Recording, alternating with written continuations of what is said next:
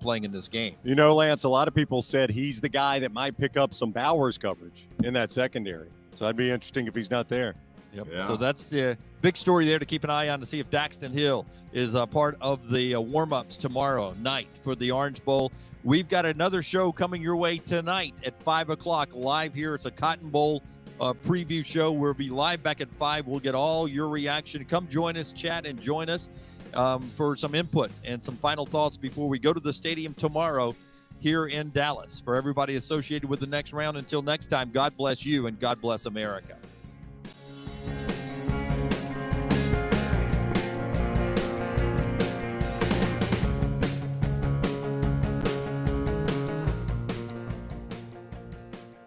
Hey, Lance Taylor with the next round. I want to tell you about our guys at Chorus Smart Secure, local smart home security company in Hoover with over 200 5-star reviews. I made the swap from one of those big security companies to Chorus, and the cameras and automation are awesome. Tell them the next round sent you and receive a free Sonos soundbar with the purchase of any smart home system. Call Chorus Smart Secure today, 205-920-1020. That's 205-920-1020. With college football coming to a close, the work doesn't stop for Lance'sLock.com. College hoops, the NBA, the NFL playoffs, all the way through the Super Bowl. If there is action out there, we've got action on it. Get on board with us. It's the greatest deal in the history of sports gambling at only $90 a month. That breaks down to $3 a day, and you get it all. Basketball, football, baseball, and more. Go to Lance'sLock.com to subscribe. If you're tired of losing, start playing and win with us. Lance'sLock.com. Again, go online, Lance'sLock.com. Your 24-hour home for the show is our website, nextroundlive.com. Easy links to the day's top stories in the morning rounds, plus the latest videos from the show, podcasts like Bama and Bourbon, The Mystery Fifth Hour, Last Call, and other shows from our Double Down Media podcast family. Nextroundlive.com, a great way to stream the show live or find easy-to-listen-to hour-by-hour downloads from the Next Round Live show. And get the latest gear in the Next Round store. Make nextroundlive.com your homepage. That's nextroundlive.com. Banking isn't just about your money, it's about you. It's about getting help with what you need when you need it. AmFirst was founded for members just like you, and they've been putting those members first since 1936. Putting you first means services that grow and change with the times to serve you better. Now, every bank has their own app, but that's just it. It's theirs, not yours. The AmFirst app was made for you, so it's easy to pay bills, deposit checks, or transfer money to friends and family from anywhere. You can even customize the app, which means you can personalize your dashboard, create usage alerts, and redeem points for rewards that will make you feel like the #1 priority you are. And you can do it all on your own time. So what are you waiting for? Get the app made for you from AmFirst. Visit any AmFirst location or amfirst.org today. That's amfirst.org, America's first federal credit union, federally insured by the NCUA. Follow Brownie on Twitter and Instagram at Ryan Brown Live. The next round is on the road in Dallas for the college football playoff. Thanks to our presenting sponsors, Wayne's, Champy's World Famous Chicken, Hemp Hill Services, Culver's, and Dr. Pepper. The live show every day plus specialty shows every night. The college football playoffs on the next round. Bridge and Root is an exclusive men's shop located in downtown Birmingham. They specialize in uniqueness, authenticity, and quality. They offer styles that are refreshing and different. Bridge and Root gives you the ability to shop with ease while being educated on styles, colors, fabrics, and the how-tos in men's fashion. From men's clothing to body care, you will find it at Bridge and Root. Located at 2212 Morris Avenue, Suite 200 on 1st Avenue North, you can also visit their website at bridgeandroot.com. That's bridgeandroot.com. The Double Down Media podcast family is live and full of content for all ages. The Mystery Fifth Hour gives the next round host a chance to talk about everything but sports. Pour a glass of Bama and Bourbon, our weekly college football conversation while sipping some of the most interesting pours in the bourbon world. And our Not For All Ages podcast, The Last Call. LT takes off the gloves for an in-depth conversation with stars like Taylor Hicks, presented by Redmond Vodka. Find those podcasts and more by searching The Next Round on Apple, Spotify, and on our website, nextroundlive.com. Hi, this is Wes McClooney, owner of the New Balance Birmingham store. And if you're like me, you probably added an inch or two to your waistline over the holidays. If Santa didn't put new shoes under your tree, it's time to treat yourself so you can walk or run those extra pounds off. Make your New Year's resolution to get out and exercise. At the New Balance Birmingham store, get the perfect fitting shoe to motivate you. Shop the New Balance Birmingham store on Highway 280 next to Chick-fil-A. Follow LT on Twitter at @TheLanceTaylor. Jim Dunaway, Lance Taylor, Ryan Brown, and Rockstar. Live from the Birmingham Racecourse Casino Studios, the next round, presented by Bud Light, is on now. And good morning. It is National Semifinal Day in college football. We're live with you now, driving you into work or maybe just driving you into a brand new year, right? It's the last day of 2021, but it's the next to last game for one of these two teams here in Dallas. Again, as we're up early before the sun, Jim Dunaway, Ryan Brown, Lance Taylor in the box there on the screen, back in the Birmingham studios, the Birmingham Racecourse Casino Studios. You have John Lunsford, Scott Forrester. Rockstar is back with us next week after a well-deserved vacation. Guys, here we are. And it always seems like it's a long way from the SEC championship to the semifinal game. And it always looks that way on the calendar. But when you start preparation and everything that goes on, it does seem to me anyway, I don't know about you guys, I'd love to hear from you guys. It seems to me that it happens really fast, especially for these football teams. Yeah.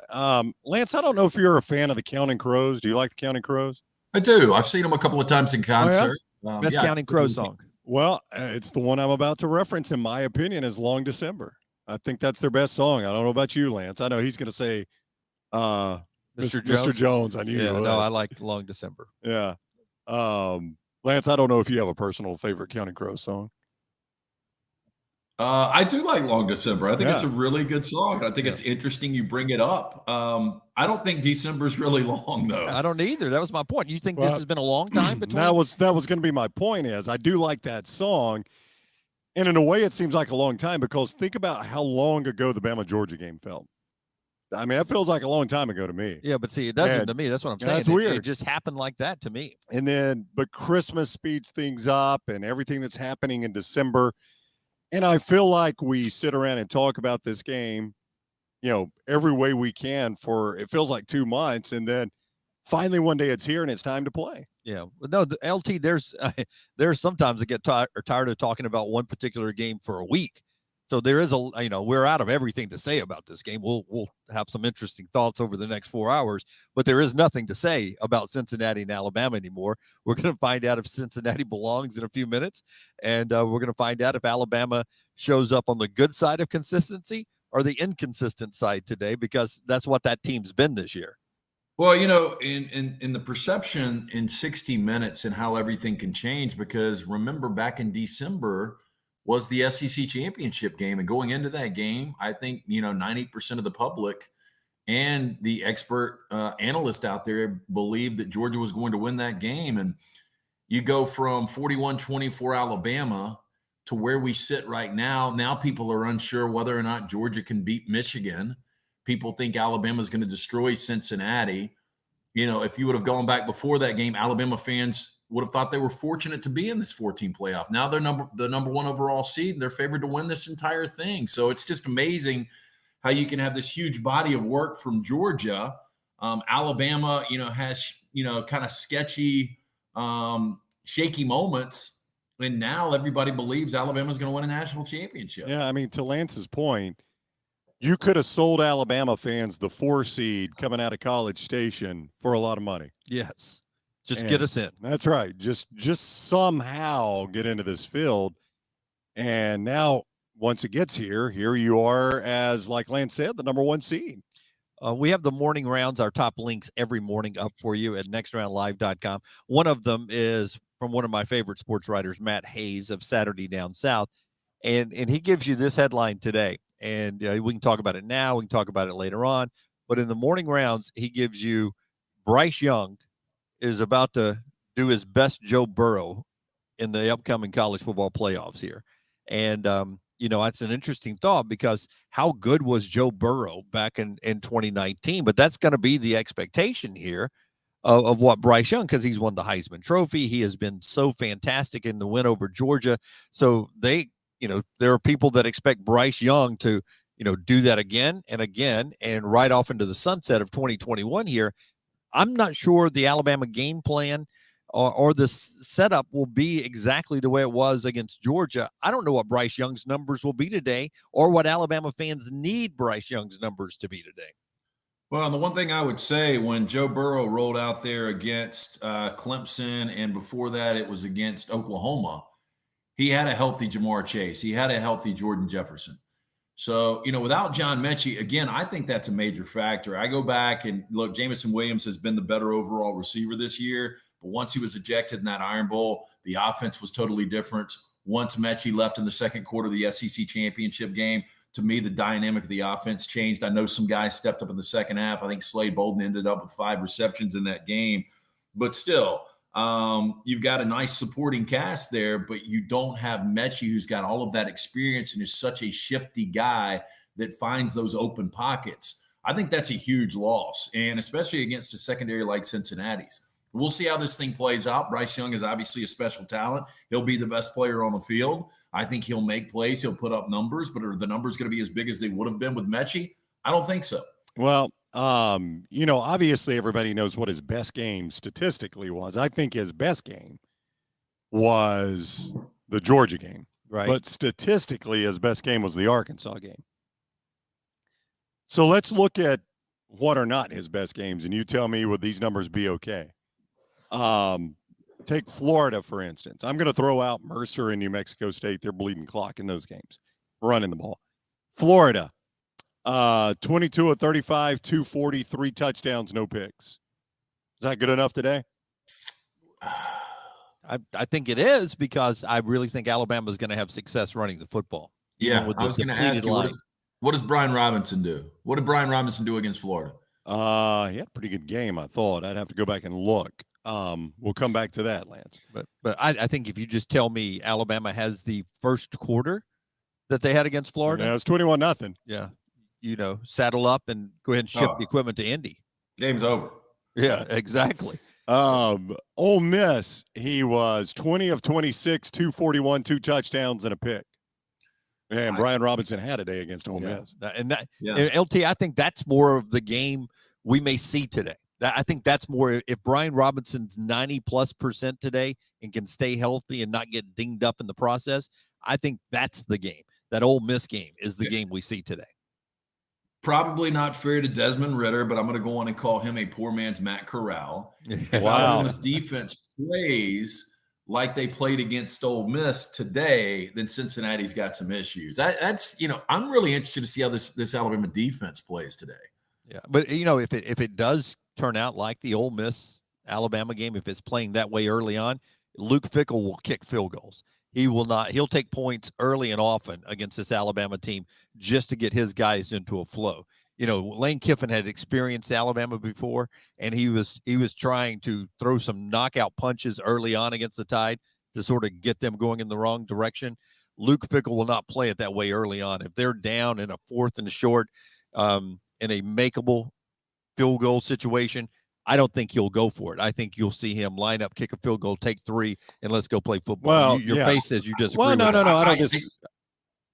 I disagree with that. I mean, I think it depends. I think if Cincinnati gets ball first and they have a 4th and 2 and they're on the 30, maybe they kick in that situation. But I think with Desmond Ridder, when you've got a quarterback like that's got the legs, that can move out, and you can do so many different things, and you've got such a dynamic back and forward, and you've got a wide receiver in Alec Pierce that you can just throw some jump balls to, I think they'll take some chances. Yeah, I think to use the comparison you used, Dunaway, if you go back to the Ole Miss game, the Alabama Ole Miss game. Yes. Lane Kiffin was trying to engender confidence in his team by going for the 4th downs. Basically, I got full confidence that you guys can go in and take the fight to Alabama in their building. We are not going to play scared. We're not going to back down just because it says Alabama on their jersey, which it really doesn't. We are going to go in and be the aggressor and take the fight to them. And that was how he was building confidence in his team. to your point, if you're Luke Fickell, you kind of have to have the same mindset. I get it, but the confidence level is going to be different for them if they can get 3 and say, okay, everybody, everything's good. Look, this is what we do all the time. We're up 3-0. Here we go. Yeah, or if it's 7-3, Alabama scores 7 and you drive down and you settle for 3. All right, we're on the board. That's right. Now we got to play defense. But Lance, the minute it becomes 14-3, all that's out the window. If that does happen, you then have to become the aggressor and try to match Alabama punch for punch. All right. Well, we're off and rolling.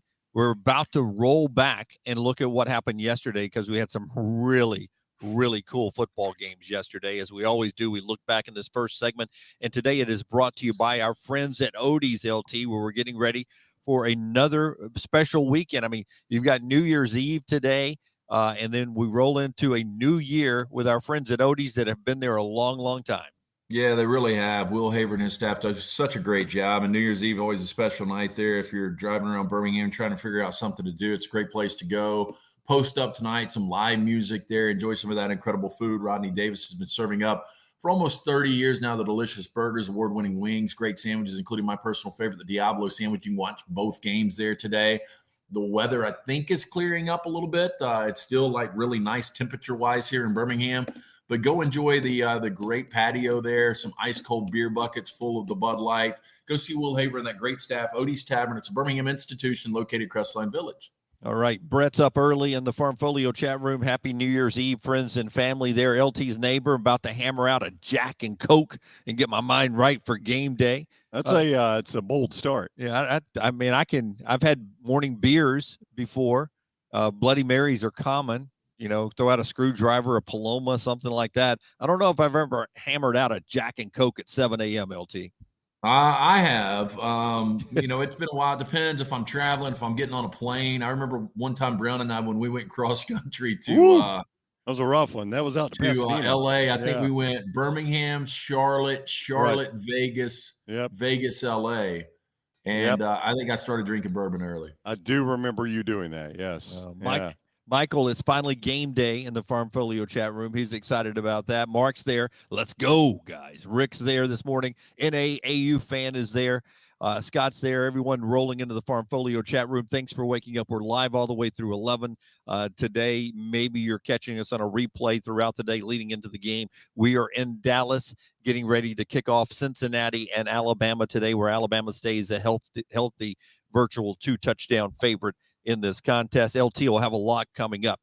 But yesterday, first basketball last night, UAB kicks off Conference USA, depleted roster because of COVID protocols. They still handled UTEP. Mike Hertel with a big game there. I think he was 10 of 19 from the floor, something like that, 25 points. Blazers win. They're 11-3.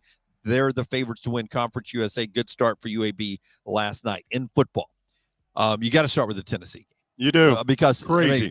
Before we comment about anything in the Tennessee game, Lance, that was one of the more enjoyable bowl games that I can remember. You can sit there and stack that up with some that we saw in the 80s of the Holiday Bowl and some just classic bowl games. That was it was a abomination of defense, but it was a fantastic football game. Back and forth, one punch after another. I enjoyed that game about as much as any game I've watched this year.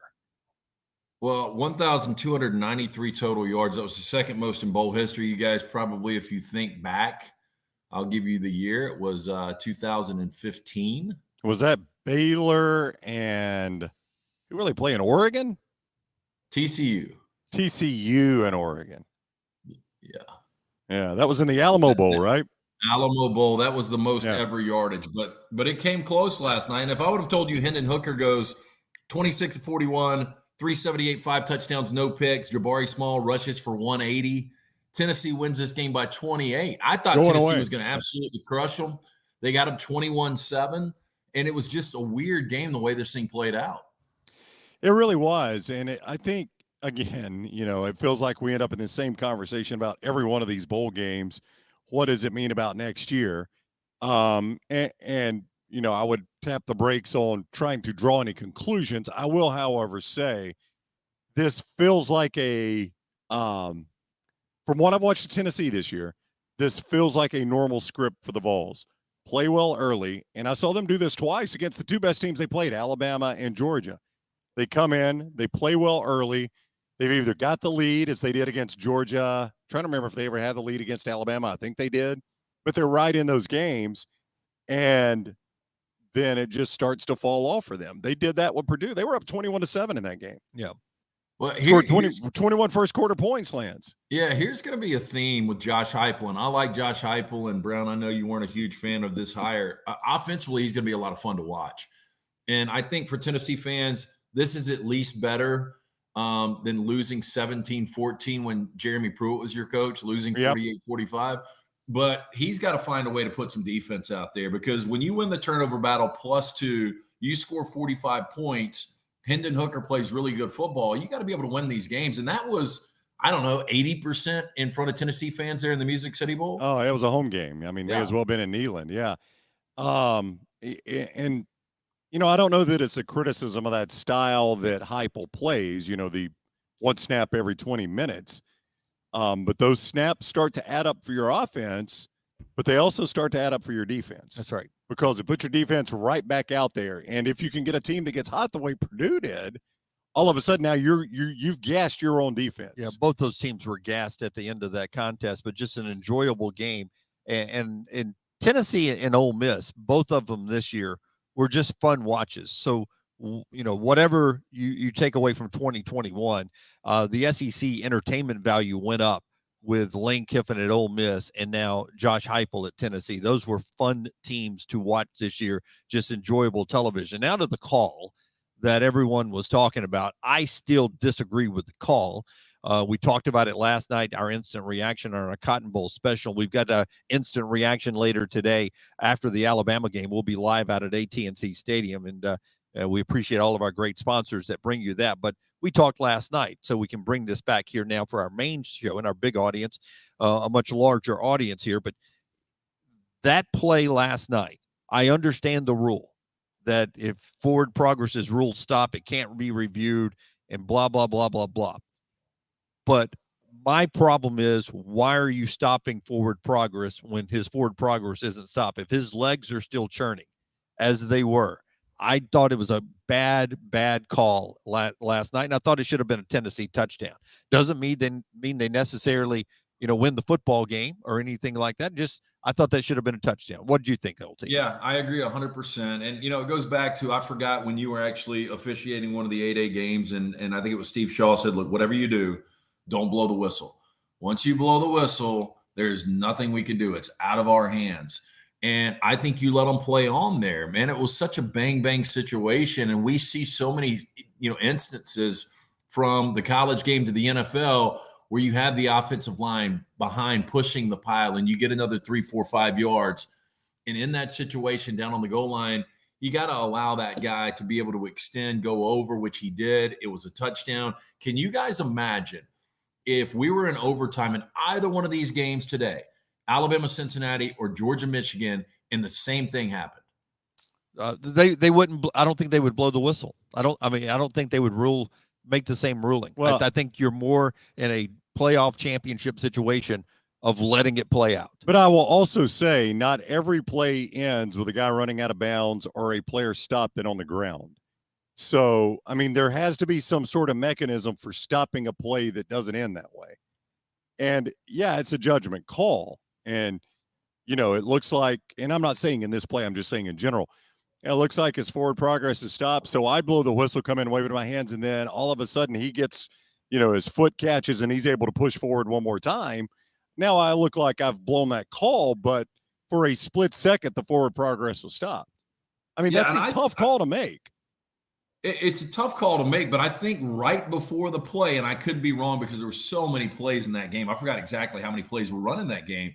But our friend Cole Kubelik, who was on the sidelines there, he was talking about everybody in this game is gassed. Everybody's hands are on hips. Everybody's face mask via the neck.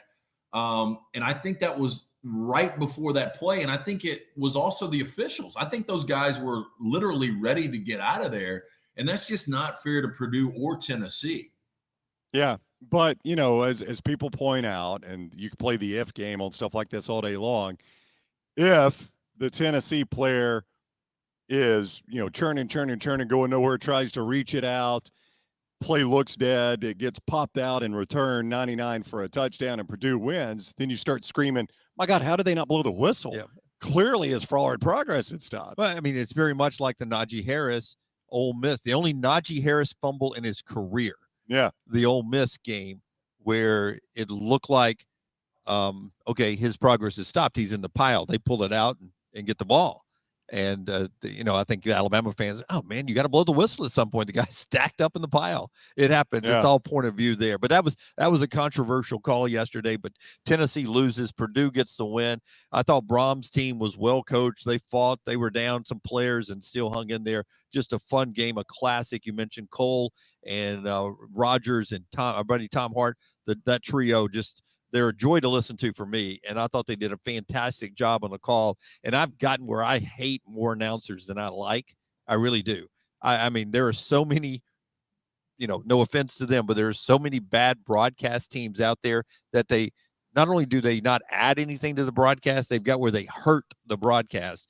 And those three guys do a really good job with their broadcast, and that was an enjoyable listen to that game last night, and that wasn't the case for all of them. We'll get to. Go ahead. Well, who were on the broadcast today? We got the prime guys. We got Sean McDonough, Todd Blackledge, Laura Rutledge, and Molly McGrath here in Dallas, and then down in Miami, you've got Fowler and Herb Street. You've got Holly Rowe and Marty Smith. So those are your teams today. So you got the best of the best. Yeah, very good. Yeah, so that's the crew today. South Carolina won. We'll get into that a little bit later on as we keep rolling this morning. And, of course, more from right here in Dallas. Nick Saban and Luke Fickell standing by, not to join us live. That would be cool, though.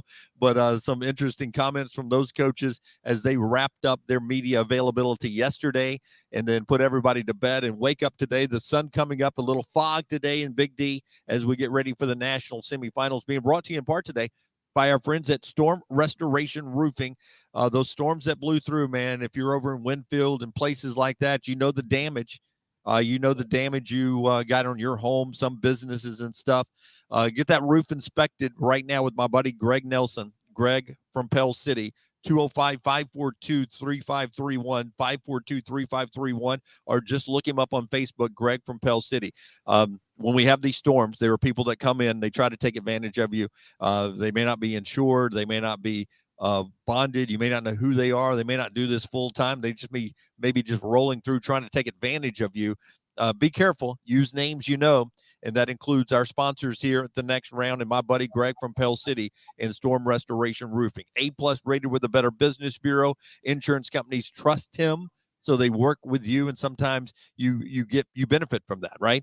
A+ rated with the Better Business Bureau, locally owned. He ain't going anywhere. Greg's been here forever, and the best warranties in the business. Got to have those warranties. That's what he'll give you, and he'll give you a free no-cost inspection, 205-542-3531, and look him up on Facebook, Greg from Pell City. When we come back on the next round, Nick Saban on inconsistencies of his Crimson Tide, and Luke Fickell on the maturity of his Bearcats. That, your comments in the Farmfolio chat room, and also on the Pepsi hotline. You can jump in today anytime you'd like on the Pepsi hotline, 205-734-0923. This is the next round. Follow Dunaway on Twitter and Instagram at Jim Dunaway. Banking isn't just about your money, it's about you. It's about getting help with what you need when you need it. AmFirst was founded for members just like you, and they've been putting those members first since 1936. Putting you first means services that grow and change with the times to serve you better. Now, every bank has their own app, but that's just it. It's theirs, not yours. The AmFirst app was made for you, so it's easy to pay bills, deposit checks, or transfer money to friends and family from anywhere. You can even customize the app, which means you can personalize your dashboard, create usage alerts, and redeem points for rewards that will make you feel like the #1 priority you are. And you can do it all on your own time. So what are you waiting for? Get the app made for you from AmFirst. Visit any AmFirst location or amfirst.org today. That's amfirst.org. America's first federal credit union, federally insured by the NCUA. Fans of Twin Peaks, make sure you stay up to date by signing up for their e-club. Stay up to date on all things Twin Peaks and score free stuff. Signing up is easy. Just visit twinpeaksrestaurant.com/peaks-club to get started today. ERA King Real Estate is on the move. They've just opened their new state-of-the-art office in Homewood, and they'll be opening new offices in Vestavia and Huntsville in the next few weeks. My friends at ERA King have 52 years of experience. ERA King Real Estate is growing to serve you. Text the word MOVE to 35260. That's MOVE to 35260. ERA King Real Estate, growing to serve you. Anheuser-Busch wants every experience for you around beer to be a good one. And getting home safely is always a priority. So encourage friends to decide to ride, whether it's by being the designated driver, calling an Uber, or taking public transit. You cannot drive drunk if you don't drive there. This message is brought to you by Anheuser-Busch, Mothers Against Drunk Driving, Uber, Birmingham Budweiser, and the Next Round. Anheuser-Busch, St. Louis, Missouri. The Double Down Media podcast family is live and full of content for all ages. The Mystery Fifth Hour gives the Next Round host a chance to talk about everything but sports. Pour a glass of Bama and bourbon, our weekly college football conversation, while sipping on some of the most interesting pours in the bourbon world. And in our Not For All Ages podcast, The Last Call, LT takes off the gloves for in-depth conversations with stars like Taylor Hicks, presented by Redmont Vodka. Find these podcasts and more by searching The Next Round on Apple, Spotify, and on our website, nextroundlive.com. Let's face it, we all have a favorite something. This is LT talking about my favorite men's store, Shea's in downtown Homewood. Why do I like this store so much? And what makes Shea's so unique? Well, to start, they have been in business since 1922. Yes, 1922. And they offer an eclectic mix of menswear brands from classic to contemporary, such names as Xenia, Canali, Peter Millar, and many more. They have an in-house alteration personnel who understands that fit is key. And Shea's gets it right. Whether they're fitting a suit, shirt, or jeans, they offer unbeatable service with a sales staff that truly understands the products and how they fit your individual lifestyle in any occasion. Whether it's your work, leisure time with friends, or a formal event like a wedding, stop by Shea's and see if you don't agree. This store is simply the best. That is Shea's in historic downtown Homewood, where you will feel at home when you arrive and well-dressed when you leave. This hour of The Next Round is presented by Excalibur Services, a name you can now trust for all your plumbing needs. Call 205-718-8688 for all your residential HVAC, electrical, and now plumbing needs. Excalibur Services, Alabama license 15214. Life never stops moving. Between the 30-minute commutes, daycare pickups, and that weekend trip to Grandma's, you're racking up the miles. What you need is a tire that can keep up, like the exceptionally long-lasting Michelin Defender tire. With an 80,000-mile warranty and the safety you expect, you can lose track of the miles and focus on what really matters, the memories made along the way. Stop in today. Vehicle safety you can depend on. Vulcan Tire and Automotive. 4 locations in the Birmingham area. Visit vulcantireandauto.com.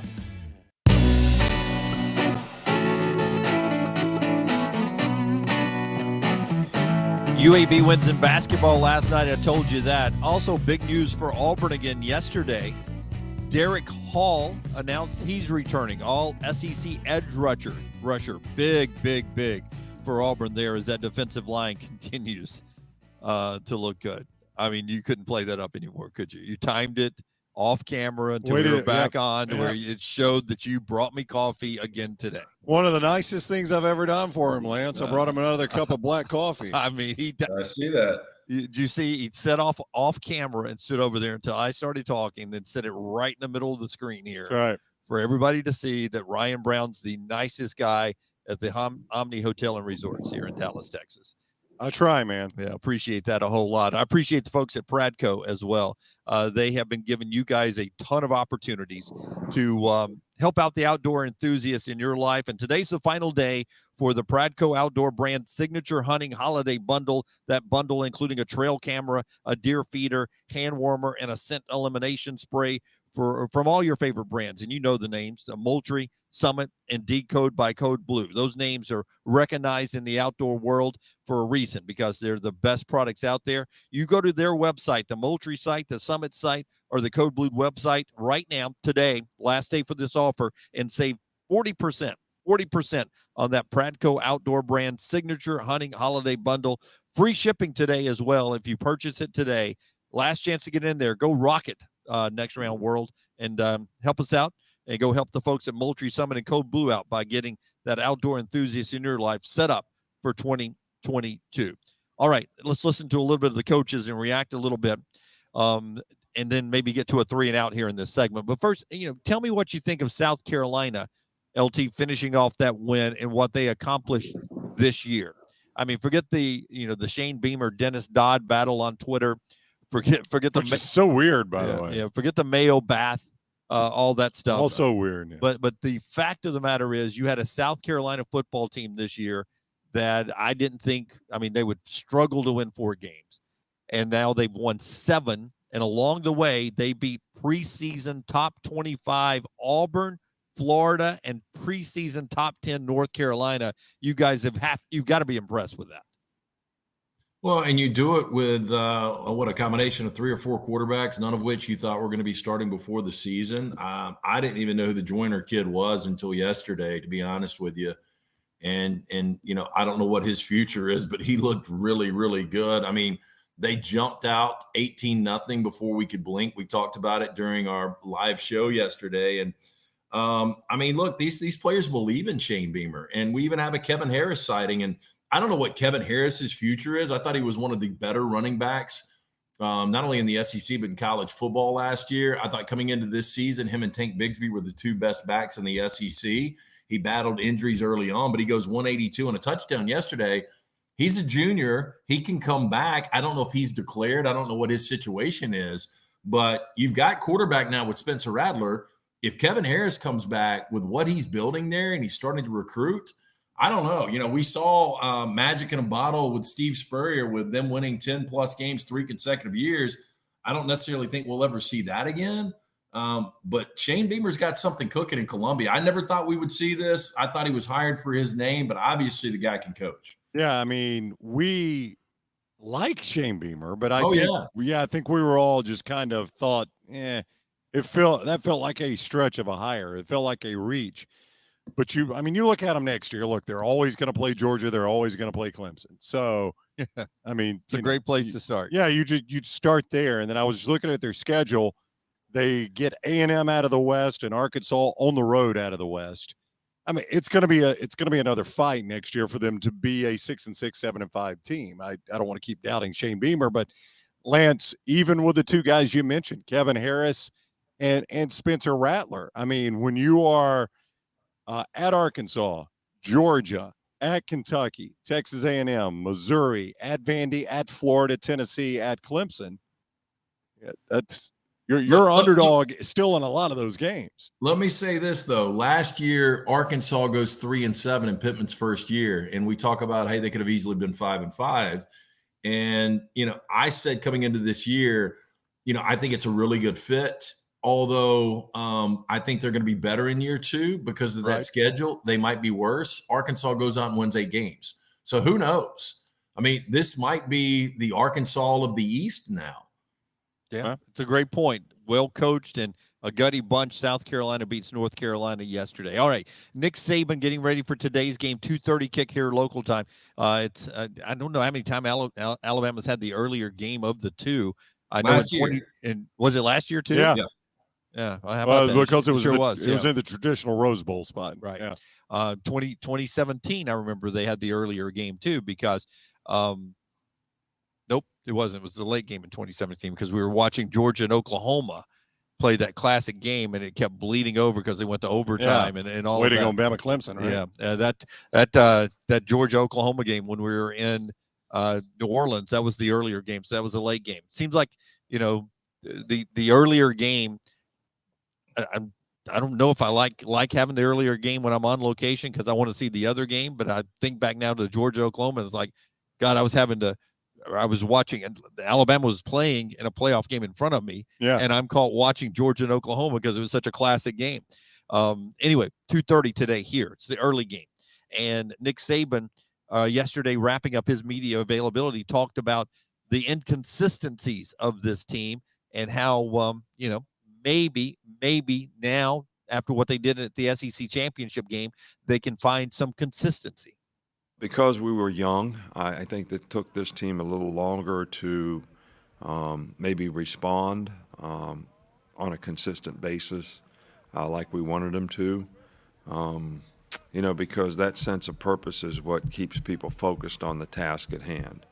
And when you start thinking about a lot of external factors and letting other things, sort of creep into it, you've heard me say before, it's what you choose to ignore sometimes that's just important to being successful is, what you choose to buy into and commit to. So, and I think it just took a while for us to get everybody on the right track. And the question becomes, though, can they do it back-to-back games, or maybe in this case, back-to-back games? This has been such a weird Alabama team, Lance. I'm willing to say this is one unlike any we've ever seen in the Saban era. Would you give me that? Yeah. Yeah, just because normally this an Alabama team that plays the way this team has played, as poorly as they've played at some points this year, that team doesn't end up in the college football playoff. That team probably doesn't even end up in the SEC championship game. But this Alabama team has played so poorly at times and then has had moments, the Georgia game, obviously, but, against Ole Miss, where they come out and once they hold Ole Miss on that first possession, they're just dominant after that. I mean, that was a big game. You think back to that Ole Miss game, that was a game a lot of people thought was a losable game for the Tide. Yeah, I don't know what to expect today. I kind of have an idea, but if I asked you guys, more surprising, Alabama wins this game by 35 or Cincinnati wins the game straight up? I still would be more surprised Cincinnati wins this straight up. You can see a scenario it could get away from Cincinnati, to where it could end up being a 35-point game. And there are scenarios Cincinnati wins the game, but I would still be more surprised that Cincinnati, wins the football game. That's going to shock the world, and we will hear forever the Group of Fives have always belonged. We need a place in the format here. It's funny. I saw Ryan McGee, and maybe this is probably a bigger discussion for later on, but I saw Ryan McGee say they're playing for all the little guys. Yeah, it's his story at ESPN.com. Yeah. And that I've said all along, this is a weird team to be playing one for the little guys, because what is this team doing? Going to the Big 12. Going to join the big guys, right? Yep. I mean, this is not Hickory High School in Milan, Indiana, who's playing 1A, but guess what? We're really moving up to 5A because they built a new factory in town and all their good players are coming in. Yeah, but see. And I don't see that. I mean, I don't know about, we all watch Butler and UConn and Butler and Duke together. I never really thought it was Butler playing for all the little guys. I didn't either. And Butler, that was a really good Butler team, Lance. That team had NBA guys on there. Gordon Hayward is still playing. Playing in the NBA. Shelvin Mack he was in the NBA for a little bit, right? Yeah. I mean, that team had NBA guys on it. That wasn't the Cinderella that everybody made them out to be. That was a really good basketball team. That was a 5 seed that probably with a different name on their jersey would have been a 2 or 3 seed. But it's the name that makes you Cinderella the first time through. I mean, nobody questions Gonzaga's talent anymore. But at one point they were Cinderellas in the tournament because they just had never done it before. And don't listen, if I had not grown up an Alabama fan, I would be cheering for Cincinnati today. A lot of America will be cheering for Cincinnati today, because they hate Alabama, and because of all the winning they've done, and 2 is people love to jump on Cinderella stories. So I know this is a talented team, and I know they're going to the Big 12, but they are Cinderella. And Luke Fickell had an opportunity yesterday and he has all week to talk about just this team's maturity of handling what they have done again this year, sort of duplicating what they did last year. Remember, they've done this back-to-back. Here's Luke Fickell. We've been very fortunate this year to have 30-some seniors that give us that maturity and give us that sense of being like pros, that I think they've really handled this in the best way, understanding that we've kind of done this thing in 3 phases, phase 1, phase 2, and phase 3, and didn't want to get into real game prep, which is that phase 3, too soon. So we were able to kind of, try to get their guys' minds to not overdo it early in the preparation about, what we're going to see, come Friday night or Friday afternoon. But really kind of, these last few days really kind of get into that last phase prep. So our guys have been really mature about it, been pros about it. But I think you're kind of seeing that from yesterday. I saw yesterday that they're a little bit antsy now. Yeah, a little bit. That's key there. You don't want to peak on Wednesday and Thursday, and he felt like they were starting to get to that point. And on the Alabama side, that's not the case. They have managed it well. Again, so much beyond the X's and O's in this game is about how you manage the lead up to this game. And there should be nobody in the entire free world better equipped to do that than Nick Saban in Alabama. They've done it so often, and this is all new territory for these Cincinnati guys. And that has been another challenge of Luke Fickell, is trying to figure out how to handle that. Dunaway, I agree with you. I think anyone that is not an Alabama fan is pulling for Cincinnati today. I think what is fascinating is if the three of us had an opportunity to stop time and have a bottle of tequila and sit down with Kirby Smart, get him drunk, and ask him really who is he pulling for in this Alabama-Cincinnati game. It would be a fascinating answer. Yeah, I would just like to see Brownie shoot the tequila. Who do you guys think? Who do you think he's really pulling for? Because ultimately he's got to beat Nick Saban in Alabama to cement his legacy. He's obviously got to win a national championship. The easier path to win the national championship is going to be Cincinnati. But to complete what would be a dream season would be able to get revenge to knock off Nick Saban in Alabama to win that national championship. When you haven't won one since 1980, not only is Kirby privately cheering for Cincinnati, every Georgia fan is privately cheering for Cincinnati. You want to win that one, and how you do it can happen after you've done it once. They want to end this 1980 talk, and they don't care who they have to play. They would take the COVID win if they had to do that next week up in Indianapolis. All right, the table is set there. When we come back, 3 and out today. We'll in our 3 and out theme, we'll go back to Cincinnati's biggest moment this year, and we'll do some over and unders with the totals they had in their big win at South Bend. We'll call those numbers out to you and let the guys predict whether we get a better day or a worse day from certain Bearcats coming up in the battle with Alabama. The show being brought to you by our friends at Alabama Power, where another series of storms going through all of the Southland and staying connected, not just with the electricity in your house, but staying connected on what's going on in the community. That's what Alabama Power does. Yeah, especially like the outage alerts, timely communication, more important today than ever before. Alabama Power wants you to know you got options when it comes to reaching them beyond phone or mail. The outage alerts give you text or email notification when you experience that outage. For more information, visit alabamapower.com/alerts. Follow The Next Round on Twitter, Instagram, and Facebook at Next Round Live. Hey, Lance Taylor from The Next Round to tell you about one of our favorite places for breakfast, lunch, and dinner. That is Hamburger Heaven since 1982. Hamburger Heaven has been serving Birmingham's best hamburgers, cheeseburgers, French fries, hand-spun milkshakes, and sandwiches made fresh to order. All of their ingredients are fresh and prepared daily. This includes their beef, always fresh, never frozen, hand-pattied each and every day. For breakfast, lunch, or dinner, visit any of the 4 locations, Highway 280, Irondale, Gardendale, and Homewood. Winter is upon us, and so is the cold, wet winter weather. Don't freeze in your own home. Get the guys at Hemp Hill Services to make sure your HVAC unit is ready to keep you warm and toasty. Hemp Hill Services is a locally owned and operated independent Trane dealer, and the team can service all makes and models. For all of your plumbing, heating, and cooling needs, call Hemp Hill Services since 1954. It's the name I trust and the name Birmingham trust. It's hard to stop a train. Call 205-229-2090. Hey, Lance Taylor from The Next Round to tell you about our friends at Gutter Cap. Gutter Cap's that patented aluminum cover system that fits over most existing gutters to keep out debris and eliminate that gutter cleaning. It's backed with a lifetime warranty, almost 20-year service record right here in Birmingham. Stay off that dangerous ladder forever. 45% off the retail price now if you call guttercapbirmingham.com. Call my good friend Chris Stewart now, 205-823-2212. Cap it, don't snap it. It's Gutter Cap.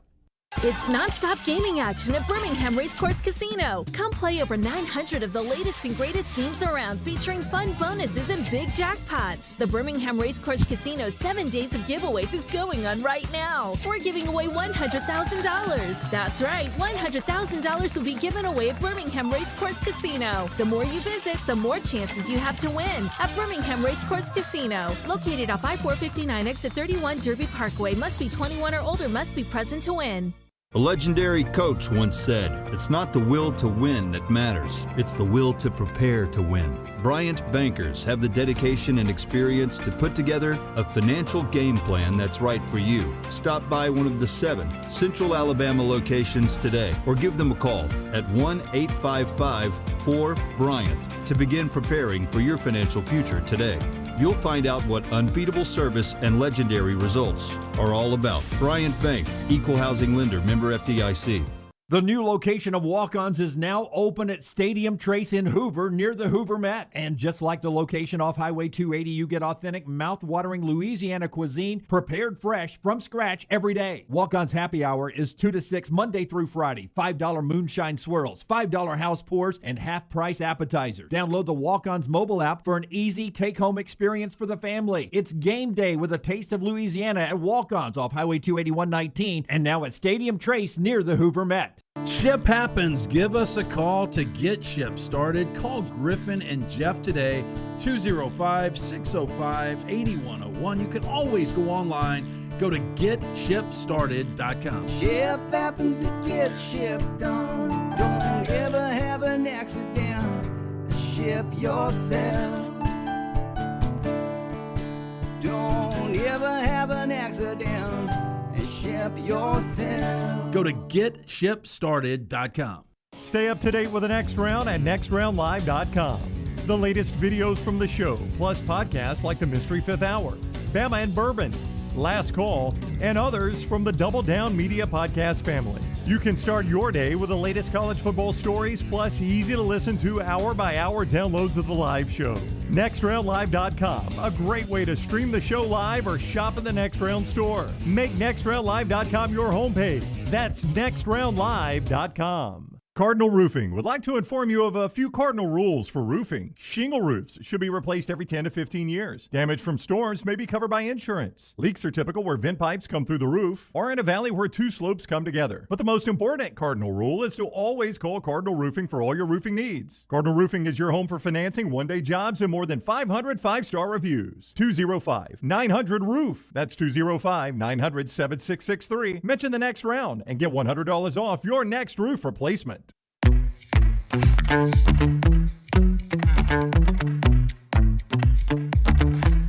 We're back with you live at the Omni Hotels and Resorts in downtown Dallas, Texas on the Next Round. Our road show been out here all week, and we're glad to bring you this coverage right here. And I hope you've enjoyed Slade Bolden's exclusive daily diary on what's going on inside the bubble. It's still up there for you to get all that information from every one of Brown's conversations with Slade daily. You can get them all on our YouTube channel right now, Next Round Live YouTube channel. Like and subscribe. And last night's episode, which went up late because of meetings and things they had doing, pregame, was about meetings, inside the meetings. It was, and a superstition he's got. He's got a cookie superstition. Oh, cookies. I like cookies. They bring, they do their team meals, and Slade was pretty funny last night. It's worth the watch if you haven't caught it yet.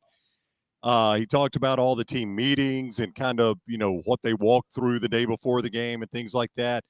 And then he mentioned that meal, the meal the night before, and he says, I save up for it, man. Sometimes I don't even eat breakfast or lunch, just getting ready for that meal because it is so good. And he goes, and then we bring the snack back to the room for our late night snack. And he goes, I've got a superstition. I get the same type of cookie every time.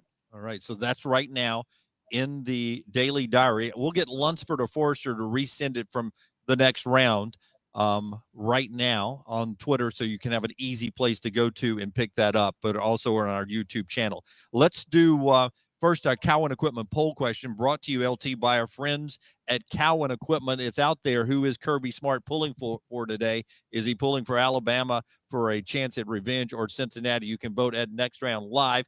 thanks to our friends at Cowan Equipment.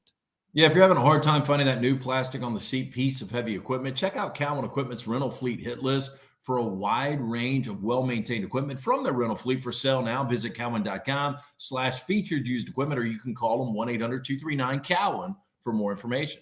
All right, so let's get to 3 and out here. And what I'm going to do is I'm going to take us back to Cincinnati beating Notre Dame. I think it was like 24-13, and give you some key names today for Cincinnati. And you guys tell me, do they have a better day against Alabama or a worse day against Alabama? And we'll play it that way today on 3 and out. A little poll question at the end for you guys. And it's brought to you by the great folks with Vulcan Tire and Automotive. Yeah, locally owned and operated. Fantastic, guys. Take your vehicle by one of the 4 locations. Get a look at the brake pads, wheel alignment, tires, and more. They can do it bumper to bumper for you and your family. For more information, stop into one of those 4 locations or online, vulcantireandauto.com. First down. Well, let's start with the quarterback, Desmond Ridder. 323 total yards. I think it was 297 passing, 26 rushing against Notre Dame. The key was no interceptions, 2 touchdowns. Over, under 323 total yards. Desmond Ridder today. You first, Brown. I think I go over that. I think, again, Cincinnati's going to be playing from behind, throwing more. So I think he can get that number up there. Doesn't mean they win. Obviously, I think they're playing from behind. So I would say he actually goes over that number. Yeah, I'm going to go over too. I think around 280 to 300 passing. I think, 40 to 50 rushing. I think Ritter's going to have a decent game. I think he'll turn it over a couple of times, but I think he'll put up over that number. Oh, really? So tell me, if I put our turnovers 1.5, over that? Because this doesn't seem. I mean, I know lately.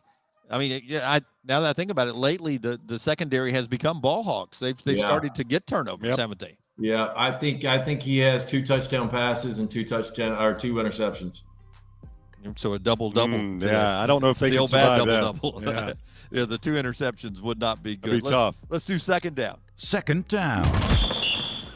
See, here's a path for improvement over what they did against Notre Dame. Jerome Ford with 71 yards against Notre Dame. You go over, under. LTU first. Jerome Ford today, 71 rushing. Yeah, look, Jerome Ford's one of those guys that just on one play could take it to the house. So, 71 is not a big number. I'm going to have to play over here.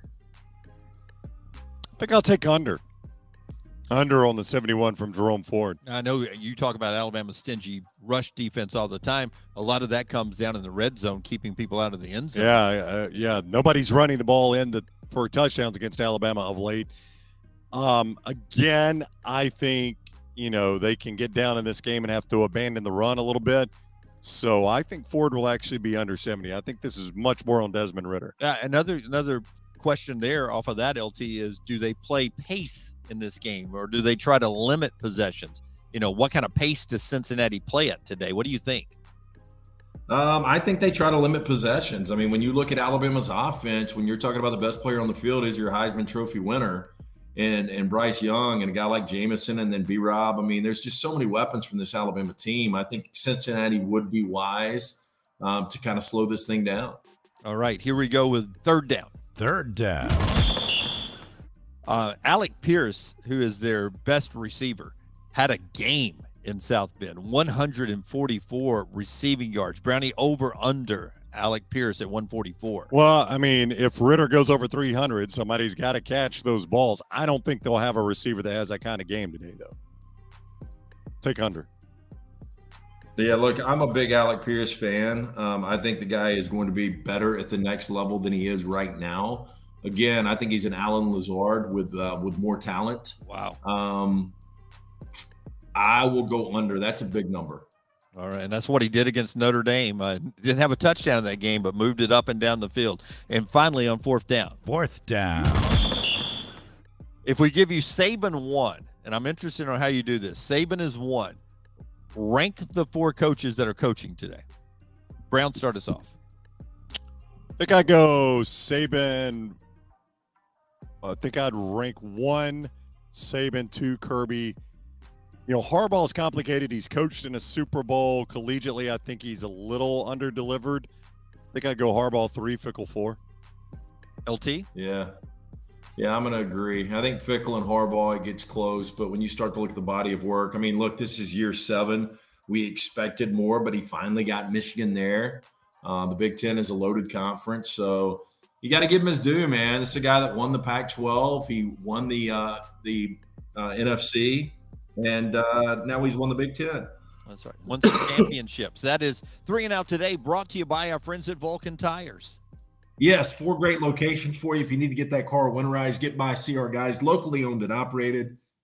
Again, for more information, vulcantireauto.com. Yeah, absolutely. And by the way, Luke Fickell named the Walter Camp Coach of the Year yesterday. So he picked up another Coach of the Year honor, and he has had one of those special years, and seems to be a guy that'll be at Cincinnati to ride them into the Big 12 coming up in the future. Speaking of coming up, John Parker Wilson coming up in 2 hours. He'll be with us at 9 o'clock. And Hudson Mason, the former Georgia quarterback now turned analyst, will be with us at 10 o'clock to start off the final hour of the show. Since we started early today, Trash will come your way at around 9:30 on the programming there. When we come back, it is time to talk more about the national semifinal game, Alabama and Cincinnati, with the winner going to Indianapolis to play for the national championship. And we'll be on the road there too if Alabama's there. Brought to you by our friends at Bromberg's. Hey, it's not just for the holiday season. Bromberg's year-round, anniversaries, birthdays, or just because you love somebody, you go to Bromberg's, LT.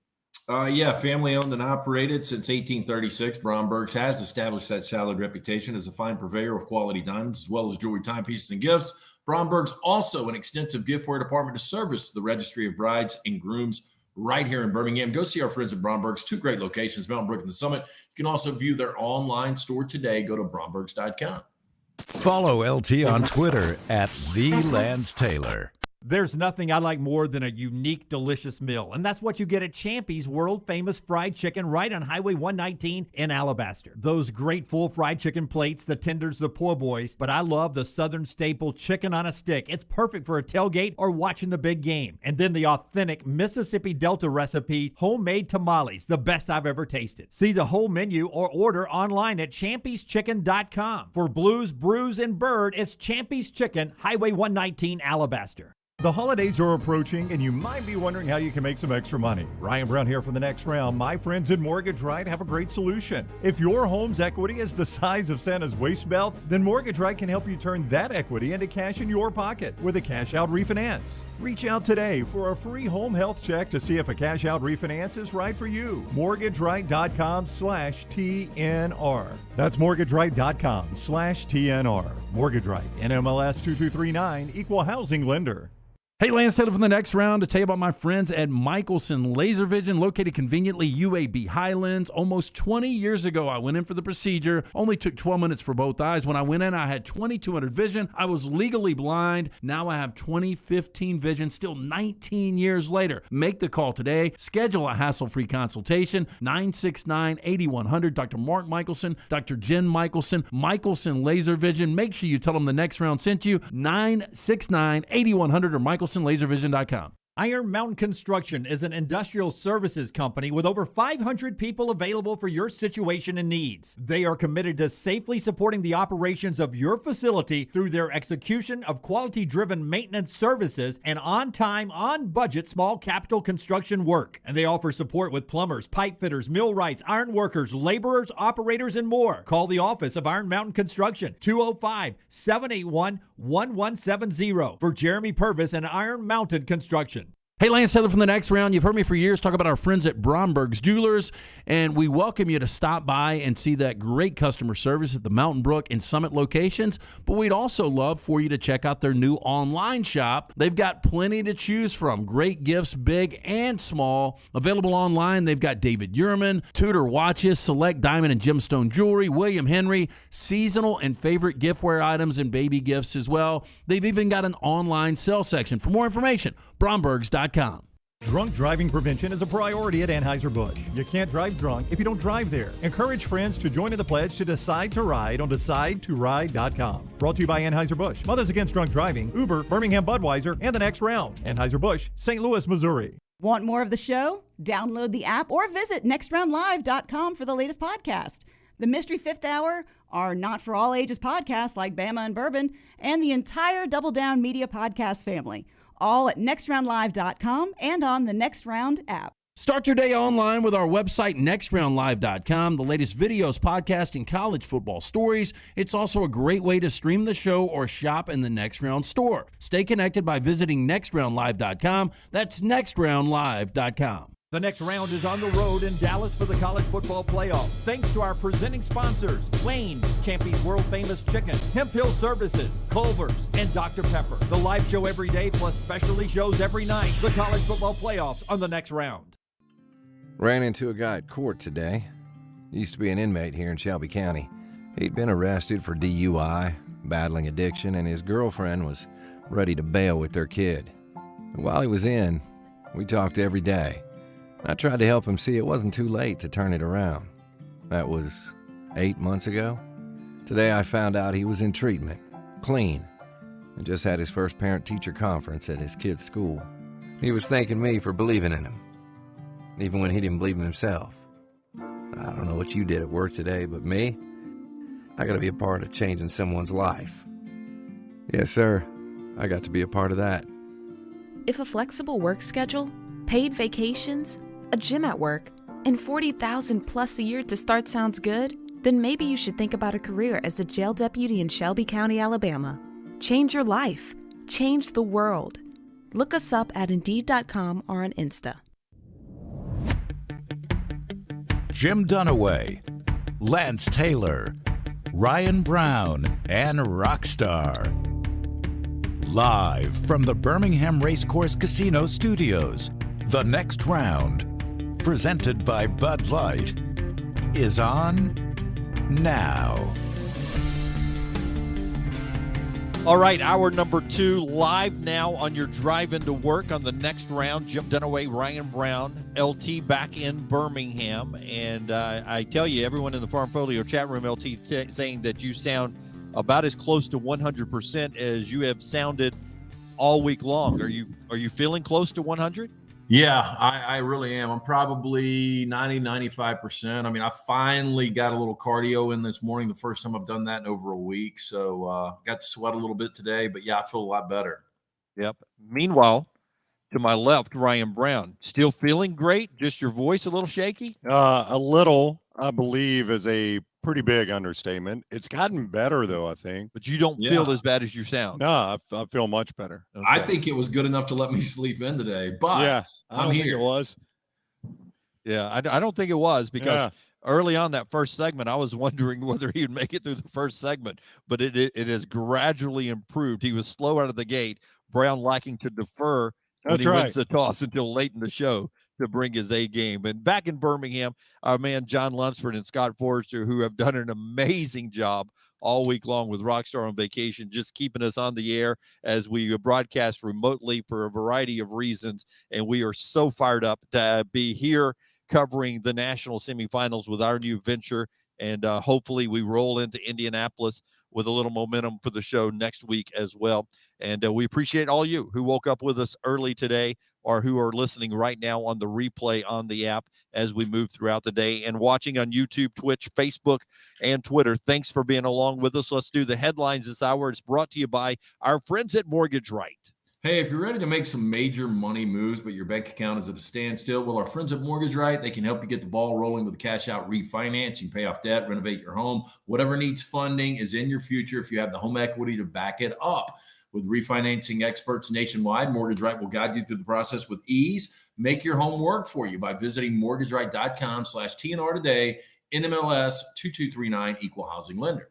Before we talk about all the football, right off the bat, basketball last night, UAB starting Conference USA play. Forrester rolling the highlights here. Big night from Mike Hertel, but a lot of breakout dunks from the Blazers last night. 25 points from Hertel, 10 of 19, but the Blazers shoot over 50% because of those high percentage shots. The Blazers 11-3, off to a good start in Conference USA. They're the favorites to win the league. UAB over UTEP 75-63 last night at Bartow. They're back at Bartow Saturday, January 1st, tomorrow, to kick off the second part of their 2021-2022 season as they get Texas San Antonio. The Roadrunners are in town for that one on Saturday. Sanford also with a home game against Citadel who's in town for a Saturday basketball contest. Football news away from the playoffs. Derek Hall returning to Auburn.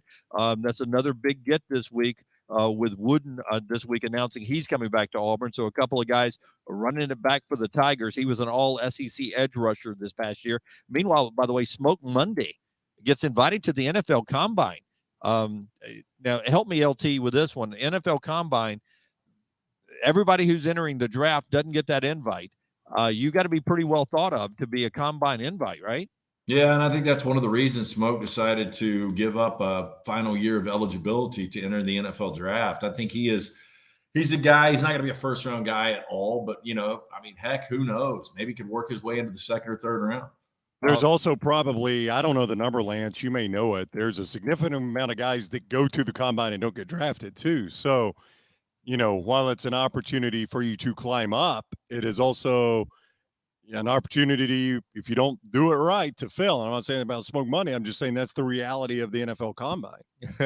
What? The rare twist there.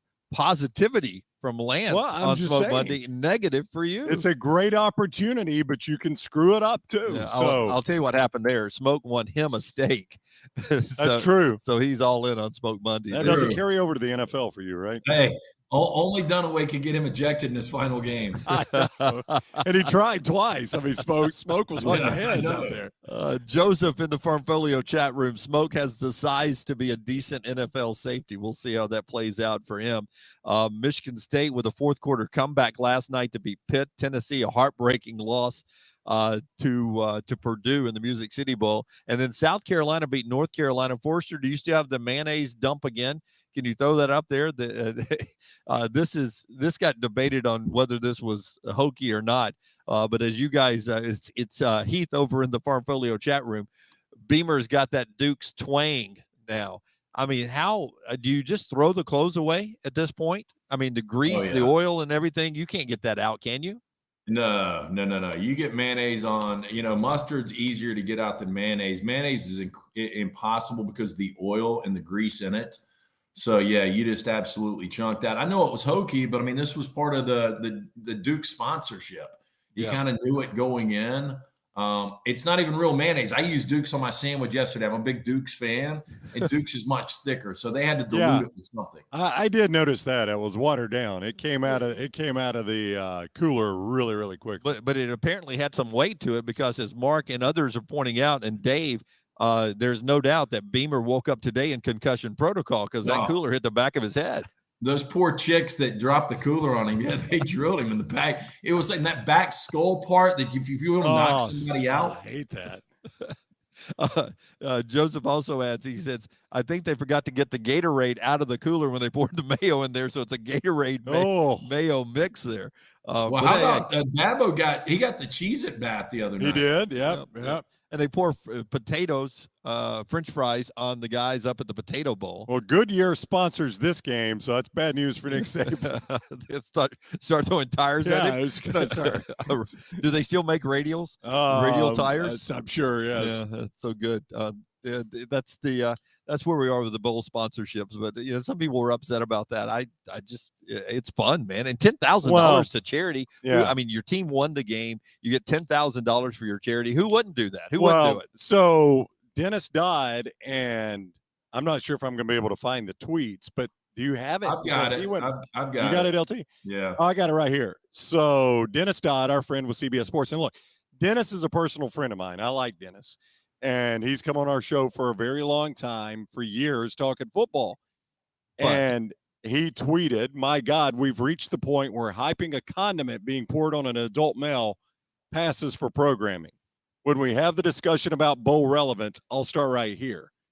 And that is a very, I take myself and my sport very seriously. Let's don't, bastardize it with a mayonnaise bath. And Shane Beamer just responded in a retweet and said, what's it like being so miserable all the time for a sport you, quote unquote, cover? And he tags Dennis Dodd and says, I'm praying for you.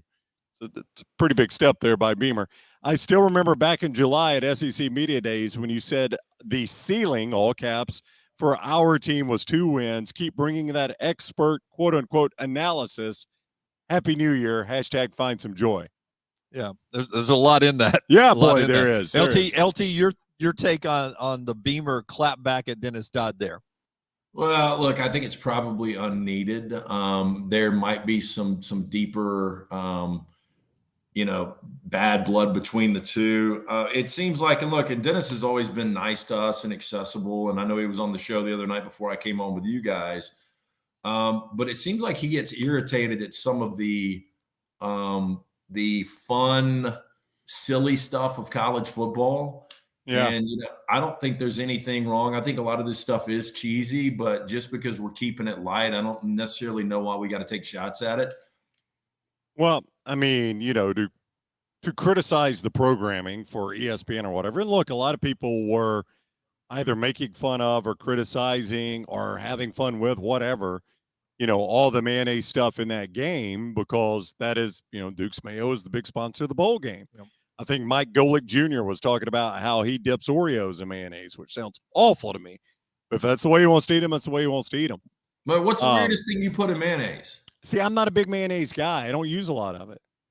See, I do, even before the Pulp Fiction in 1993, 94, I always dip my French fries in mayonnaise. I still do. I mean, I love mayonnaise. I don't do that. I'll put mayonnaise on sandwiches and on a hamburger. I don't even put it on a hot dog. I like them in deviled eggs, right? When you mix that up, that's good. And the mayonnaise-based slaw, I think I like that better than I do the vinegar-based I like slaw. mayonnaise-based coleslaw. Yeah. But there's not a lot of mayonnaise for me either. I mean, I don't hate it, but I don't do any out of the ordinary things with mayonnaise. Yeah, I'm not repulsed by it. Like, it's not repulsive to me, but I just don't use it a lot for, where most. You guys noticed in the broadcast, though, that you had to go to ESPN Plus to see the mayonnaise bath. Right. Now that's good programming. You push them over to the streaming service there. That's what Dennis is complaining about. It's not like they showed it on SportsCenter. It was on ESPN Plus. You had to go find it. Yeah, they were building it up pregame, and I think that's when the tweet happened. But I will remind everyone that we are just now this week praising the passing of John Madden, who in great television programming took a chicken, stuffed it into a duck, and then stuffed that into a turkey and called it a turducken, and gave it out every Thanksgiving afterwards. And players, Hall of Fame players, would walk over, rip that bird open, and eat it on television on Thanksgiving Day. And that was groundbreaking programming back in the day. I would venture to tell you that also back early in the day that Howard Cosell would hold a cigar and Dandy Don would sing "Turn Out the Lights," and that was programming on Monday Night Football back in the 70s. We've always done weird things during sporting events. Harry Carey, drunk off his ass, would hang out the booth at Wrigley Field and sing "Take Me Out to the Ball Game," and we still continue that tradition. We do weird things for programming in sports. It's not that big a deal. We do. I mean, ultimately, and I think our show's a testament to this. You guys know we don't take sports too seriously because we don't take ourselves too seriously. And I get it that it's a living for Shane Beamer, and he's viewing this lens, I think, like almost every coach views things through the lens of recruiting. It's another chance for me to get my name out there, my brand out there, and maybe show a 17-year-old, it looks like fun. Yeah, that part is okay. Now, clapping back at a two-game prediction. Well, yeah. I mean, hell, Shane, did you think you were going to win 7 games this year if you were honest? If we got him drunk on the Kirby Smart tequila, he would have told you he wasn't going to win 7 games. I said then his quarterback, LT, goes down, and he has to put the grad assistant out there. He didn't think he was going to win 7 games this year. I thought they were going to win 2 or 3 games too. I think everybody was kind of in that camp. Hey, one thing I learned about Shane Beamer, I just wanted to ask you guys this, and next time we've got him on the show, we've got to ask him. And Dunaway, you probably were at this game, and Brown, you might have been. But do you guys remember the Music City Bowl where Michael Vick played against Alabama and it was like a freezing rain? Aaron Suttles writes an amazing story at the Athletic just this past week on that, LT, on just how miserable that whole experience was. I was, in fact, at that game with some friends, and that, Lance, is the most miserable. I'm about to test this Sunday. I'm scheduled Sunday to be in Nissan Stadium to watch Titans-Dolphins. And there is snow in the forecast for that game, which generally bodes well for the Dolphins. But up until what potentially I face Sunday, that's the most miserable game I've ever been to. Well, did you guys realize, and you probably did because Suttles might have put it in his article, I didn't get to see it. I'm sure it was a great article. Do you know who the long snapper for Virginia Tech was that day? Was it Beamer? Was it Shane Beamer? It was Shane Beamer. Are you serious? And I think he had like a fascination with like the Weather Channel. And this could be a fever dream from this past week for me. But I think he was the one warning everybody that how bad the conditions were going to be because he was the long snapper in that game. Wow. How about that? I do remember they kicked Alabama's butt. Oh, yeah. Up and down the field. And you go read the Aaron Suttles story at the Athletic. I mean, it goes back to practices, everything leading into that game. It may be the lowest point of Alabama Bowl history. But, that was the year before Virginia Tech played for the national championship. Yep. So that was a really good Virginia Tech team. That's right. Yeah. Didn't Jim Druckenmiller start that game? I don't think Vic was the starter. Maybe not. Yeah. I think he played because I think Virginia Tech played everybody in that game. Yeah, I think you're right because Vic's first year starting was the year his redshirt sophomore year or whatever. Yeah.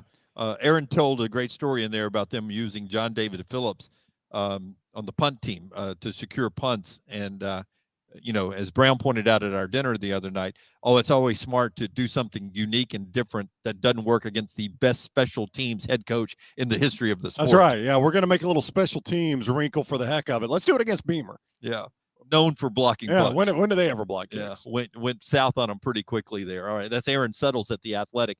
A great listen there. Part of our show today being brought to you by our friends at Gutter Cap. You're flipping the calendar to a new year. Let me tell you to include in your budget what LT is going to tell you about. Gutter Cap can increase the value of your home. It's just a great item to add, and it saves you so many headaches. Look, and if you're in Birmingham right now, this terrible weather, leaves are all over. It's dirty.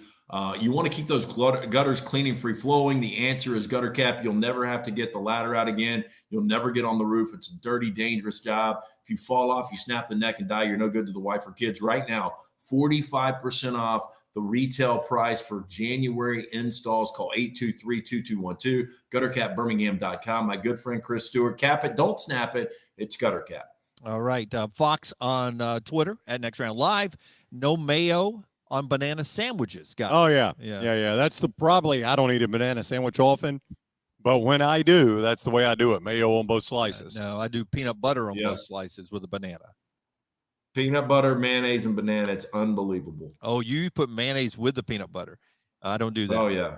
I do love a good banana sandwich. I just don't do it often. Yeah.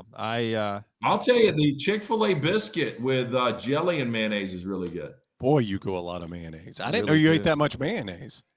Yeah. Hey, I'll tell you this. So Jennifer Aniston, I don't know if you guys remember, I never saw the movie Leprechaun, but I've seen like clips of her from Leprechaun. Right. She's kind of pudgy. She's got that baby fat. She said, and I read this article, this is back in right when she started doing the Friends thing. She lost 25 pounds by just cutting mayonnaise out of her diet. Good. Oh, wow. She was eating a lot of mayonnaise. Yeah. It works. Hey, but I think if I cut out IPAs and mayonnaise, I'd be a rail. you would be. Lunsford, man, is your microphone working? You're texting me great information here. Just jump in anytime, man. You don't interrupt the conversation. We're a free-flowing show. You get no bad looks from Dunaway if you interrupt. Y'all Can are the I smart hear ones on the show. today? Yeah, there he is. Yeah, y'all are the smart There ones on he the is. show. I just passed the information to you. No. Come on, man. Jump in. I'm not going to read you were wondering who the quarterback text. was. It was Al Clark for Virginia Tech back then. Al Clark? Al You're Clark. out of your mind. There's no way, Lunsford. You're Al wrong. Clark. That sounds like an accountant. There's no Al Clark didn't start for Virginia Tech. Okay, He turn was your injured damn during the microphone off, season. Lunsford. He was injured during the season. He came back. He played in the Music City Bowl. Well, I swear it was Jim Druckenmiller. I think it was Michael Vick. I mean, surely Frank Beamer didn't have Michael Vick sitting on the Virginia bench. Tech, part of the reason their lackluster performance during the season was repeated injuries to starting quarterback Al Clark, who missed 3 regular season games due to injuries before heading into the Music City Bowl. How about that? Who wrote that story? Dan Wetzel? Come on. Al Clark. Hey, Whoever popped up on quick Google. 3-and-out question for you guys. Okay. Desmond Ridder, more total touchdowns today or all of next year in the NFL? I find it hard to believe he's going to play in the NFL next year as a playing time in games. He's a projected first-round guy. Again, it will be an overreach if somebody takes him in the first round. I don't think you save this Cliff Lunsford and bring it back next year when he's the NFC Player of the Week for somebody. I don't think Desmond Ridder starts a game next year for anybody. I'll take he has more touchdowns today than he does next year in the NFL. So just to put it in perspective, Brown, I mean, he's not going to be as highly regarded as Trey Lance. Trey Lance right now, 4 total touchdowns. Yeah, I was going to say the odds are, if you want to make the odds play, you play today. Because, I mean, the odds of him, being a starter in the NFL are extremely low. For year one, a rookie starter in the NFL. And then B, for him to go out there and have success, I mean, those are pretty low odds. Yeah. So, yeah, I think if you were to ask me that question, I'd go with today versus next year in the NFL. I think I would too. All right, closer to leaving for the stadium. Brown and I will jump a bus to Arlington at 11:30 this morning, right after we're done with the show here. Hope you guys have great plans today to kick back and enjoy meaningful football. The 2 games that matter now, the 2 playoff semifinal games. You'll hear from Jim Harbaugh and Kirby Smart when we come back. A couple of big things from their news conferences they wrapped up the week with down in Miami. We'll talk more about that game when we come back and continue to set the table here. Continuing to set the table here for Alabama and Cincinnati. Bobby jumps in and says, I can't believe the Lance Taylor just referenced Jennifer Aniston in Leprechaun and didn't mention that was pre-nose job Jennifer either. Oh, yeah. Yeah, the rhinoplasty, if you look at her nose in Leprechaun, she's got probably an extra half-inch width and probably an inch length. Inch. So how? She has got an inch. Yeah. Think about that. There's no way. Hey, I'm telling you, she had a schnoz back then, man. But let me ask you, did she ever do any Friends with the lengthy nose? No. She had the rhinoplasty before Friends. Okay, so Leprechaun was before Friends and had the nose job before Friends. Yeah, she was a different look back then. She was still kind of pudgy cute with a big nose. Yeah, absolutely. I mean, Jennifer Aniston, in my single days would have been number 1 on my list. I think back in the 90s, back in the heyday of Friends, would have been number 1. She still ages really well. Do you think she's become a heck of an actress too? She has, but do you think characters that actresses play make them better looking? I mean, obviously, tennis player Steffi Graf, when she was at peak of her game, did it for me. It cranked my tractor. But it goes without saying. But Jennifer Aniston, because of that character, made her more attractive. I don't know about that. I think money makes people look better because they have everything. They have everything at their beck and call, and they're able to get hydrofacials every day, and they get plucked on and waxed and all that kind of stuff. But back to the character thing, like I think you guys, for whatever reason, think Shiv is attractive in Succession. When have I ever said that? That's me. That's Dunaway. I know Dunaway has. Yeah, it's me. I think she's attractive. She's put on a little bit of, a little bit of width here in the final season. She was not flattering in this season. Yeah. No, but I think Dunaway likes her because she's in charge. Like Dunaway, that's what he likes. She can put a collar on Dunaway and just put those balls right in her purse. You know what Dunaway sees? Dunaway sees a little bit of himself in Tom. He does. I do. You don't love me? Okay. I get it. Exactly right. That is Maggie and my relationship, Shiv and Tom. Yeah, I love you. Yeah, a little bit. All right, when we come back, Harbaugh and Kirby on the microphone from Miami, the show being brought to you by our friends at Ship Happens. We'll ship all this stuff up to Indianapolis if Alabama gets a victory later on today. Tell us about Ship Happens, LT. Yeah, Dunaway, in today's ever-changing market, your supply chain major factor in maintaining and growing relationships with your customers. Safe, on time, and affordable shipments. They are crucial. With over 20 years combined experience in relationships, Jeff and Griffin at Chip Happens. They've got the ability to get ship done. From LTL, van, flatbed, heavy haul, and expedited, Ship Happens, ready to bring a solution to all of your transportation problems. Don't have an accident and ship yourself. Call the guys at Ship Happens, 205-605-8101. That's 205-605-8101. Follow Brownie on Twitter and Instagram at Ryan Brown Live. Life never stops moving. Between the 30-minute commutes, daycare pickups, and that weekend trip to Grandma's, you're racking up the miles. What you need is a tire that can keep up, like the exceptionally long-lasting Michelin Defender tire. With an 80,000-mile warranty and the safety you expect, you can lose track of the miles and focus on what really matters, the memories made along the way. Stop in today. Vehicle safety you can depend on. Vulcan Tire and Automotive. 4 locations in the Birmingham area. Visit VulcanTireandAuto.com. One Man in the Toolbox has provided professional handyman services since 1997. Honesty and reliability are qualities that embody every one of their employees. From residential to commercial, One Man in the Toolbox has the background to help you with almost any project. 823-2111.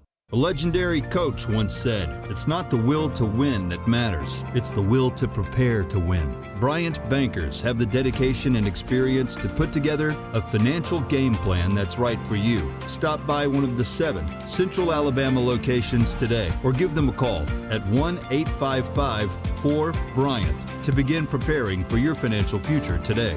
You'll find out what unbeatable service and legendary results are all about. Bryant Bank, Equal Housing Lender, member FDIC. Want more of the show? Download the app or visit nextroundlive.com for the latest podcast, The Mystery Fifth Hour, our Not For All Ages podcast, The Last Call, and the entire Double Down Media podcast family. All at nextroundlive.com and on the Next Round app. Hello, I'm J.L. Shea, and 4 generations of Sheas have run our business in the same spot in downtown Homewood. People ask me from time to time why we do what we do. I can tell you that it's just not all about the clothes, although we are a little obsessive about the brands we bring into our store. No, we do what we do because of people just like you. And through all these years, I've learned one critical lesson. The most important part of a man's wardrobe is fit. When your clothes fit, they feel like part of you, not just something you put on in the morning. You move more easily, you feel more confident. And fit is not an accident or a matter of luck. It shows whether you're buying a made-to-measure suit, a jacket off the rack, or a pair of jeans. We're going to ensure that the fit is perfectly you. Come see us at Shea's. I promise you'll notice a difference. That's Shea's in downtown Homewood, where we have been since 1922. The next round is on the road in Dallas for the college football playoff. Thanks to our presenting sponsors, Wayne's, Champy's world-famous chicken, Hemp Hill Services, Culver's, and Dr. Pepper. The live show every day plus specialty shows every night. The college football playoffs on the next round. There's nothing I like more than a unique, delicious meal, and that's what you get at Champy's world-famous fried chicken right on Highway 119 in Alabaster. Those great full fried chicken plates, the tenders, the po' boys, but I love the Southern staple chicken on a stick. It's perfect for a tailgate or watching the big game. And then the authentic Mississippi Delta recipe, homemade tamales, the best I've ever tasted. See the whole menu or order online at champy'schicken.com. For Blues, Brews, and Bird, it's Champy's Chicken, Highway 119, Alabaster. Hey, Lance Taylor from the Next Round to tell you about our friends at Farmfolio. If you're concerned about market volatility or inflation, Farmfolio can help you diversify your portfolio into cash-flowing farmland property. We all know about rental real estate. Cash flow and appreciation are the name of the game. With Farmfolio's productive farmland lots, your trees act as the tenants, and they pay you in fruit, which is sold by Farmfolio's international sales team to the likes of Walmart and Costco, ultimately generating cash flow for you. As your cash flow increases, your property value also increases. Just like tenant-occupied real estate, the best part is you don't have to be a farmer. You own, they farm, and you earn. This is the way it works at Farmfolio. For more information, you can go online, check everything out today. Go to farmfolio.net. That's farmfolio.net. Check it out today. If you're concerned about that market volatility or inflation, Farmfolio is your best friend. Go online today, farmfolio.net. Start your day online with our website, nextroundlive.com. The latest videos, podcasts, and college football stories. It's also a great way to stream the show or shop in the Next Round store. Stay connected by visiting nextroundlive.com.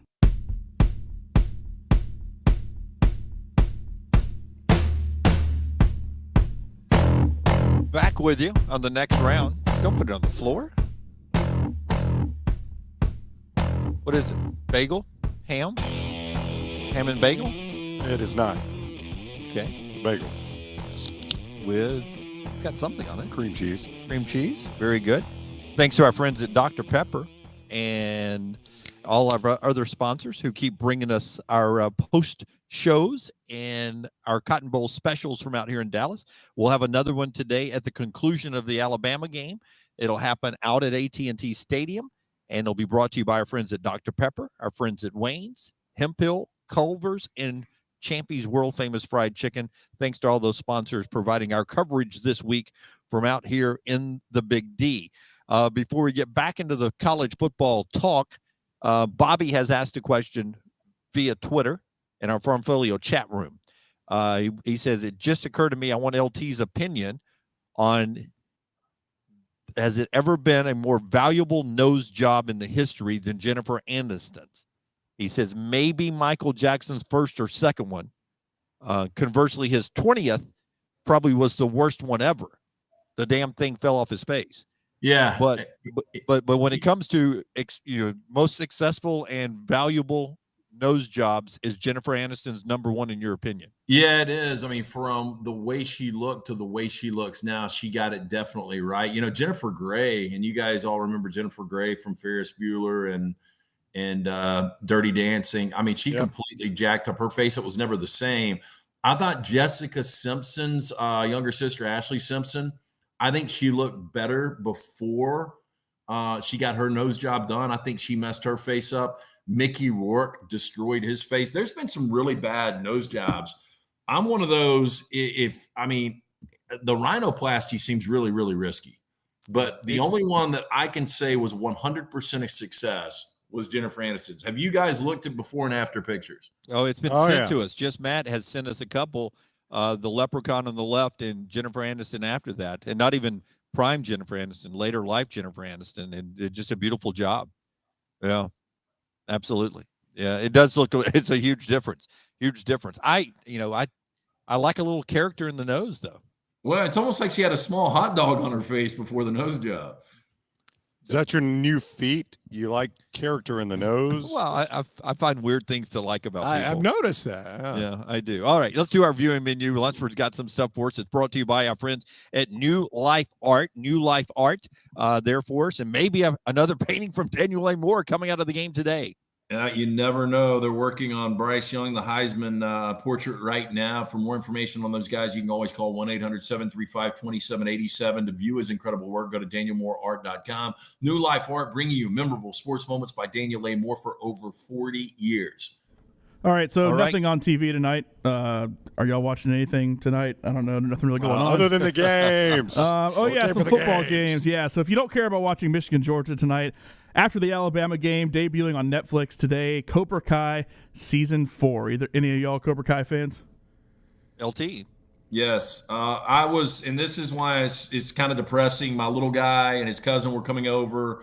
They had totally caught up on Cobra Kai, got him some new Cobra Kai gear for Christmas, and we had planned a watch party starting at midnight tonight. Oh, man. Yeah. Yeah, so they are going to watch without me, and I will wait until I see him next week, and we'll catch up. But yeah, I like it. I think season 1 was by far the best. But William Zatka, Johnny Lawrence, the guy that kind of developed it with Ralph Macchio, he is by far the best character, and I thought season 1 was by far the best season. I agree. I love Johnny on the show. The whole crew's still there. If you haven't seen it, it's basically a continuation 40 years later after The Karate Kid. Also coming on Netflix today, a movie called The Lost Daughter. Don't know how many people would actually be into this. A woman, while on summer holiday, finds herself becoming obsessed with another woman and her daughter, prompting memories of her own early motherhood to come back and unravel her.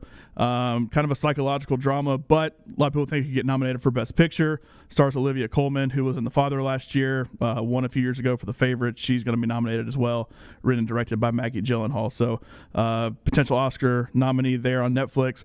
Also, all the various and assorted New Year's Eve shows of your choice. My choice has always been Dick Clark. I don't know about y'all, but that's always been my show.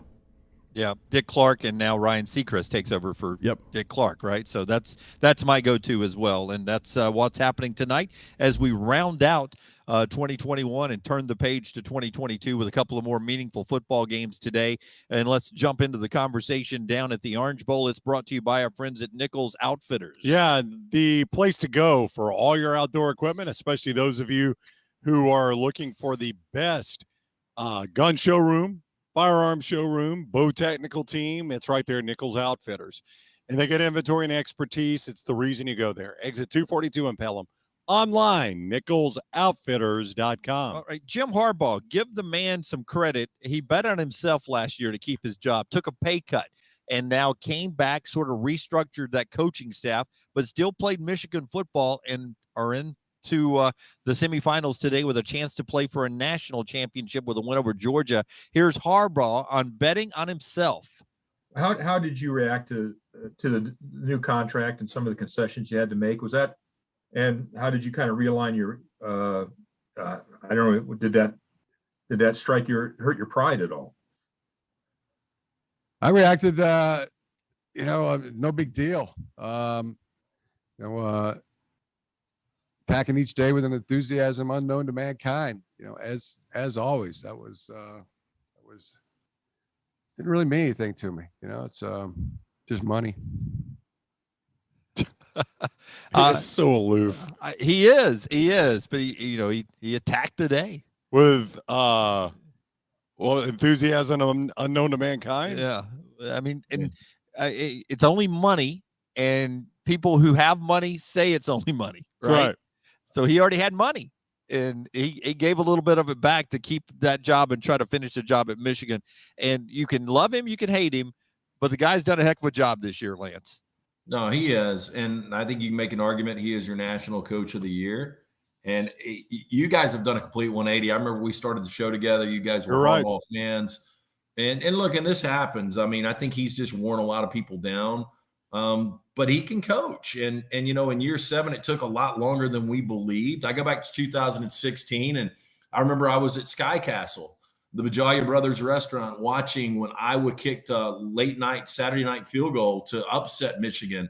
And Michigan was en route to getting prepared to play Ohio State the next week. And I thought they were going to a college football playoff that year. So he's been close. He's had double-digit win seasons before. But, after that moment, it kind of got away from him, and then he couldn't beat Ohio State. And finally, he slayed every dragon this year outside of Michigan State, and everybody's kind of forgotten that because now they're in a college football playoff. And I'm amazed at how many people believe they're actually going to beat Georgia today. Lance, the 180 I've done on him is accurate. I will 100% own it. When he was leaving Stanford, he was up for the Dolphins and the 49ers job. I don't know if you remember it that way. And basically, it seemed like he was given his choice between Miami and San Francisco. I wanted him as a Dolphins fan. I really liked what he had done at Stanford. I liked the way he approached it. I liked what his brother was doing at Baltimore. And I thought you could potentially capture some of that in Miami. I wanted the guy. I liked Harbaugh. That was the height of it for me. I mean, it has declined since then. I respect what he's done this year. You do, though, have to ask the question, why did it take so long? He had some good moments. He had some good moments along the way. He just had Ohio State right there in his grill. I've got some incredible numbers for you guys. So, I mean, Michigan is one of the all-time winningest programs. They're in their 142nd season. They're sitting at 12-1. Did you guys realize they've never won 13 games as a program? Are you serious? Well, yeah. So 13. If they win today, it will be their 13th win.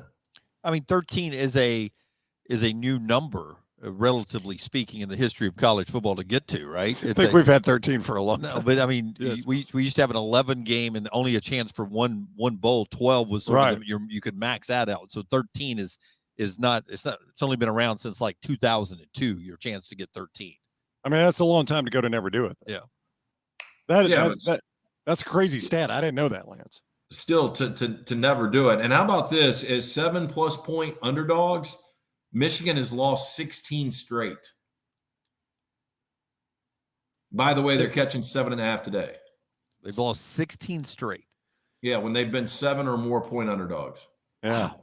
Man, that's a lot. Yeah. Yeah. Because to me, if you're 7.5, I mean, in college football, that's not even that big yeah. an upset. I mean, that's an underdog, yes, in college football. But I'm with Brown. That's 7.5 is like 4.5 in the NFL game, or 3.5 in the NFL game. To me, you should be winning some 7.5 point underdog games. Not 16 straight. You shouldn't be losing 16 straight. We've seen, I mean, this has been that weird year, 2021, where we've seen underdogs. I mean, underdogs have won 27% of their games versus other FBSs this year. So, basically more than 1 out of 4 times an underdog takes the field, they win the game straight up.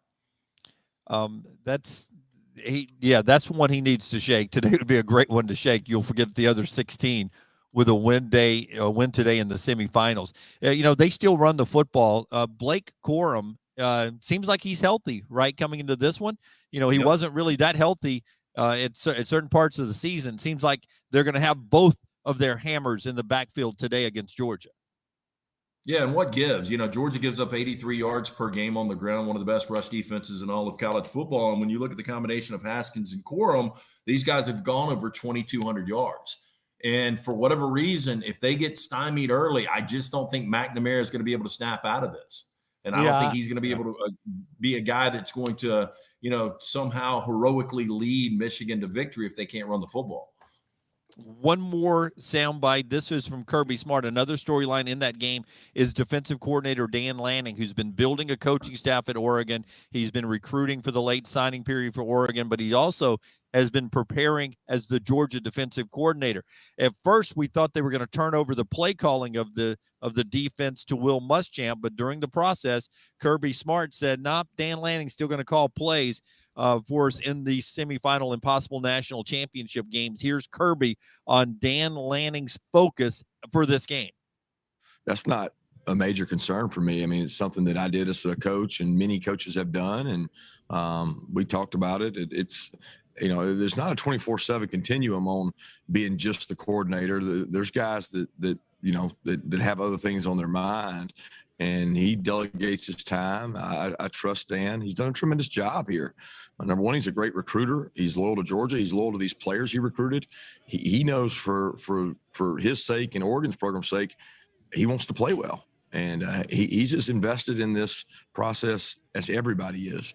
So that's not it's not a major concern for me having him call the defenses and being the head coach at Oregon. I've seen it done many times and very confident that he's given us every effort he has. He's got a great staff with him, along with Coach Schumann and Coach Muschamp and myself. I'll have eyes over there. So it's not like he's alone, and he hasn't been alone all year. Yeah, and that's a great point. You got an all-star SEC room there of defensive minds. And Kirby did it, LT, about as good as anybody as managing that on his way to a big program at Georgia and still winning football games as Alabama's DC. Yeah, look, and I think it helped that Nick Saban's a defensive guy, and I think it helps that Kirby's a defensive guy. I don't think this is going to be an issue at all. Yeah, I don't even know what you would look at and say it's an issue. I mean, like if Michigan, I guess if they lose the game, people are going to be trying to find ways to point fingers. Yeah, it'll be two scapegoats if they lose the game: Stetson Bennett, right, and Dan Lanning. That'll be your scapegoats. When reality is, Kirby will be okay with that, so it's not Kirby Smart. You know what I mean? Yeah, yeah. Though Kirby, he'll catch some. I don't think there's any doubt. I was as I remember it, because I'm looking back. I was trying to remember. Obviously Alabama had the 2 playoff games when Kirby Smart had already accepted the job. The first one was right here in Dallas, ironically for Kirby, 38-0. And you were like, okay, obviously not a big issue at all. Yeah, right? He's got that dialed in. That's right. Obviously not a big issue at all. Then they played Clemson, and you guys remember that one where Deshaun Watson was up and down the field. So yeah, remember Nick Saban had to pull the onside kick to slow that thing down to steal a possession. Yeah, so the one time Kirby did have to do this himself, it was mixed results. Yeah, well, I mean, all due respect, I thought that Clemson team, what year was that, 2015? Yeah. That Clemson team probably was one of the best teams in the history of college football that didn't win a national championship. I mean, that was a heck of a football team. I'm still not certain that wasn't the best team Dabo has had. That's right. In his run there, even over the one that beat Alabama out in the Bay Area for the national championship. And that's funny because the very next year, that was one of the better Alabama teams that didn't win a national championship. Hey, but there's not going to be any scapegoats outside of Kirby Smart. I mean, if this defense gets gashed for 400 yards on the ground, it's not going to be Dan Lanning. It's going to be Kirby shouldn't have had Lanning coaching. If Stetson Bennett goes out and throws 3 picks, Stetson shouldn't have started. JT Daniels shouldn't have started. It's Kirby Smart's fault. Yeah, I do not disagree with you on either one of those statements. That's our Michelson look in to the Orange Bowl game, the second game of the semifinals today, brought to you by our friends at Michelson Laser Vision. Hey, new year right around the corner. 2022 is just a day away. How about the resolution of good eyesight? If you've been dealing with the contacts and solution, wasting money each and every year, I did it for years. I finally went in. I scheduled the hassle-free consultation, which I suggest you do right now, 969-8100. Call, ask for Amy, tell her the next round sent you. They're going to hook you up. I went in, got screened out. I had 2200 vision. I was legally blind, didn't even realize it. I now have 20/15 vision. 2 decades later, better than 2020. Make the call that I made. Call 969-8100. Schedule it today or go online, michelsonlaservision.com. What was the best moment of the year for Alabama? The best play maybe for Georgia, for Michigan, and for Cincinnati? We'll talk about that as we close out 2021 on the next round. Follow Dunaway on Twitter and Instagram at Jim Dunaway. Banking is not just about your money, it's about you. It's about getting help with what you need when you need it. Ryan Brown here for the next round. AmFirst was founded for members like you, and they've been putting those members first since 1936. Putting you first means service that grows and changes with the times to serve you better. Now every bank has their own app, but that's just it. It's theirs, not yours. The AmFirst app was made for you, so it's easy to pay bills, deposit checks, or transfer money to friends and family from anywhere. It's even customizable, which means you can personalize your dashboard, create usage alerts, and redeem points for rewards that will make you feel like the #1 priority you are. And you can do it all on your own time. So what are you waiting for? Get the app made for you from AmFirst. Visit any AmFirst location or amfirst.org today. America's first federal credit union is federally insured by the NCUA. Stop by the New York Butcher Shop and pick up the finest in certified Angus prime beef steaks and burgers, premium pork chops, ribs, and all-natural chicken cut to order just for you. Their chef-prepared entrees and side dishes are the perfect dinner-to-go choice for your family and are ready to heat at home. With a great selection of fine wines and desserts, the New York Butcher Shop is your one-stop dinner shop. 2 locations to serve you, Cahaba Heights and on Highway 119 in Greystone. The New York Butcher Shop. Rare quality, well-done service.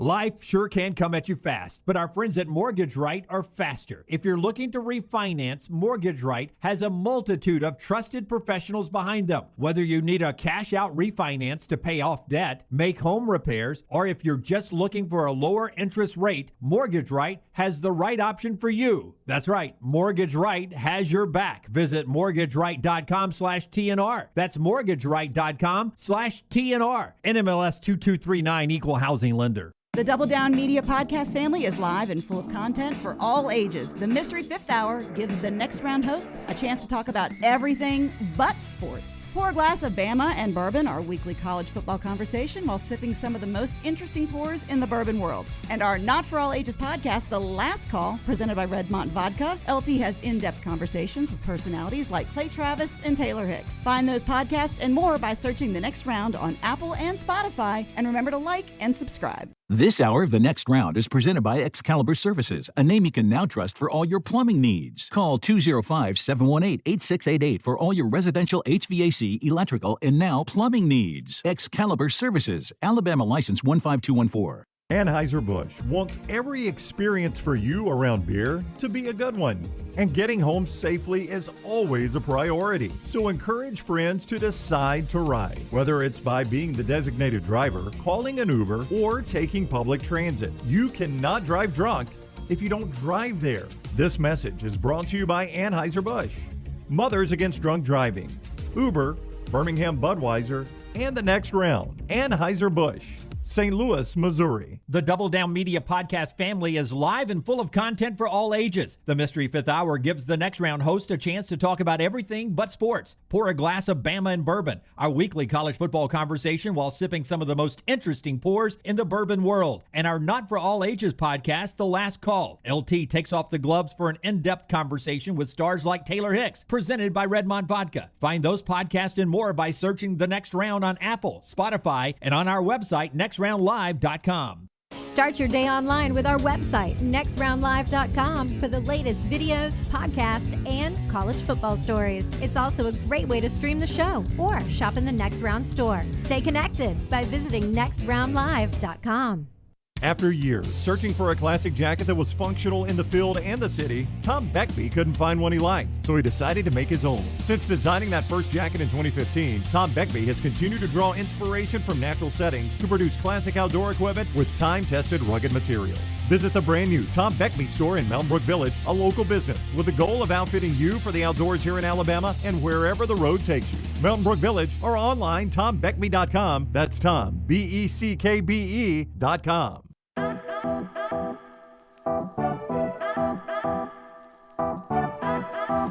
Back with you on the Next Round. You know, LT, you've been on road trips with me before. There's a line eventually that I get on somebody's nerves. That was about 3 minutes ago with Brown, right? I mean, what do you want me to say, Jim?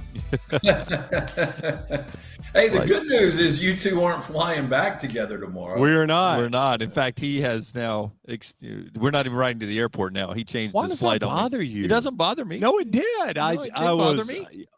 No, it doesn't bother me. No. I Right, don't Lance. travel as much as you do. I'm responsible for getting all of our Double Down Media equipment back from here to there. You sort of have become the equipment guru at our place. Everything we have is you're responsible for.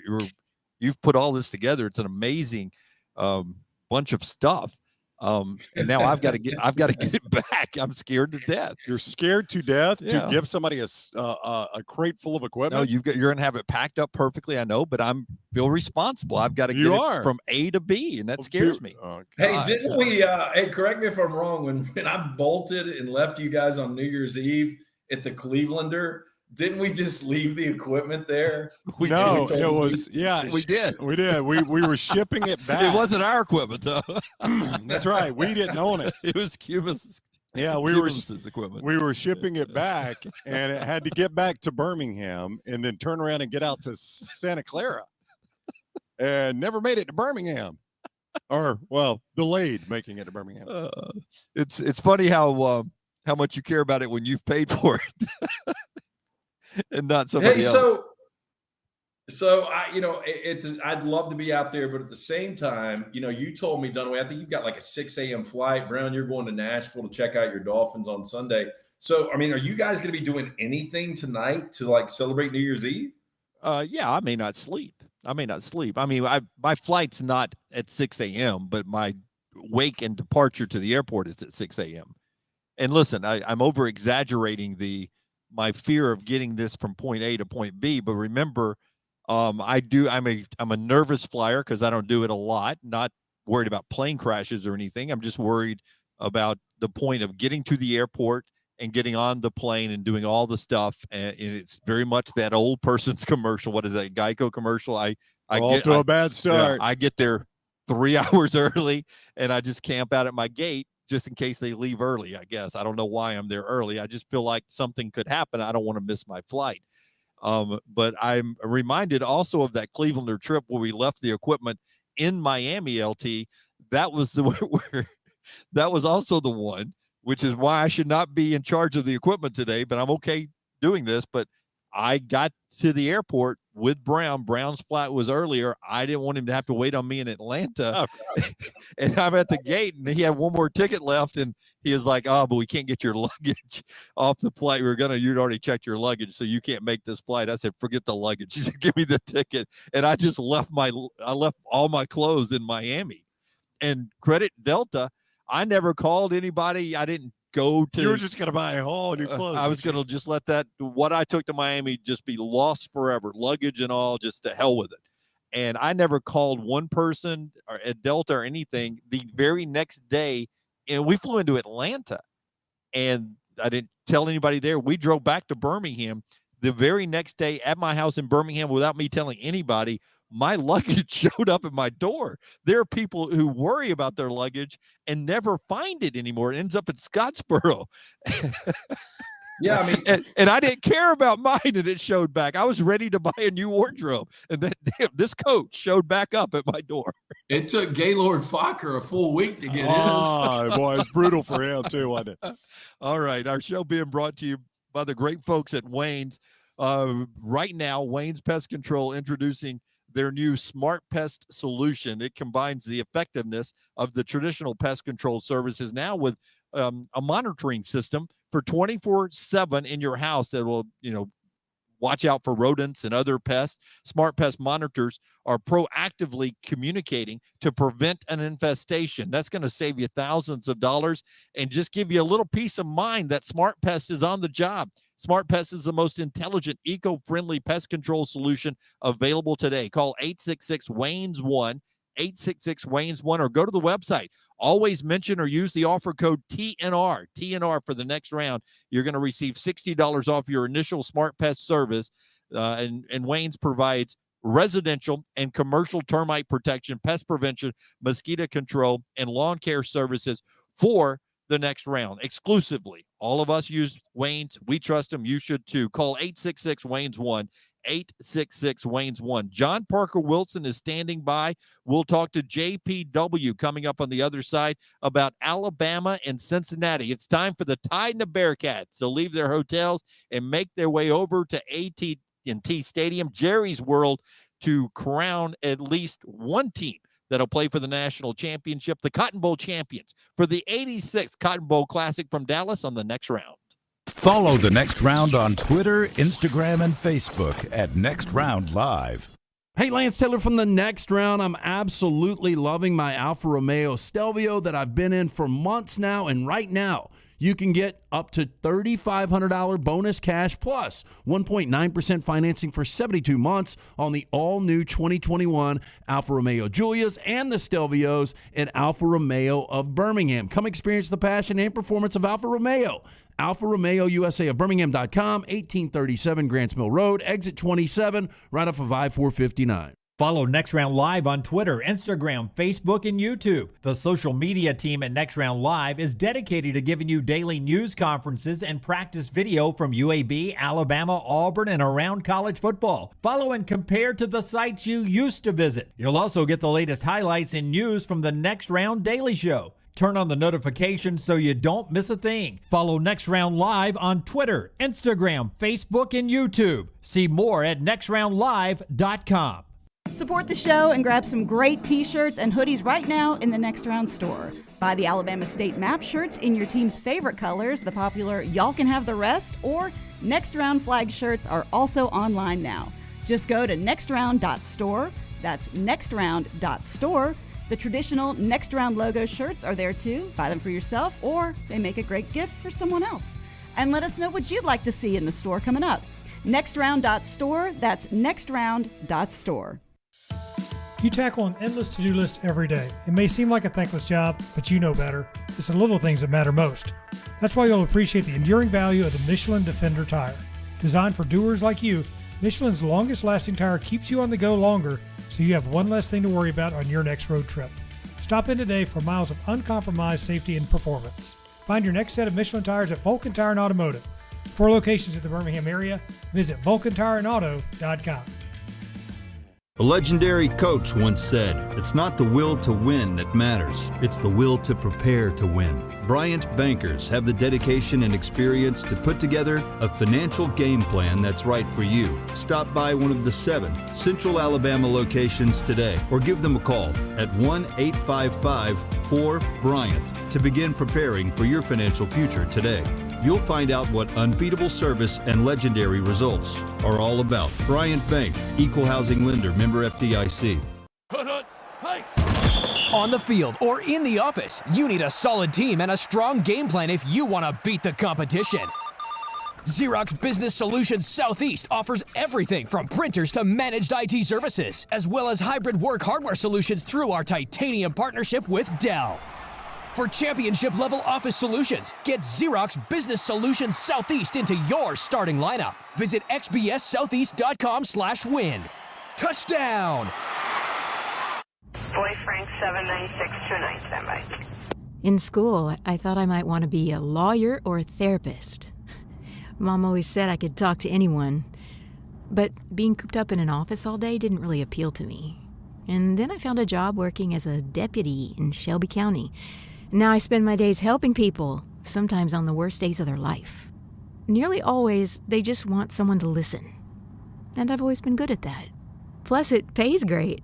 Plenty of time off, great benefits, and each day is a new challenge, and I never stop talking. Or smiling. If a flexible work schedule, a take-home card, paid vacations, a gym at work, and $51,000 plus a year to start sounds good to you, maybe you should think about a career as a deputy in Shelby County, Alabama. Change your life. Change your world. Look us up on Indeed.com and on Insta. Follow Next Round Live on Twitter, Instagram, Facebook, and YouTube. The social media team at Next Round Live is dedicated to giving you daily news conferences and practice video from UAB, Alabama, Auburn, and around college football. Follow and compare to the sites you used to visit. You'll also get the latest highlights and news from the Next Round Daily Show. Turn on the notifications so you don't miss a thing. Next Round Live on Twitter, Instagram, Facebook, and YouTube. See more at nextroundlive.com.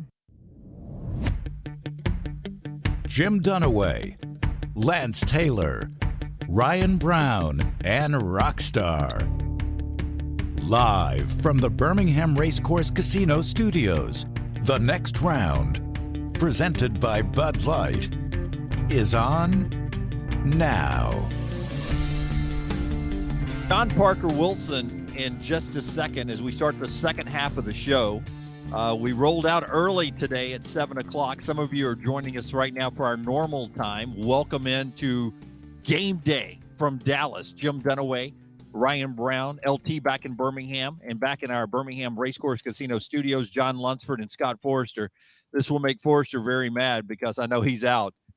Coffee cup number 2 today, Forrester. I get extra coffee today. We run out very quickly up there. Yeah, she's got another one from Reed, so there you go. He has more coffee. Oh, look at that. Reed never brings coffee. Are you kidding me? We get special treatment when y'all are gone.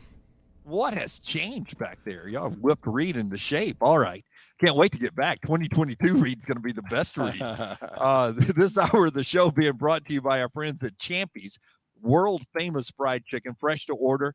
Right there, you can dine in or use their call ahead drive through. Highway 119 in Alabaster at Champy's. You experience the southern staples like chicken on a stick and those Mississippi Delta recipe tamales that I love, the best I've ever tasted. See their whole menu or order online at champyschicken.com. champyschicken.com. They bring you this hour, and our headlines, LT, brought to you by our friends at Mortgage Right.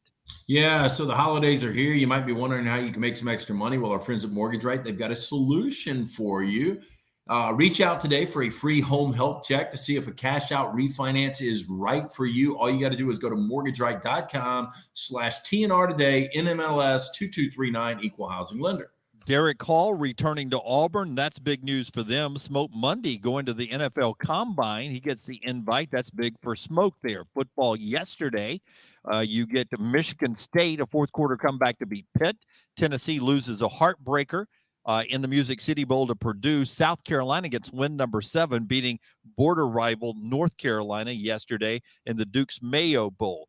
Football today, of course. We'll talk more about Alabama and Cincinnati coming up with John Parker Wilson. And then at 10 o'clock, Hudson Mason joins us to talk about Georgia and Michigan. Also, basketball last night, UAB beats UTEP to start Conference USA play. Mike Ertel with 25 as the Blazers get their first Conference USA win of the year. They're 11-3 overall. Good win for Andy's boys down at Bartow. They play again tomorrow against UTSA. Those are your headlines. On the Pepsi Hotline, we find John Parker Wilson, former Alabama quarterback, now Crimson Tide Sports Network analyst. I'm assuming on his way or soon to be on his way to Jerry World. What's up, JP? How are you? Guys, I am doing so good. How y'all doing this morning? Doing awesome, man. Thanks a lot. Boy, when you look at this game, we were talking about it earlier. In some ways, it seems like the Georgia game was a year ago. In some ways, it seems like it was last week. I don't know if you know. I mean, imagine how the players feel. I know you had a long layoff between, say, an Iron Bowl or an SEC championship game and a bowl game. What does that layoff feel like as a player? You know, I think as a player, it's good and bad. Like you want to keep going, you want to keep the season going. There is a long layoff, but you know we were pretty banged up, we were pretty injured, so I think it was a good layoff for those guys. And kind of the way our season was so choppy. You know, we started out pretty good against Miami, then had a loss, and then had a lull toward the end of the season. Got behind pretty big to Auburn, and then played the best game of the year against Georgia. So I think it was an opportunity for the guys to kind of take a step back and see why did we have that lull in the middle of the season, and what changed for the Georgia game, and then try to capture that and do even better as you get the playoffs left. So get guys. Mechie goes out, so we know we got some guys to step up. I think the time was good for them, and it sounds like from everything I've heard from the players and the coaches that this team's taken advantage of it. That the leaders have really stepped up and they've used this time to their advantage. You mentioned the choppiness. You watched this team for 13 games. Personally, how would you explain the inconsistencies?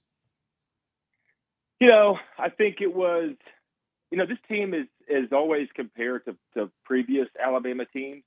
It wasn't perfect. We have dealt with some injuries this year.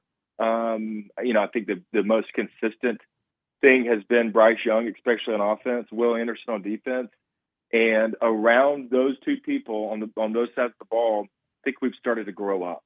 I think they've put it together. The inconsistency, comes from we had some inexperienced guys, shuffled up the offensive line in the Auburn game, and I think that has obviously helped out a lot against Georgia. So maybe that was kind of a wake up call to some guys. But on offense, I think the choppiness was around offensive line play, and then on defense, it was.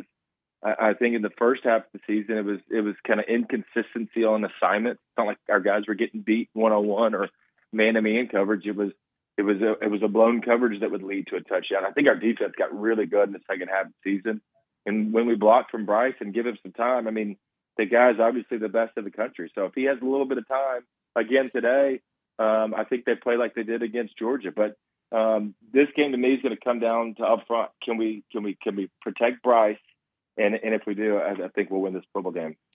John Parker Wilson is with us on the Pepsi Hotline, getting ready for the big battle, Alabama and Cincinnati in the playoff semifinals here in Dallas. And I'll ask you, JPW, Brian Robinson, what do you know? You get some intel that all of us don't get. How close to 100% is he? You mentioned how beat up he was at the SEC championship game. Yeah, it was able to come back after getting injured in the Auburn game to play in the SEC championship game. And Brian's a guy that, 3 weeks off, it wasn't a bad injury, so he should be close to 100%, I would imagine. But I think even if this guy's 60%, I mean, he's going to go out there and lead you to believe that he's good to go. I mean, the passion that he has, the way he's really, throughout his career stuck with it. I mean, he's a perfect guy for this offense, the workhorse of the offense.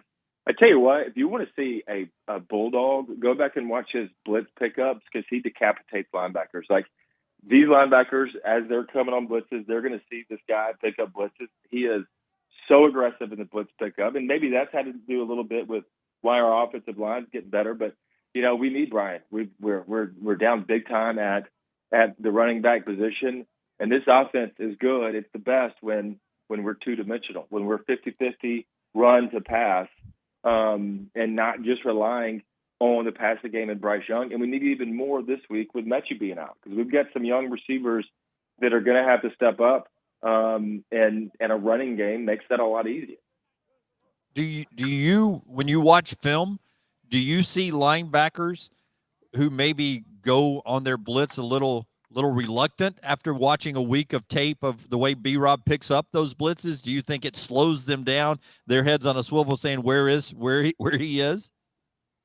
I'm telling you, absolutely. The guy, he gets up there and you know, when you're a running back, like you don't have to decapitate the guy. You just got to get in the way and slow him down. I mean, these guys are running full speed, and you're usually kind of sitting back. Okay, you're looking at the mic. Either he comes, now you got to slide to the same linebacker and pick him up. He's aggressive. He goes and gets these guys, and I think it just got to affect him. I mean, I've never been a linebacker blitzing, but when you're coming at him, you got to know you're coming for a fight. I mean, he's coming to get you, so you try to move around in the pocket a little bit if you're a linebacker trying to get to the quarterback. I mean, I guarantee you they've talked about that on tape, the way Brian picks up the blitzes. And I think we're going to see a lot of blitzes today from Cincinnati. I mean, they've got two of the better cornerbacks in the entire country, so they're able to put those guys on islands when linebackers blitzes and trust those guys. So I think we'll see a lot of blitzes today, especially early. I mean, Bryce is forget what percentage he is against the blitz, but I think it's even higher than just normal down and distance when nobody's blitzing. He's really good about understanding pressures and getting the ball to his hands. And I think they'll definitely be talking about number 4 coming up in the hole and hitting people. John Parker Wilson with us on the Pepsi hotline. I don't know how a quarterback approaches this. I never quite made it to the collegiate level there, JP, or the NFL like you. But is there almost a hierarchy in a quarterback's mind of guys I know I can trust? And I ask this, obviously, because Bryce Young will be without one of the guys he trusts in John Mechie. But when he's at the line of scrimmage and he scans across that field, okay, I know I can trust Jamison Williams. I know I can trust Slade Bolden. I know I can trust Latu or whatever. Do you almost play have that hierarchy in your mind? You do. You definitely do. I mean, you know where your guys are at. You know the experience, especially like Jamison Williams. He knows what Jamison's going to do before he does it, about where the defense is at, what the pattern is, and how he kind of makes those routes his own. But at the same time, with the young guys, you've got to trust them. I mean, passing is all about timing. And if you can't wait till they get open, even on a quick slant route, you've got to be pulling back and pulling the ball, getting ready to release it before they're out of their cuts. So you got to trust the guy. You got to trust that he's going to cross the face of the cornerback and get in front, and that he's going to give you a chance. Now, you understand that the separation might not be what Mechie had. It might be a step behind, so you might have to be a little more accurate. But all else equal, you know where number 1's at, especially with Mechie being out. But at the same time, you've got to go wherever the defense dictates you going the ball. Just because you want to throw to Jamison, if it's not there, and you can't force it. You got to go to the young guys. And I think we're going to see a lot of these young guys, the guys who hadn't played. I think we're going to see a lot of them today. Kind of seeing what Coach Saban has done in the past in these situations. Hey, those 3 or 4 guys out there, whoever's got the hot hand, all right, that's going to be the guy in the second half, and let's go play ball. Kind of saw that this year. Trayshawn Holden a little bit, and then Ja'Cory Brooks was able to step up in the Auburn game and had 2 really big catches. But, it was Jamison Williams, number 1, Mechie, number 2 in yards, Slade Bolden. And then after that, I think Latu's the 4th leading receiver. After that, it falls off pretty big. So, we got to have some guys step up today. If you had to guess, second leading receiver today for Alabama will be? I think Slade Bolden.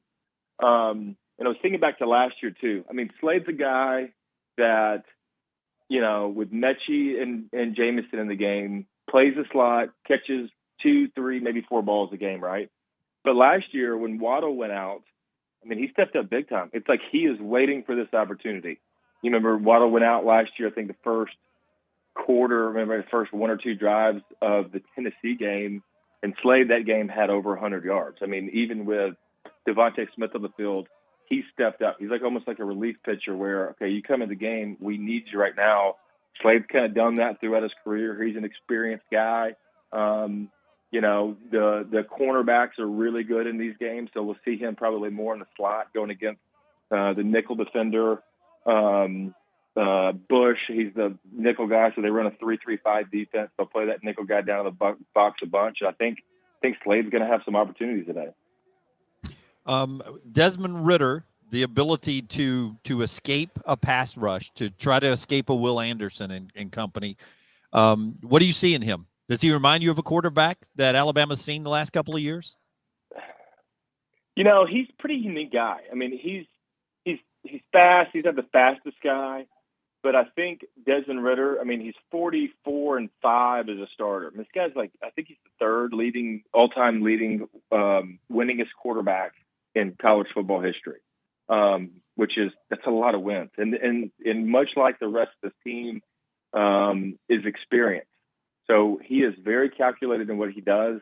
He's got over 10,000 yards passing, over 2,000 yards rushing. He knows what's going on. He knows the offense. He knows what they're trying to do. And to me, he just, if it's not there, he's not going to force it. It's hard to run away from Will Anderson. So if he's on the right side, you probably will want to favor the left side of the field a little bit more. But this guy's he's just a gamer. He really is. And that's the way this offense is. You got Jerome Ford running the ball. They throw the ball to a lot of different receivers, but Desmond Ridder, this is a guy that just knows how to win football games. They've lost one game in the past 2 years. That was to Georgia last year, last second field goal. So they hung with, a top 5 team right till the end. And I think they used that for today. Said, hey, we were right there. We were close last year. We just got to get over the hump. And this is a team with a lot of confidence. I think, they got the whole college football in their corner today trying to knock off Alabama. All right, he is John Parker Wilson, the former Alabama quarterback, now analyst, Crimson Tide Sports Network, 11:30 airtime, 2:30 kick for Alabama and Cincinnati from the Cotton Bowl here in Dallas. JP, enjoy the game. We'll see you over there, man. Thank you for the time. All right, guys. Can't wait to see you. Roll Tide. All right, buddy. Take care. John Parker Wilson with us on the Pepsi Hotline. Hey, reminder that 2022 is a great time to get as healthy as possible. One way you can do that is making sure your spine is properly aligned, which affects your nervous system, which affects every cell, tissue, and organ in your body. You can do that by going and seeing my guy, Dr. Lee Goldenberg at Greystone Chiropractic. GreystoneChiropractor.com is the website. Or call for an appointment, 981-8090, 981-8090, just off 280 and 119 Tattersall Park.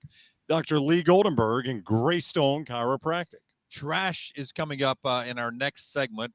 We are live. We've been live since 7 o'clock from the Omni in Dallas, LT's sports room, and, of course, the guys back there in our TNR studios in the Blue Lake Center.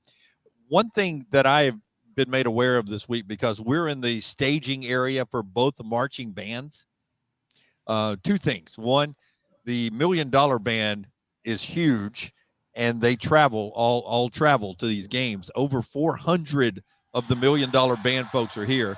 And I don't know if you can hear that. That is the Cincinnati band cheering just below us 2 floors now as they get ready to bus. The $1 Million Band left the hotel this morning at 7:30. They were eating and left at 7:30 to go out and get on their bus to go to AT&T Stadium. That's Cincinnati staging and about to go get on the bus. What the hell does the band do between now and kickoff at 2:30? Why are they getting there so early? I have no idea. I don't know. Do they walk around? Did you see any flutes in the hotel? Oh, we did meet a flock of clarinet players for the $1 Million Band. Do they travel in flocks? Is that what it is? I did ask this question, LT, because I was wondering. I said, well, how many clarinets are in the $1 Million Band? Because there's over 400 people, and they told us a girl who I just called Scottsboro because I can't remember her name. She's from Scottsboro, and she said that there are 44 clarinets in the $1 Million Band that marches. 44. Only trumpets outnumber clarinets. There are 55 trumpets in the $1 Million Band. How about that? Fascinating. Yeah, I mean that is good information, I think. But you don't get that with anybody breaking down X's and O's, that you get 55 trumpets in the $1 Million Band. To Lance's question, did you meet any flautists? I did not meet anybody who played flute, but I did meet, as I said, a flock of clarinets. And, I always wonder, right, if you've got 55 trumpets and you play the flute or the clarinet, does anybody know if you're really playing or not? If I just want to go on the trip, LT, and I'm just out there playing the fight song in the stands, got pretty good seats, or marching. If I am, the clarinet player, do I need to play? Does the trumpet and the trombone take care of it? There's got to be one or two that are really hungover. So they probably just go through the motions. Ask Brown his thoughts on sharing the staging area with the marching band. Well, I tell you what, Lance, college marching bands really, really like to do in formation is tie up elevators.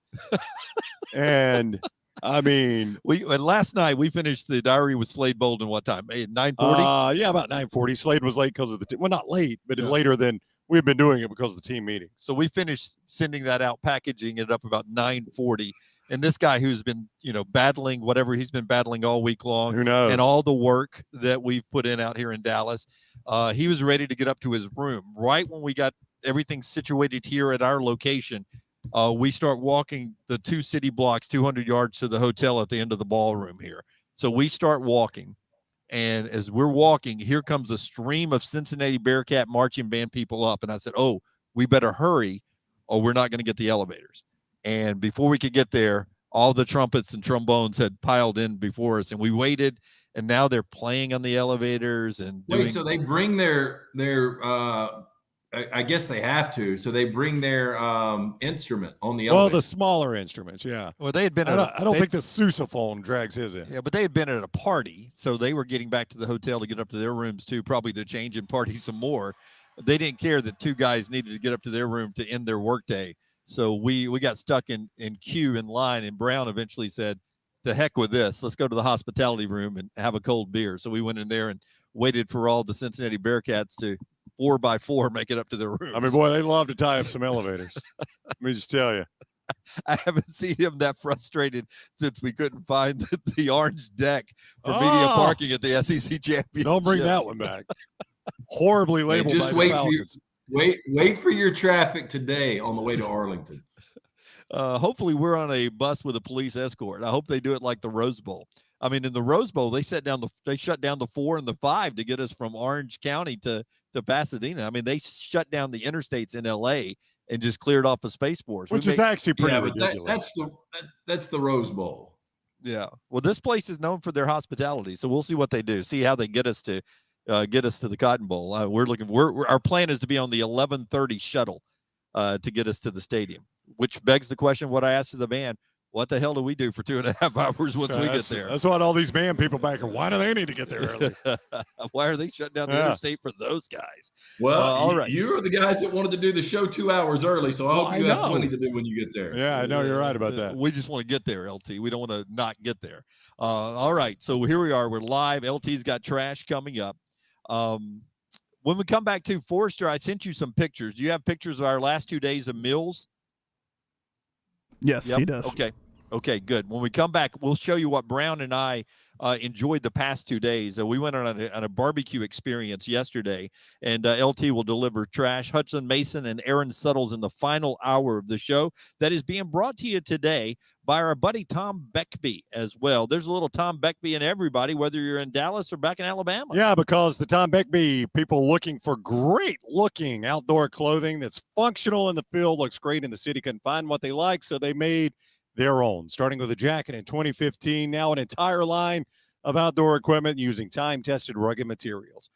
Visit the new Tom Beckby store in Mountain Brook Village or see them online, tombeckby.com. That's BECKBE, tombeckby.com. Follow LT on Twitter @TheLanceTaylor.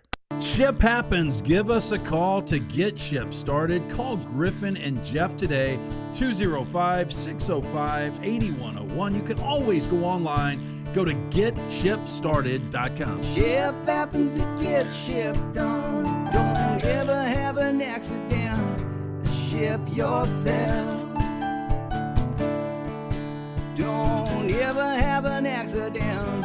And ship yourself. Go to getshipstarted.com. Hey, Lance Taylor from the Next Round to tell you about my friends at Michelson Laser Vision, located conveniently UAB Highlands. Almost 20 years ago, I went in for the procedure. Only took 12 minutes for both eyes. When I went in, I had 20/200 vision. I was legally blind. Now I have 20/15 vision, still 19 years later. Make the call today. Schedule a hassle-free consultation, 969-8100. Dr. Mark Michelson, Dr. Jen Michelson, Michelson Laser Vision. Make sure you tell them the Next Round sent you, 969-8100 or MichelsonLaserVision.com.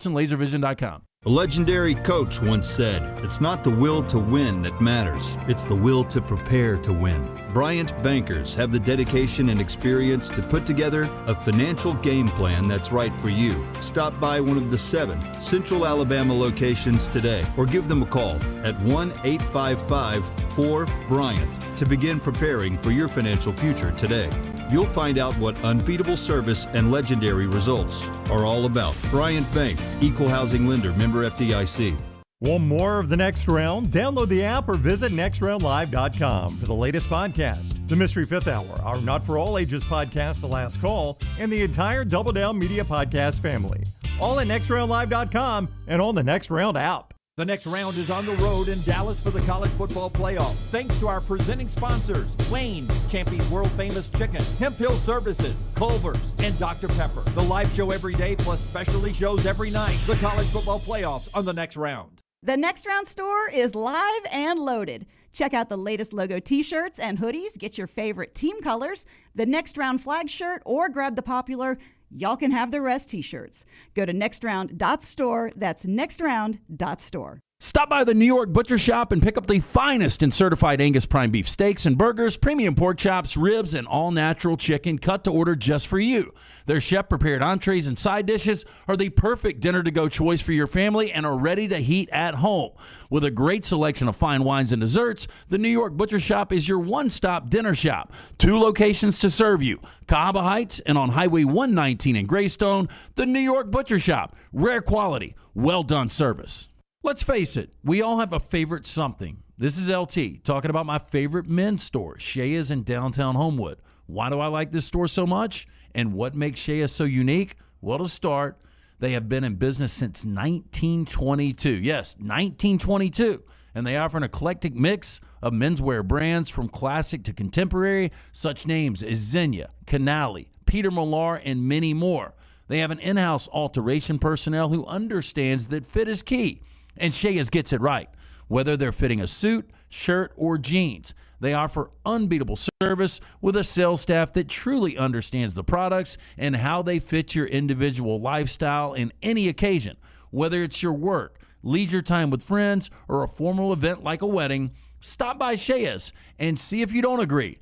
This store is simply the best. That is Shea's in historic downtown Homewood, where you will feel at home when you arrive and well-dressed when you leave. Hey, do you want to become more flexible and more active? Our friends at Stretch Zone Birmingham can help, and they're offering 2 Black Friday deals you don't want to miss. Visit StretchZoneBham.com or call 205-509-2349 to learn more or book an appointment. Follow Next Round Live on Twitter, Instagram, Facebook, and YouTube. The social media team at Next Round Live will share the latest interviews and videos from UAB, Alabama, Auburn, and campuses all over the college landscape. You'll also get the latest highlights and news from the Next Round Live Daily Show. Jim, Lance, and Ryan will share their thoughts, and remember, you can always see the old shows on the Next Round Live YouTube channel. Subscribe, like, and don't forget to comment. Turn on the notifications so you don't miss a thing. It's Next Round Live on Twitter, Instagram, Facebook, and YouTube.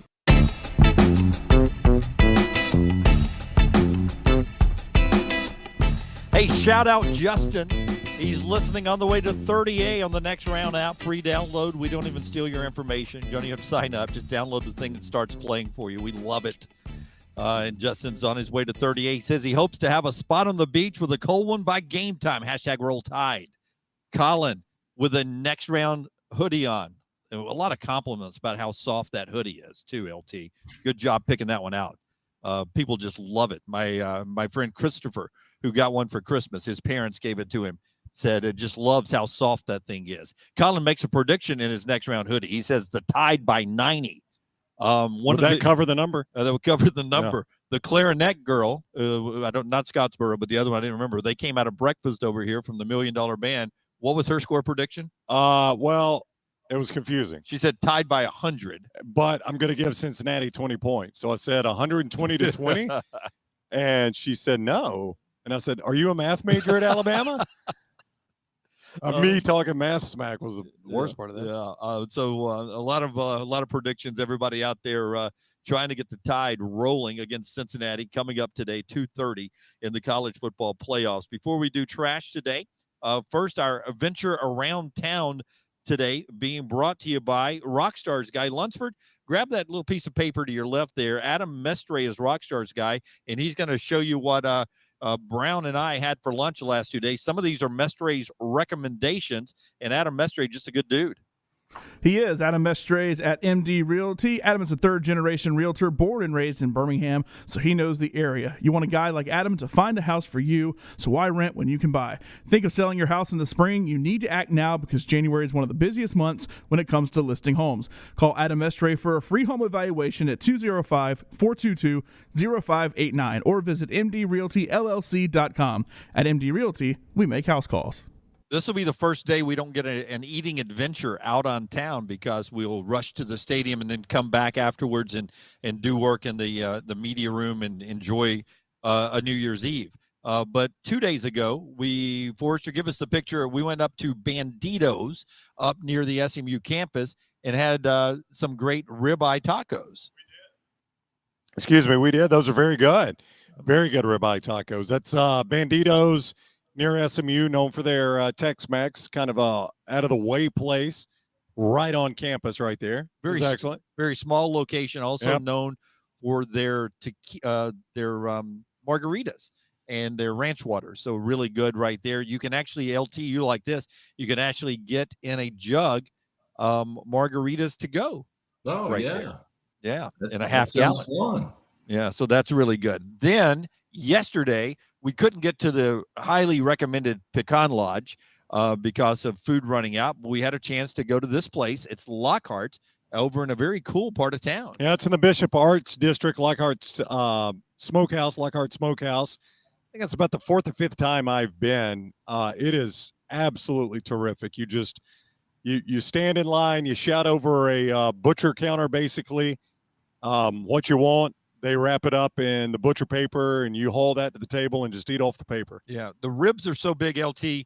A half a pound of ribs, which is $10, is 2 ribs. They're huge, but there's 2 of them for half a pound, and it's $10 up there. A kid whose first time apparently was there with his girlfriend and or wife was a few ahead of Brown and I, and he ordered what, Brown? He said, "I'll take 2 pounds of ribs." No. He said, "I'll take half a rack of ribs." And the guy goes, "You know that's 2 pounds, right?" Yeah. So Brown elbowed me and said, "Watch his face when he gets the price." Yeah, because so he wasn't thinking it through, and then he starts adding stuff like, give me a half pound of brisket. I'll take a sausage. So he gets to the counter, and the guy goes, "All right, that'll be $79.83." And he goes, and he said, 70? And he goes, "Yes, sir, $79.83." Cash only. Cash only. Yeah, he paid it. Cash only. And the wife just pulled out all of her cash and just handed it to him. She had $80. So is everything there dry rub? Yeah. Now they've got Lockhart has a terrific sauce, their red sauce. What I like to do is eat everything without the sauce. Go ahead and get a couple of bites just to get the flavor of the wood and the rub and all that, and then maybe mix the sauce in. But they've got a really, really good red sauce, and the food's fantastic. Yeah, the food is fantastic. I enjoyed it without the red sauce. And I had a sausage, which was good. They make there. I had a few ribs, and then I had the chicken, which was unbelievable. Half a chicken. Oh, just such a good meal there. You went sausage, ribs, and brisket? Brisket, which I'm not a big fan of brisket, but out here they do it right. So just good stuff. We've had a great time out here, and we appreciate you guys going along for the ride with us this hour, being brought to you by another great place with great food, Champy's World Famous Chicken, right there on 119 in Alabaster. You want some really good chicken, Champy's Chicken has it. You can get it there. A variety of different ways, and as spicy as you want it as well. Chicken on a stick's what I recommend today to watch the game. Just eat that chicken. Peppers, a great mixture there. And don't forget those tamales. You can't beat those. Mississippi Delta recipe, champyschicken.com. Let's do trash. Hit the big button, Lunsford. After the break, we're going to interview Eric Weihenmayer, who climbed the highest mountain in the world, Mount Everest. But he's gay. He's blind. LT's Trash is presented by Mortgage Right. Mortgages done the right way. Hey, the holidays are here, so is your chance to put a little extra money in your pocket by getting a cash out refinance with our friends at Mortgage Right. Whether it's college tuition, home improvements, or a one-way ticket anywhere in the world, Mortgage Right can help you use your home equity to get cash fast. They're committed to bringing you an easier and faster cash out refi experience. So visit mortgageright.com/TNR to cash out before the holidays end. NMLS 2239, equal housing lender. Hey, everyone knows that Build-A-Bear is probably every child's favorite place where they get to pick out a stuffed animal, dress it up, take it home with them. However, one Build-A-Bear party didn't end with the kids taking their bears home, but rather the children having to give up their stuffed animals to the 6-year-old whose party they attended. Oh man. No. Yeah, this isn't good. One of the moms at the party posted about the incident on Reddit titled, "Kid's Birthday Party, Is This Normal or Am I Being Entitled?" Now, it didn't take long for the post to attract attention as the mom detailed a bizarre experience she had after taking her 6-year-old daughter to a birthday party at a Build-A-Bear workshop. Now, the mom explained that there had been 8 kids total, and the invitation to the party claimed that each kid would be making their own bear. Quote, the invitation said each kid, about 8 total, would get to make a bear, and I assumed that they would get to take them home, since this is what happened in another Build-A-Bear party we went to. Me and my husband even pitched in about $30 as we know these things can get expensive, the mom wrote. Everything seems to be going smoothly up until the kids and their parents leave the store, where the friend's mom announces that the kids need to give all of their animals to her daughter. Yeah, that's pretty crappy. I bet there were some tears, man. Oh, there were. Yeah, immediately kids became upset and angry, handing over stuffed animals with obvious resignation. Apparently, the birthday girl wasn't being too nice about the exchange either, ripping the animal out of one little boy's hand when he refused to give it up. Yeah, that's sad, man. Why would you do that? I'll be honest. I'd walk up and probably throw it at her feet. Would you? Yeah, here you go. Pick it up. Yeah, and you know what's so sad about it, Lance, is the birthday girl got home and only 1 or 2 of those stuffed animals even mattered to her. Yeah. Right. Whereas every kid, I mean, I don't know if you guys took your kids to Build-A-Bear growing up, but boy, they get attached to those things quick. Yeah. Now, it burns. They don't stay attached to them. Yeah, but once they put the heart in it. Oh, yeah. Oh, it's got a heart in it, Dad? Yeah. Hey, so new trend in Chicago, and I don't know how this is going to work. Let's say that you live in a neighborhood that has a significant surge in armed robberies, during which offenders were targeting up to 8 people at a time, frequently pistol whipping victims, even firing shots during some of the crimes. Now, let's say that you happen to see or hear someone being robbed near you. What are some reasonable things you could do? How about this? How about running towards the robbery while blowing a whistle to attract attention? Does that sound like a good idea? They have a gun? Oh. Yes. So they're encouraging, let me just get this straight. So let's assume I walk out here on the streets of Dallas. I see a robbery underway. I'm supposed to run to it blowing the whistle? Yes. Not happening. Yeah. That is what Lincoln Park resident Michelle Smith is hoping that her constituents are going to do. Now, Smith announced that she is bringing back the Whistle Stop program, which he said helped fight crime in Lincoln Park during the 1970s. Now, of course, the 50-year-old program was used decades before people could simply call 911 with a phone in their pocket. Now, Smith wrote in a December 22nd email, quote, the Whistle Stop program follows these rules. If you find yourself in a suspicious situation or witness a crime, blow your whistle. If you hear a whistle, call the police. Then move towards the source while blowing your own whistle. It allows people to come to the victim's aid, forces the offenders to flee, and helps the police pinpoint the location of the crime. No, I do think you should do anything that is reasonable, including calling 911. That's a great start. Yeah, and here in Texas, I think most people just pull out their own gun and drop the guy. Yeah. Here's what I'm thinking, Lance. I'm just doing the math in that suggestion there. Whistle versus gun. Which one do you think is going to win most of the time? I'm going to take the gun, and I think you're going to annoy today's criminal by blowing the whistle, and they're just going to shoot you. That's right. Yep, be done with you. Yeah, thank God we didn't have that encounter at the Tennessee Ole Miss game, whistle versus gun. That's true. Good point. Yes. We were close. We would be down some referees right now. Hey, so two dog owners engaged in a fight which culminated in one woman biting another in eastern Germany. Meanwhile, their dogs simply looked on, according to police. The dog should have had a whistle. Maybe he did. He had a One dog dog whistle. He's owner- blowing the dog whistle and nobody could hear it. One dog owner has bitten another in eastern German state in a fight over the correct way to discipline the dogs. Now, the quarrel occurred after a 27-year-old woman saw a 51-year-old woman hitting her dog, according to police. Ugh. The younger woman allegedly took the older one to task using such corporal punishment. A quarrel ensued in which the two dog owners ended up hitting one another. In the course of the fight, the older woman reportedly fell and dug her teeth into the calf of the 27-year-old, resulting in an injury. Now, according to the police, quote, the dogs only looked on and did not engage in biting during the fight between the two women. The women are to appear in court on charges of causing physical injury. Yeah, I mean, the two dogs were probably sitting there going, can you believe these two? We're the one on leashes? Are you kidding me? LT, do you think dogs communicate with each other? I do. Do you think they bark and understand each other's barks? I don't know about that. I think there's they can sense each other. Yeah. But I think there is some kind of communication. I think they can hear the urgency in a bark.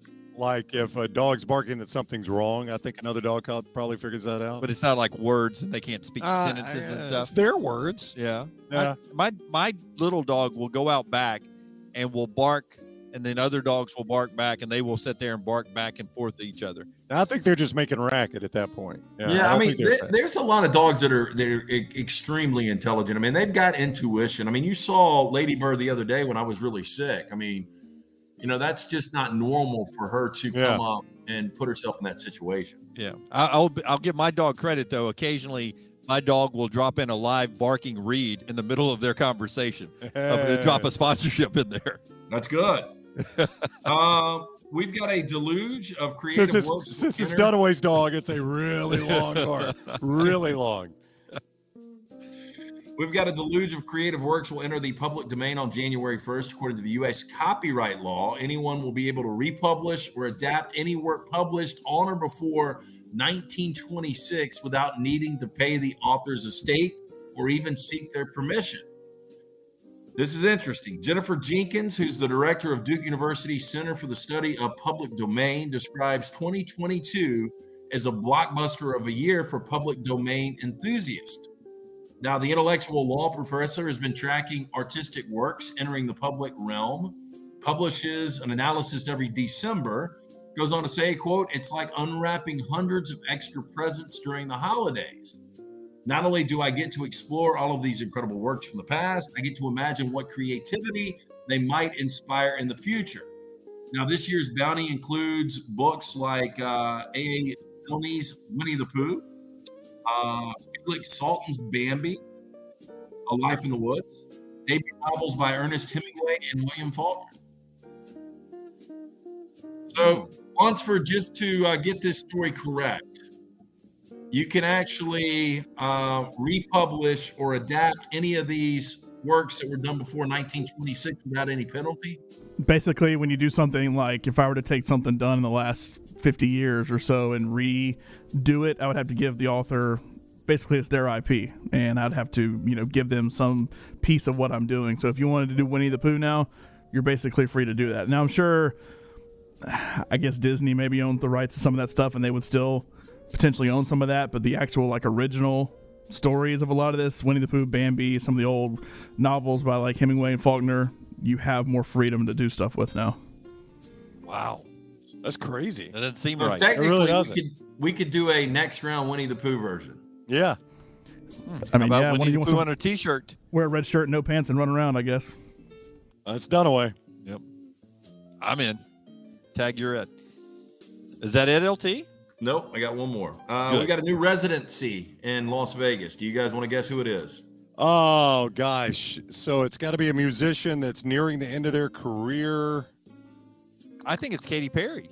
Dunaway's dead on. Really? Yeah, I think it's Katy Perry. How about that? Who is sort of the face of this college football semifinals, which is why I think I'd seen this, LT, because she has a new song that's coming out. They'll release the video at halftime of the national championship game. And I think in the ad that I saw run, it was she's starting a residency out there. Yeah, Katy Perry started her residency this Wednesday at Play, a Resorts World. The 37-year-old singing sensation put on her show for her avid fans. How about this? She lactated beer out of her bra dress made of cans. Wow. Harking back to her 2010 California Girls video. Yeah. Before making references to the COVID pandemic with the help of a giant toilet and mask props. Now, according to reports, the pop star will be performing up to 32 shows until March, which will see her pocket $168 million. Good for Wow. her. 32 Wow. shows. That's crazy. So, I mean, we don't see that as the end of her career, though, right? No. She's just making some cash really quick in a short amount of time with very little stress. Not having to travel. You just live in Las Vegas and show up and do 32 shows. I think it's brilliant. Yeah, it's unbelievable. You need to look up some videos of Katy Perry's stuff now that she's doing it. She has a song, she starts singing it, and she walks off, and there's a big toilet on the stage, and a big poo jumps out and starts singing her songs in the middle of her Really? I'm serious. You need to look it up. I have no idea what she's doing. Maybe she's lost her mind. Because I've seen Lady Gaga's residency, and she's somebody who did lose her mind in the past with some of the stuff that she wore and everything. But it's a good, legitimate, normal show. I have no idea what's going on in Katy Perry stuff. You need to look it up. It's fascinating. So the giant poo doesn't pop out in the middle of California Girls and started singing California Turds or anything, right? I don't know what song it is, but I just saw a video of it. She walks off, and there's a big toilet, and it stands up. I mean, the story Lance just read was about her lactating beer. No, come on. It says here that she changes the lyrics. I kissed a turd and I liked it. Oh, it does LT. not. It does not. That's LT with Trash Today, brought to you by our friends at Mortgage Right. Hey, the holidays are here. You might be wondering how you can make a little extra money. Our friends at Mortgage Right, they've got a great solution. Right now, reach out for the free home health check to see if cash out refi is right for you. Go to mortgageright.com/TNR, NMLS 2239, equal housing lender. Nick Saban giving advice to Cincinnati on how to challenge the Tide today, or is he baiting a hook? You'll hear from the coach on that subject when we come back. Then Hudson Mason and Aaron Suttles before the show is done in Dallas to get you ready for the game right here on the next round. Follow Brownie on Twitter and Instagram at Ryan Brown Live. There's nothing I like more than a unique, delicious meal, and that's what you get at Champy's world-famous fried chicken right on Highway 119 in Alabaster. Those great full fried chicken plates, the tenders, the po' boys, but I love the Southern staple chicken on a stick. It's perfect for a tailgate or watching the big game. And then the authentic Mississippi Delta recipe, homemade tamales, the best I've ever tasted. See the whole menu or order online at champyschicken.com. For Blues, Brews, and Bird, it's Champy's Chicken, Highway 119, Alabaster. Banking isn't just about your money, it's about you. It's about getting help with what you need when you need it. AmFirst was founded for members just like you, and they've been putting those members first since 1936. Putting you first means services that grow and change with the times to serve you better. Now, every bank has their own app, but that's just it. It's theirs, not yours. The AmFirst app was made for you, so it's easy to pay bills, deposit checks, or transfer money to friends and family from anywhere. You can even customize the app, which means you can personalize your dashboard, create usage alerts, and redeem points for rewards that will make you feel like the #1 priority you are. And you can do it all on your own time. So what are you waiting for? Get the app made for you from AmFirst. Visit any AmFirst location or amfirst.org today. That's amfirst.org. America's first federal credit union, federally insured by the NCUA. Think about this scenario for one moment. You wake up, step on the floor, and you feel water under your feet. You got a leak, you got a problem, I've got the answer. Ryan Brown here from the next round. Dry Tech Water Restoration. They respond quickly and reply within 20 minutes when you call 205-637-0143. They've got crews ready to go at all times 24/7, and they work for the customer. It's always the #1 priority. Your first call isn't the insurance company. It's Dry Tech Water Restoration, 205-637-0143. Hi, this is Wes McClooney, owner of the New Balance Birmingham store. And if you're like me, you probably added an inch or two to your waistline over the holidays. If Santa didn't put new shoes under your tree, it's time to treat yourself so you can walk or run those extra pounds off. Make your New Year's resolution to get out and exercise. At the New Balance Birmingham store, get the perfect fitting shoe to motivate you. Shop the New Balance Birmingham store on Highway 280 next to Chick-fil-A. I've been a Shelby County deputy since 2019, but I've been a beach bum for as long as I can remember. My folks took us down to the Gulf every summer, and even now, I can't wait to get back. Thanks to the freedom and flexibility of my new job, I know my next beach trip is never far away. In the meantime, I'm making great money, get paid to work out, and even have a take-home car to save miles on mine. Best of all, I spend my days helping people, sometimes on the worst days of their lives. That's a job that makes a difference. Not bad for a beach bum, huh? If a flexible work schedule, a take-home car, paid vacations, a gym at work, and $51,000 plus a year to start sounds good to you, maybe you should think about a career as a deputy in Shelby County, Alabama. Change your life. Change your world. Look us up on Indeed.com and on Insta. Stay up to date with the Next Round on the website, nextroundlive.com. The latest videos from the show, plus podcasts like The Mystery Fifth Hour, Bama and Bourbon, Last Call, and others from our Double Down Media podcast family. You can start your day with the latest college football stories, plus easy to listen to hour-by-hour downloads of the live show. nextroundlive.com, a great way to stream the show live or shop in the Next Round store. Make nextroundlive.com your homepage. That's nextroundlive.com. You tackle an endless to-do list every day. It may seem like a thankless job, but you know better. It's the little things that matter most. That's why you'll appreciate the enduring value of the Michelin Defender tire. Designed for doers like you, Michelin's longest-lasting tire keeps you on the go longer, so you have one less thing to worry about on your next road trip. Stop in today for miles of uncompromised safety and performance. Find your next set of Michelin tires at Vulcan Tire and Automotive. 4 locations in the Birmingham area. Visit vulcantireandauto.com.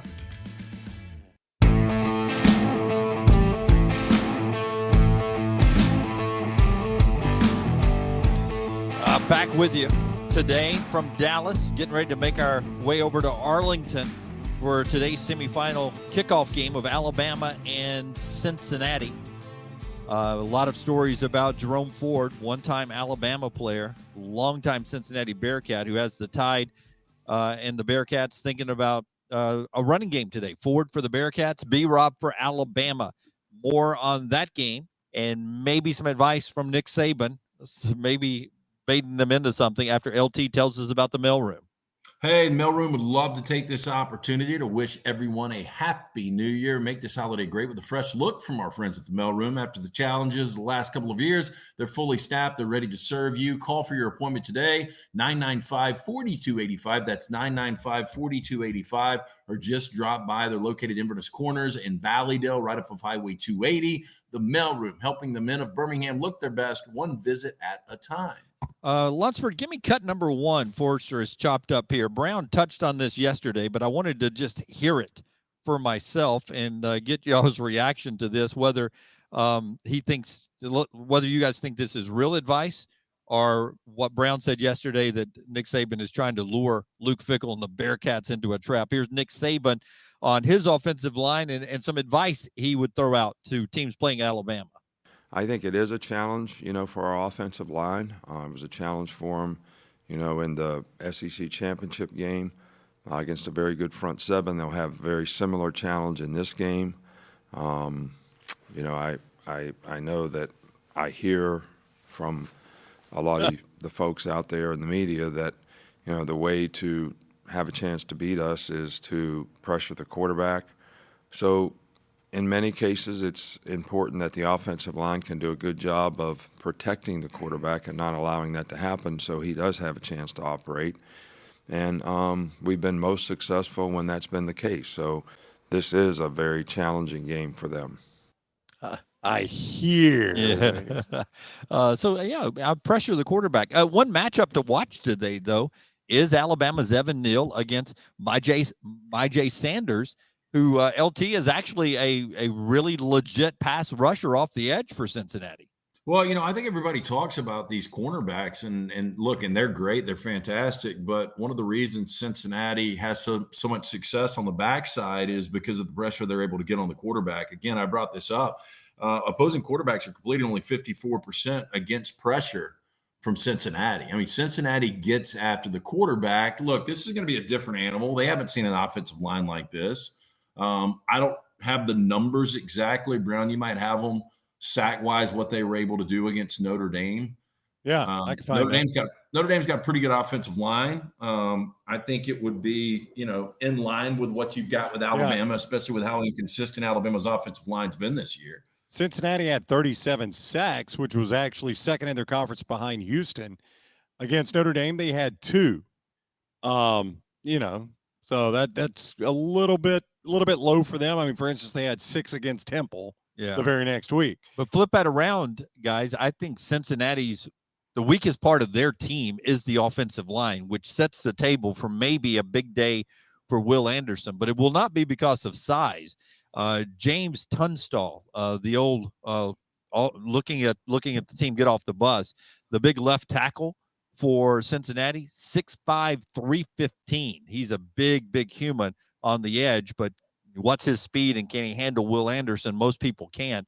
And everybody who has broken down this game believes that the weakest link of Cincinnati is that offensive line, and that could pose a problem for the Bearcats because Alabama's front seven has been really, really good. They didn't allow a ton of sacks. They only allowed 20 sacks on the season, but I think, Lance, to Dunaway's point, I don't know that they've seen a Will Anderson or even, a Fadarian Mathis, Drew Sanders, or, Henry To'oTo'o, or the pressures Alabama brings from the secondary with those level of players. I don't know that they've seen that. Yeah, but I think what negates a lot of the bad offensive line play is Desmond Ridder. For his size, he's got really good quickness, and he is a guy that can get outside the pocket, not only extend plays, he'll make plays with his legs. Yep. So we'll talk more about that game with Aaron Settles coming up at about 10:30ish later on. Hudson Mason is up next, though. Hudson covering Georgia and Michigan for us and for the SEC Network. We'll talk to the former Georgia quarterback and give you one more hour live from Dallas before we make our way over to the stadium. But don't forget to join us right at the conclusion of the Alabama game. As soon as it's over with, jump on our YouTube channel and here on Twitter, and we'll have live breakdown reaction from the stadium brought to you by our great sponsors, Dr. Pepper, Wayne's, Culver's, Champies, and our friends at Hemp Hill Service. Thank you for providing our coverage from the Goodyear Cotton Bowl Classic. For the 86th time, we'll play the Cotton Bowl today here on the Next Round. Follow Dunaway on Twitter and Instagram at Jim Dunaway. The new location of Walk-Ons is now open at Stadium Trace in Hoover near the Hoover Met. And just like the location off Highway 280, you get authentic, mouth-watering Louisiana cuisine prepared fresh from scratch every day. Walk-Ons happy hour is 2 to 6 Monday through Friday. $5 moonshine swirls, $5 house pours, and half-price appetizers. Download the Walk-Ons mobile app for an easy take-home experience for the family. It's game day with a taste of Louisiana at Walk-Ons off Highway 281-19 and now at Stadium Trace near the Hoover Met. Hey, Lance Taylor from the Next Round. You've heard me for years talk about our friends at Bromberg's Jewelers, and we welcome you to stop by and see that great customer service at the Mountain Brook and Summit locations. But we'd also love for you to check out their new online shop. They've got plenty to choose from. Great gifts, big and small. Available online, they've got David Yurman, Tudor watches, select diamond and gemstone jewelry, William Henry, seasonal and favorite giftware items, and baby gifts as well. They've even got an online sale section. For more information, Brombergs.com.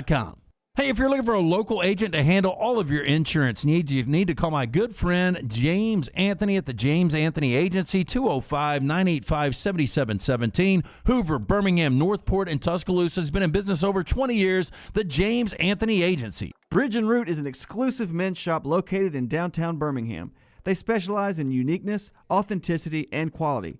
They offer styles that are refreshing and different. Bridge & Root gives you the ability to shop with ease while being educated on styles, colors, fabrics, and the how-tos in men's fashion. From men's clothing to body care, you will find it at Bridge & Root. Located at 2212 Morris Avenue, Suite 200 on 1st Avenue North, you can also visit their website at bridgeandroot.com. That's bridgeandroot.com. With college football coming to a close, the work doesn't stop for Lance'sLock.com. College hoops, the NBA, the NFL playoffs, all the way through the Super Bowl. If there is action out there, we've got action on it. Get on board with us. It's the greatest deal in the history of sports gambling at only $90 a month. That breaks down to $3 a day, and you get it all. Basketball, football, baseball, and more. Go to Lance'sLock.com to subscribe. If you're tired of losing, start playing and win with us. Lance'sLock.com. Again, go online, Lance'sLock.com.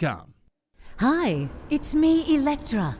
Being Birmingham's goddess of electricity, I know the Magic City didn't grow by magic.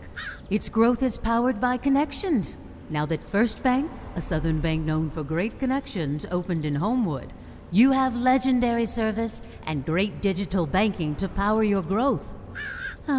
If I could just connect with that big guy on the horizon. First Bank, now open at 404 Hollywood Boulevard. Member FDIC.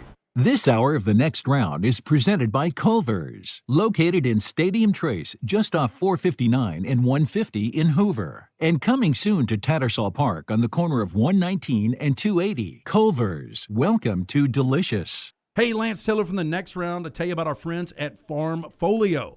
If you're concerned about market volatility or inflation, Farmfolio can help you diversify your portfolio into cash-flowing farmland property. We all know about rental real estate. Cash flow and appreciation are the name of the game. With Farmfolio's productive farmland lots, your trees act as the tenants, and they pay you in fruit, which is sold by Farmfolio's international sales team to the likes of Walmart and Costco, ultimately generating cash flow for you.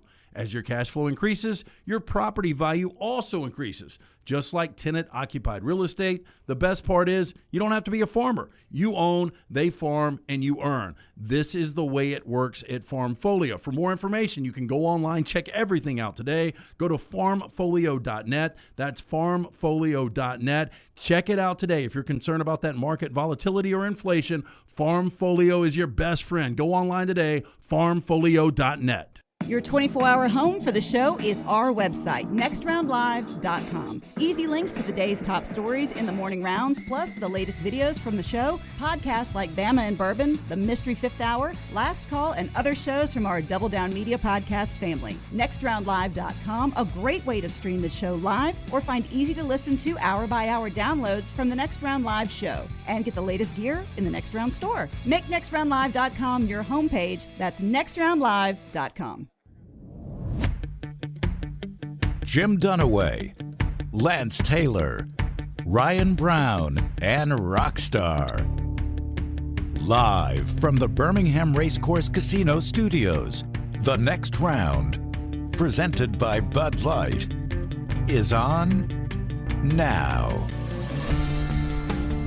Always look forward to talking to Hudson Mason. He makes us a lot smarter, and hopefully you guys too, before the big games today here in Dallas with us and down in Miami with Georgia and Michigan. This hour of the show being brought to you, at least the headlines right here, by our friends at the University of Montevallo. If you're looking for a great place for your son or daughter to go to school, make it the University of Montevallo. Great location in the central part of Alabama, great size as well, especially with the classes that will help your son or daughter excel academically.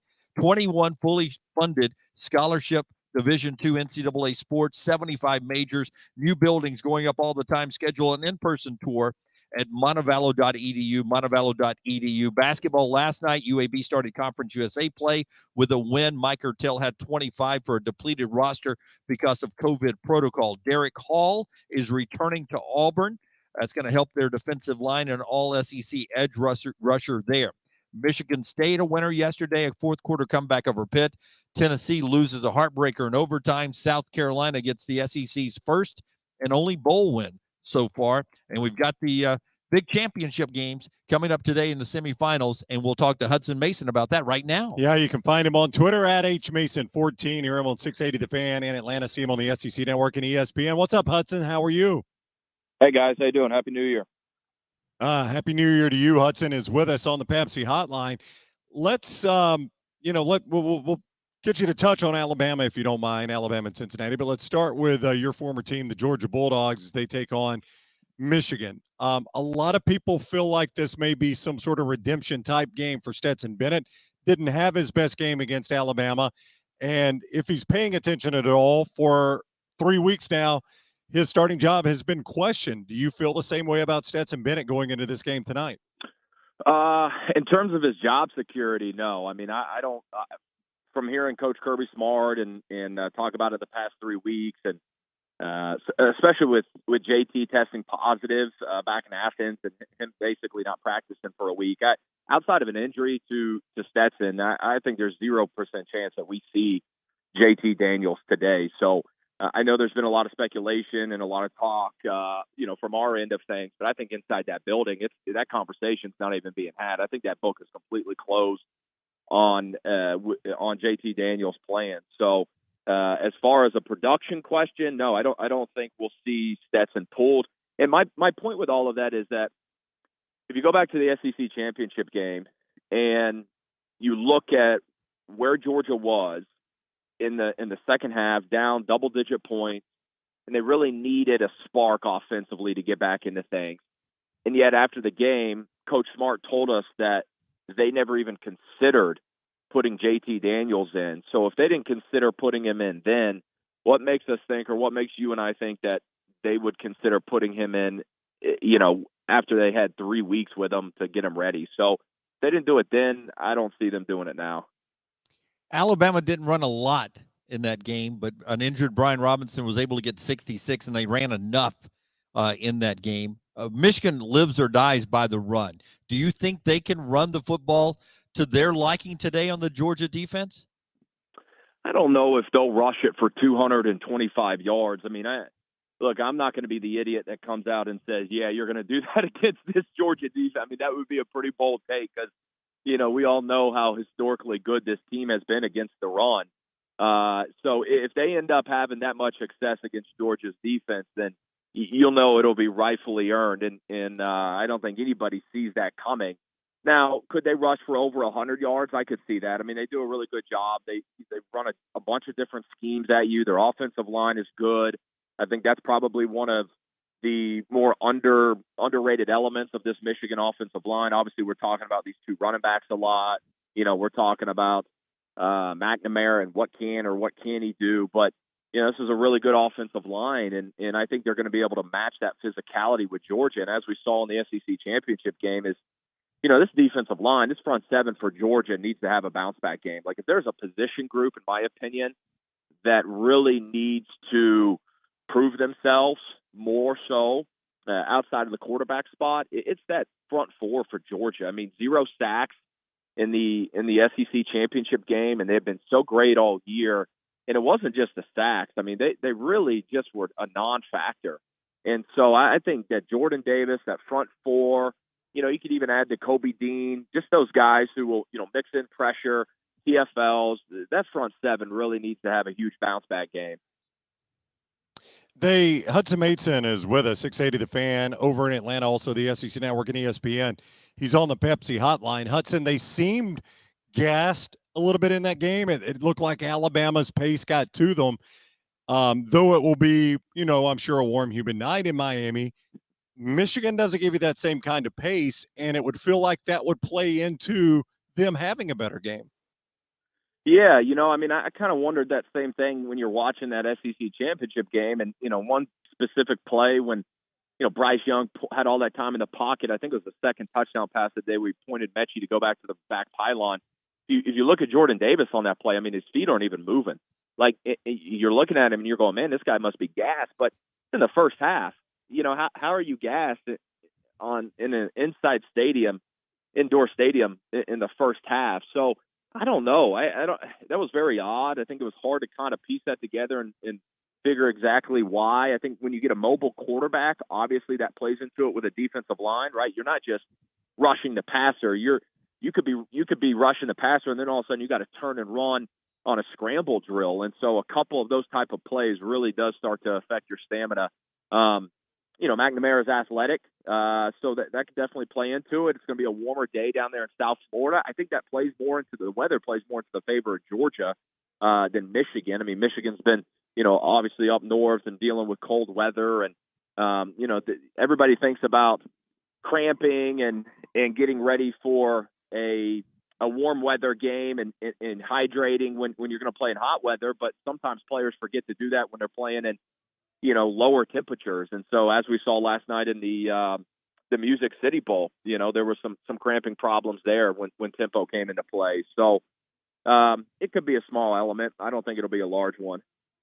Yeah, I like Georgia's depth over Michigan's depth, even if you do have to start playing a lot of players because of stamina. Hudson Mason's with us, Pepsi Hotline, talking a little playoff semifinals here on a great day for college football. 2 meaningful games today. The difference in the game in the SEC championship was Bryce Young to me. His ability to, like you said, keep the play alive, run if he had to, but also to throw the deep ball spot on. When you look as a quarterback, you look at Cade McNamara. Can he throw a good deep ball? Is he a threat to take the top off? Can he do things that Bryce did to expose a little bit the Georgia secondary? Yeah, so I'll try to pick this answer apart because I think it's not a one size fits all answer. Can he throw it deep? Yeah, he can. I mean, Michigan, not Alabama. Michigan leads the country and plays over 50 yards this year, and it's about half and half in terms of they do it through the run game and they've done it through the pass game. So they're very balanced. So when he's asked, I mean, he can definitely do it. It's just not what they rely on as heavily. I wouldn't say it's kind of the backbone of how they move the ball.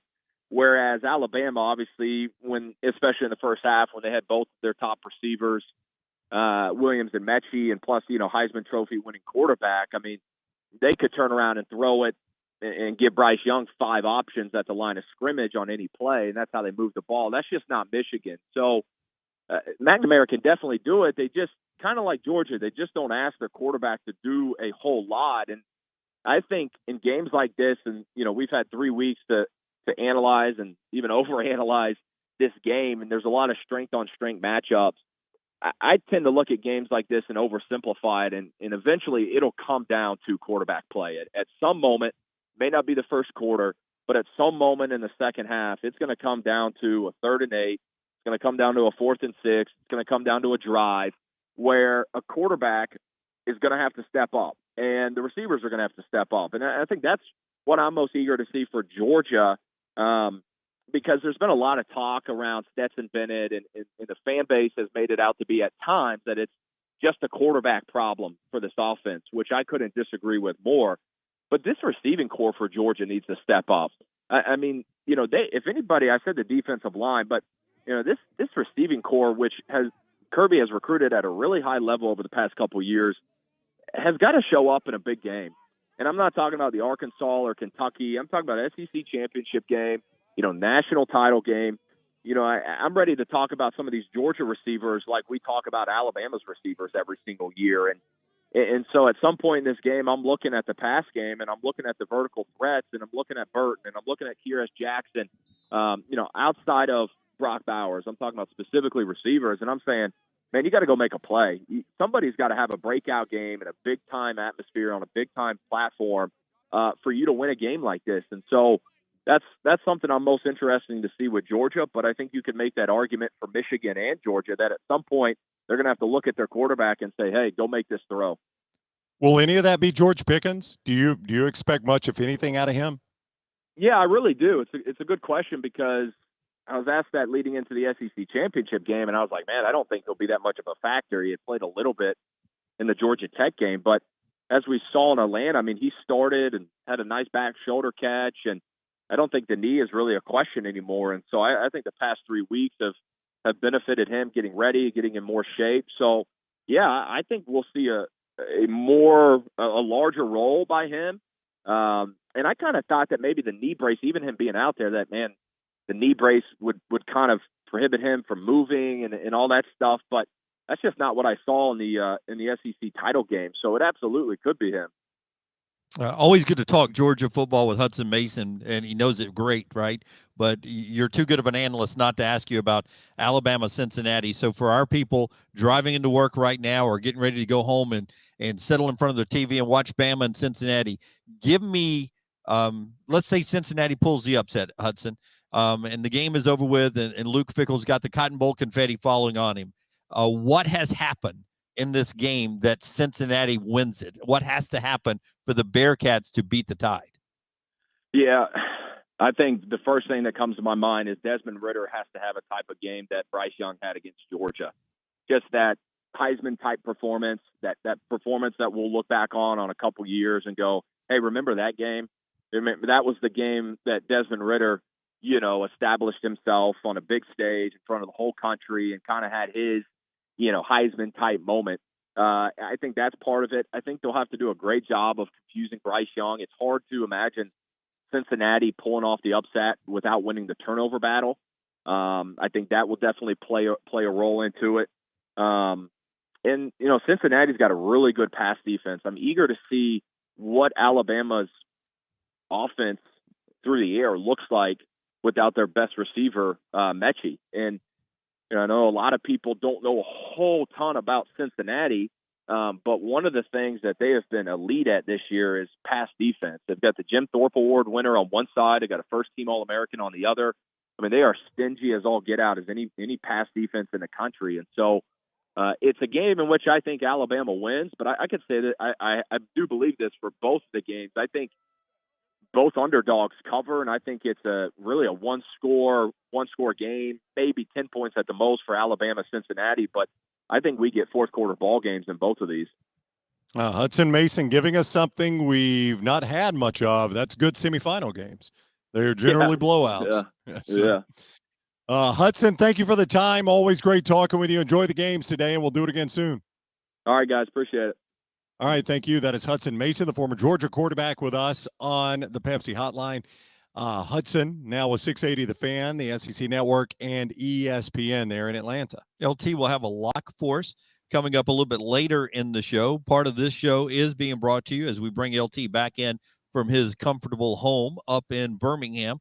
Is being brought to you by our friends at Mortgage Right. If you're looking for in Cincinnati, in Dallas, Texas, in Miami, in Athens, in Birmingham, Mortgage Right can just Ann Arbor. They can dial in a mortgage or a refinance for you in 2022.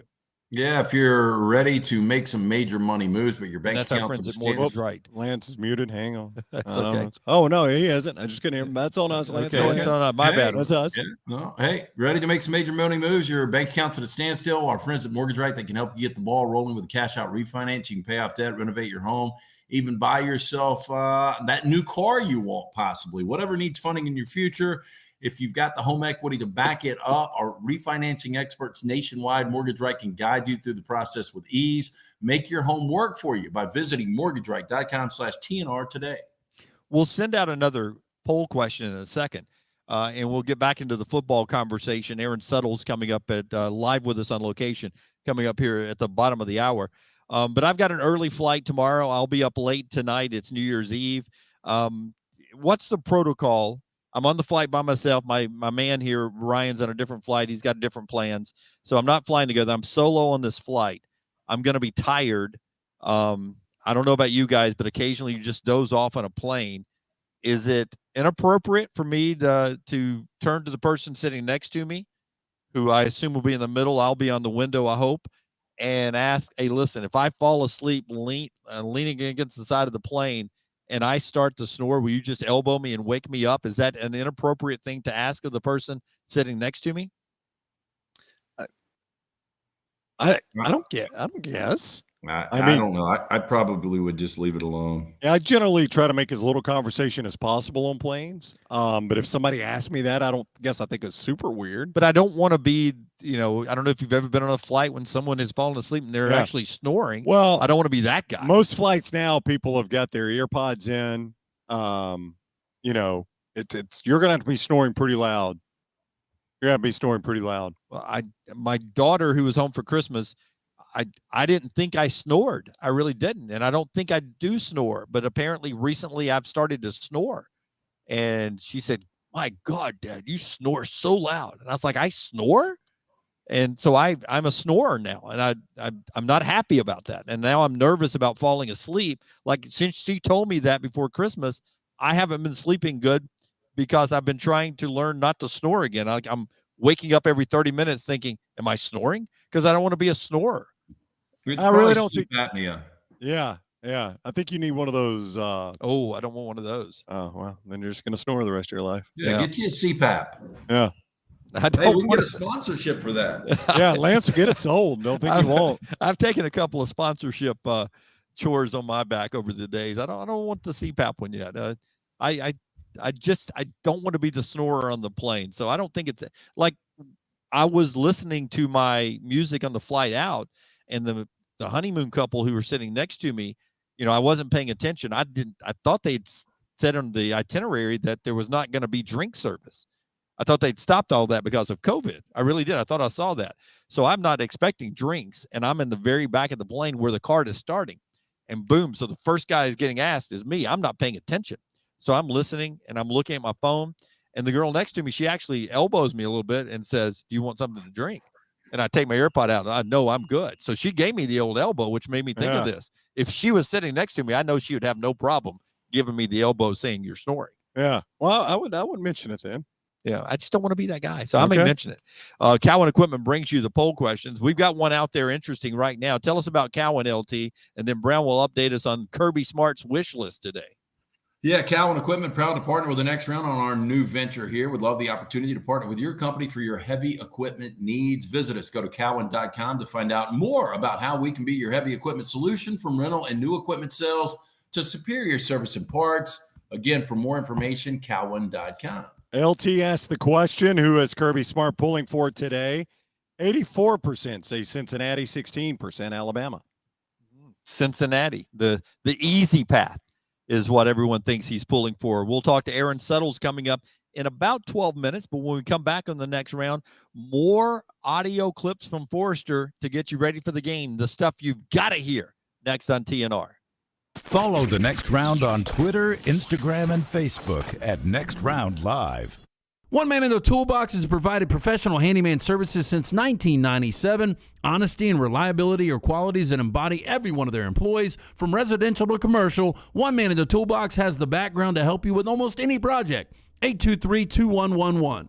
Hey, Lance Taylor from the Next Round to tell you about our friends at HydroLife Therapy. Boost your immune system today with HydroLife Therapy. IV therapy, B12 injections, cryotherapy, and compression therapy, all under one roof. Mention Next Round at checkout. Save 20% off any service at the Birmingham and Tuscaloosa locations. If you're unable to make it to HydroLife, a nurse can actually come to your home or office. You can visit them online today, hydrolifetherapy.com. HydroLife Therapy open 7 days a week. Homewood 9 to 6 and Tuscaloosa 10 to 6. Hey, if you're looking for Birmingham's best pizza, you need to stop in and see our friends at Slice Pizza and Brew. It's as local as you can get, from the ingredients that go into every pizza to the beer on tap. For a great lunch or dinner, go see our friends today, Vestavia or Lakeview at Slice. At ERA King Real Estate, they're empowered by technology and driven by community. I'm Jim Dunaway, and my friends at ERA King have the most extensive training and the most innovative tools in the business. And they're opening their 10th office location in Central Alabama this month. To find your agent, text the word MOVE, M-O-V-E, to 35260. That's MOVE to 35260. ERA King Real Estate, growing to serve you. Hi, this is Wes McClooney, owner of the New Balance Birmingham store. And if you're like me, you probably added an inch or two to your waistline over the holidays. If Santa didn't put new shoes under your tree, it's time to treat yourself so you can walk or run those extra pounds off. Make your New Year's resolution to get out and exercise. At the New Balance Birmingham store, get the perfect fitting shoe to motivate you. Shop the New Balance Birmingham store on Highway 280 next to Chick-fil-A. This hour of the Next Round is presented by Excalibur Services, a name you can now trust for all your plumbing needs. Call 205-718-8688 for all your residential HVAC, electrical, and now plumbing needs. Excalibur Services, Alabama license 15214. Greystone Chiropractic and their brand new facility in Tattersall Park is the premier family wellness office in Birmingham. Dr. Lee Goldenberg is committed to helping families unleash their unlimited healing potential naturally in a beautiful and stress-free environment. Voted best in Birmingham 3 years in a row, nominated for Shelby County Healthcare Provider of the Year. What sets Dr. Goldenberg and Greystone Chiropractic apart? Their attention to detail, their thorough approach with patients, and their excellent customer service. I trust my family with Dr. Goldenberg. You can too. Visit GreysstoneChiropractor.com or call 981-8090.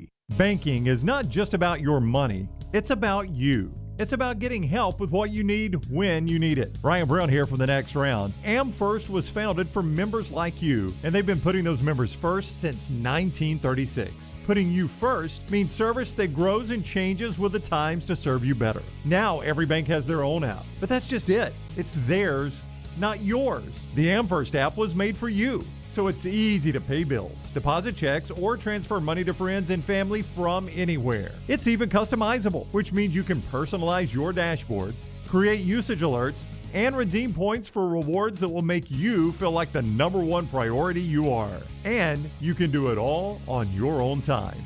So what are you waiting for? Get the app made for you from AmFirst. Visit any AmFirst location or amfirst.org today. America's First Federal Credit Union is federally insured by the NCUA. The Double Down Media podcast family is live and full of content for all ages. The Mystery Fifth Hour gives the Next Round host a chance to talk about everything but sports. Pour a glass of Bama and bourbon, our weekly college football conversation while sipping some of the most interesting pours in the bourbon world. And our Not For All Ages podcast, The Last Call. LT takes off the gloves for an in-depth conversation with stars like Taylor Hicks, presented by Redmond Vodka. Find those podcasts and more by searching The Next Round on Apple, Spotify, and on our website, nextroundlive.com. Start your day online at nextroundlive.com. Get all the latest videos, podcasts, and college football stories. And it's also a great way to stream the show or shop in the Next Round store. Stay connected by visiting nextroundlive.com.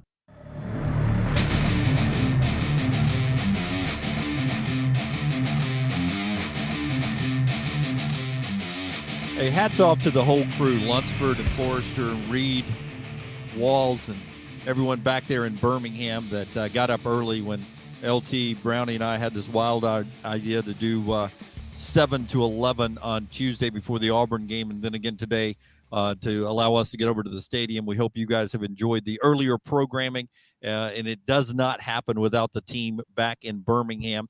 The show presented by our friends at Bud Light from the Birmingham Racecourse Casino Studios back there. Lunsford, you holding up okay? The guys are good spirits back there? Yeah, we're good. We're just ready for a little nap before 2:30. Yeah. Are you? Will you be excited to be back, to have us back in studio Monday, as Brown will be, not having to set up 1,000 things out in the field? Yes, no connection issues, no having to speak over a TV like I'm looking back and looking at you now. I actually get to see your beautiful smiling face when I walk in Monday morning. I know I've learned one thing with you guys, though. Don't bring donuts because they don't go. Nobody eats them. Nobody eats them up there. Multiple donuts. Thank you very much. Iron Mountain Drains and Plumbing brings us the lock every day. LT is going to get dialed in on a winner today. Got a couple of games early before the main games go at 2:30, and then tonight in primetime 6:30 down in Miami. Right there, Jeremy Purvis and his team, they can handle your commercial and residential plumbing needs, and they give you free quotes. All you have to do is call 205-516-4927. Free quotes on anything you're doing. IronMountainWorld.com. They handle all your plumbing and jetter services. They'll do everything from a drip to new fixtures. And they're licensed and bonded and insured. Just great people. It is so important to have a plumber on standby. Make it Jeremy Purvis, 205-516-4927. IronMountainWorld.com. Lance. You know, it's been a rough week. We had Tennessee last night and got off to a good start. It looked really good. If you would have told me Tennessee would have been +2 in turnovers, Hooker had the game he had, their ability to run the football, I thought they would have blown Purdue off the field. That didn't happen, but we bounced back today. Jim Harbaugh in his first 6 seasons in Ann Arbor was 0-11 straight up as a dog. He's 2-0 this year in that role. Things changed today. I think Stetson Bennett actually plays well in this Georgia defense, where we talked about maybe a generational defense before the season started, or when the season was going on up until the SEC championship game. I think they flexed their muscle. I think they come to play today with chip on shoulder. I think they shut Michigan down. I like Georgia minus the 7.5. That is your lock today. Thank you, LT. OurMountainWorld.com. Just drain it. Aaron Suttles will come up in the next segment. 2 quick sound bites right here, and then we'll get extended time with Aaron, who has better coffee than I had this morning. I don't know where he went, but it looks to be better than mine. It looks to be outside of the media room. Here is Luke Fickell talking about motivation for this game in Cincinnati, the coach of the Bearcats, before we head over to Arlington. Here's Luke. It's hard to have somebody come in and speak to your team because they don't really know what these guys have been through. They don't really know what makes them click in a lot of different ways. And I've talked about it a little bit. This isn't a team that wants to, ride the, hey, let's shock the world or do anything like that. It's a team that really, believes in what it is that they've done, loves challenges, and I think so for us, that's kind of been the message. We understand that it's a larger challenge than maybe anything we've faced in the past, meaning that a team that obviously has been in the playoffs 7 times and, as we refer to, the champs. So I think the messaging is kind of specific for, who our guys are and what they've been through. But it's definitely about, hey, these are the champs, and in order to beat the champs, you're gonna have to play at your best. Doesn't sound like LT he's going to do any rah-rah stuff before this. At least that's the demeanor he's had in the lead up to this game. Is they're going to try to be as business as usual, we belong here kind of mentality. Well, look, I mean, again, a team that's won 23 of the last 24 games, their one loss last year to Georgia, I think they do think they belong. They've gone on the road to South Bend. They dominated that game. They've got 33 seniors. They've got All-Americans. I mean, look, let them go out and play. They know what they're playing for. Yep, and we'll ask Aaron Suttles, who has joined us on set, about all of that and what he has learned in his time in Dallas when we come back right here on the Next Round, live from the Omni, getting ready for the National Semifinals Day. One more quick break here on TNR. Follow LT on Twitter at @TheLanceTaylor. Are you sick of leasing your life away? Ryan Brown here from the Next Round. Mortgage Right has the cure. With locations nationwide, our friends at Mortgage Right are dedicated to making the home buying process easy. They are eager to offer tips, tools, and a staff of industry professionals to move you in with confidence. So if you're ready to let go of the leasing life and start living life, Mortgage Right can help. Visit mortgageright.com/TNR to get started. NMLS 2239, Equal Housing Lender. Hey, if you're looking for a local agent to handle all of your insurance needs, you need to call my good friend James Anthony at the James Anthony Agency, 205-985-7717. Hoover, Birmingham, Northport, and Tuscaloosa. Has been in business over 20 years. The James Anthony Agency. Want more of the show? Download the app or visit nextroundlive.com for the latest podcast. The Mystery Fifth Hour, our Not For All Ages podcast, The Last Call, and our entire Double Down Media podcast family. All at nextroundlive.com and on the Next Round app. I've been a Shelby County deputy since 2020, but I've been crazy about fishing since I was a kid. My new job, it gives me plenty of time off, so I know I'll be back to the lake in no time. I'm making great money, staying in shape at the gym at work, and I have a take-home car, which saves the miles on my truck. And it's not all cops and robbers either. During my training, I learned to do an aerial search in a helicopter. Who gets to do that at work? Last week, we helped find a veteran suffering from Alzheimer's who just wandered off. See, that's a job I can feel great about doing. If a flexible work schedule, a take-home car, paid vacations, a gym at work, and $51,000 plus a year to start sounds good to you, maybe you should think about a career as a deputy in Shelby County, Alabama. Change your life. Change your world. Look us up on Indeed.com and Insta.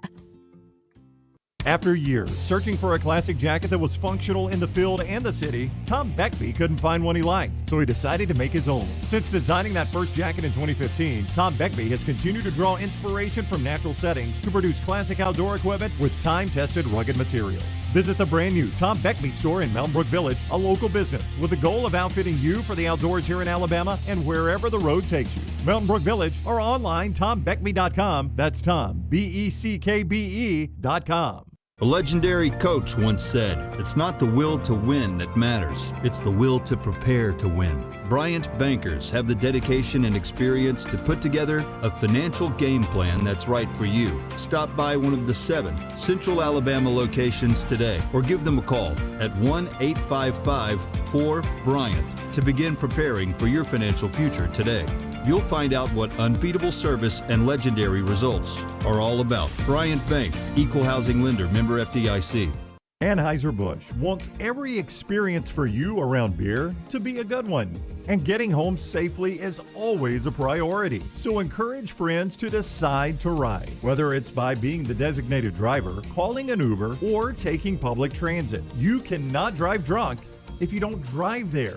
This message is brought to you by Anheuser-Busch, Mothers Against Drunk Driving, Uber, Birmingham Budweiser, and the Next Round, Anheuser-Busch, St. Louis, Missouri. The Double Down Media podcast family is live and full of content for all ages. The Mystery Fifth Hour gives the Next Round host a chance to talk about everything but sports. Pour a glass of Bama and bourbon, our weekly college football conversation, while sipping on some of the most interesting pours in the bourbon world. And in our Not For All Ages podcast, The Last Call, LT takes off the gloves for in-depth conversations with stars like Taylor Hicks, presented by Redmont Vodka. Find these podcasts and more by searching The Next Round on Apple, Spotify, and on our website, nextroundlive.com. Stay up to date with the Next Round at nextroundlive.com. The latest videos from the show, plus podcasts like the Mystery Fifth Hour, Bama and Bourbon, Last Call, and others from the Double Down Media podcast family. You can start your day with the latest college football stories, plus easy-to-listen-to hour-by-hour downloads of the live show. NextRoundLive.com, a great way to stream the show live or shop in the Next Round store. Make NextRoundLive.com your homepage. That's NextRoundLive.com.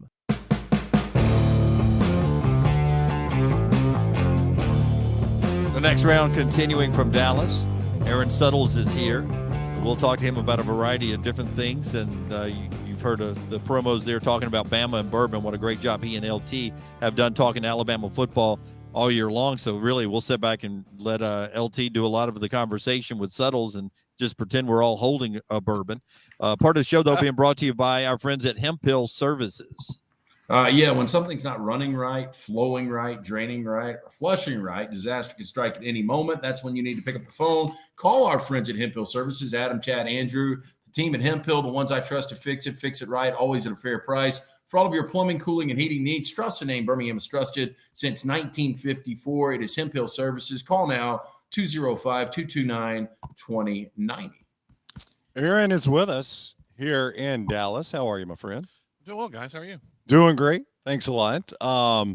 The absence of Bill O'Brien and Doug Marrone, I know you've been reporting on it for quite a while and talking to people. What was the reaction from what you can gather just in the team room and all that, just to see those guys back in there? I mean, they've only been separated for a week, so it's not like, they were off to war, but yeah. I'm sure it was pretty exciting. It was just having their guy back, and he's got a really good relationship with Bryce Young. Yeah. And I think that's the real sort of untold story this year is, you guys know, you've heard your callers call in, you've interacted with people on social media. Bill O'Brien's taken a lot of criticism this year. Yeah. And a lot of it is sort of unwarranted. I think it's the emotions of fans during the games. And there were a few clunkers, right? The LSU game wasn't good. The Auburn game wasn't good. But for the most part, the game that they lost, they wouldn't put on Bill O'Brien. He had that clumsy, red zone play calling, but they still put up 38 points. That's right. So for the most part, he's done a pretty good job with an offensive line that's been inconsistent. All the first round picks they lost off of last year's team. So they were happy to have him. And, during that, when he's at home, he did that last year. I mean, we've all had experience now doing Zooms with COVID. He did that in the NFL last year. And so they got experience with that. So I think they were just happy to have their guys back. The last time we saw Alabama take the field, we didn't believe Brian Robinson was going to play, and he had the 16 carries, only 55 yards, but they were a big 55 yards. He was great in pass protection. He, brought some energy to that team. How healthy is Brian Robinson going into this game? I think he's much better, obviously. That's sort of a duh statement, but I think I'm not saying he's 100% just because of how that injury can linger and you can re-aggravate it, but I'd say, probably 90%. At this point, and you pointed out the big part that most casual fans don't know is it's the blocking. It's allowing when they commit extra guys to pressure the quarterback that you can have your quarterback sit back there, and because he's going to pick up the blitz, and he did that against Georgia. He was really good at it. So I think having him and being able, because I think Alabama's going to test Cincinnati. I think they're going to say we respect what you guys have on the back end, but can you hold up in the trenches? And we're going to run it at you. I'm not saying they're going to go out and run 60 times and suddenly be, one of the military academies or anything. Right. But I think I think they feel they have an advantage there, and they're going to test it. Is when the Auburn game happened, for a lot of fans, the belief in this team was at an all-time low. For me too, in the media, didn't think they could beat Georgia, all-time low. Did the confidence ever waver for this team? Because they've got to have a lot of confidence after what they did to Georgia. But that week building up, was there a concern that maybe this team had lost the confidence in themselves? I think a little bit, and I think that's where the genius of Nick Saban came out. Because I've talked to a few people that said you should have seen him that week. He pushed that underdog button all week with them, and he needled them with it. And he got them to an emotional state where they were ready to play. Now, that doesn't matter if you physically can't match up with a team that you're competing against, but they could, because Alabama's got just as good a roster as Georgia did. And I think there were some things then in that Auburn game that worked against Alabama. Damian George, God bless him, was not good at right tackle. And losing Jamison, your deep threat, basically changed. Auburn didn't have to worry about receivers running by them, so they could play the defense a little differently. So I think that played into it, and it all just sort of came full circle against Georgia, because you guys heard it this week. Alabama, even though it's ridiculous, they're 13.5-point favorites, they're not giving that underdog roll up because they saw what it did, and they're not – I don't care if they're favored by 3 touchdowns. They're not – in their minds, they're still an underdog because of the way we've questioned them all year long, and we have questioned them. But it needs to be put into context for, just accuracy. We question them because they're not as good as former Alabama teams, and they're not. Right. Aaron Suttles is with us. You can read him at The Athletic. So go subscribe there. Follow him on Twitter at Aaron Suttles. If you just spun the wheel of one of these young receivers that gets more catches than he normally would because Mechie is out, your wheel would land on who? Give me that receiver. Probably Ja'Cory Brooks. Think go Brooks? Yeah, I tend to think so. But JoJo Earle's the wild card here, because he basically earned a co-starter status from the beginning of the season, and now they're sort of saying he's a game-time decision. So we'll see, what sort of role he has. But he's been mainly the slot receiver, and he would have to split time there with Slade Bolden. You guys have gotten to know pretty well over the past week or so. So I tend to think it's Ja'Cory Brooks. I would have said Trayshawn Holden, but I thought he had gotten over some of his immaturity issues, and then the whole Keyshawn Boutte thing that played out a couple weeks ago on social media, and he goes out there and he's, just being immature on social media and being insecure about it. I think that set him back a little bit, just in the fact that the coaches are like, don't worry about that stuff. Just go play football. And I don't think some of those young receivers have gotten to that point yet. Okay, this is definitely red or black in roulette, but which offensive line are we going to see? Man, that's such a good question, and it's the reason I asked Nick Saban yesterday. Sort of, I knew he wasn't going to give me an answer, but I sort of tossed him a softball how difficult it would be whether you go back to Darian Dalcourt at center or Seth McLaughlin, because Seth McLaughlin I thought did some good things against Georgia. I was about to say that. I mean, for all their problems, I thought they played better because the center played better. I really did, and you got to remember who was lined up right over him. Yeah, Jordan Davis. So. But Darian Dalcourt's gotten a lot of reps this week. So I tend to think, Nick Saban's going to be loyal to the guy that's been there and been through the most battles. But I wonder if he's on a short leash, because Nick Saban also said in that same answer about being 100%. And I don't know if Darian's fully back, or maybe he was talking about Seth. Maybe he suffered a setback. I don't know.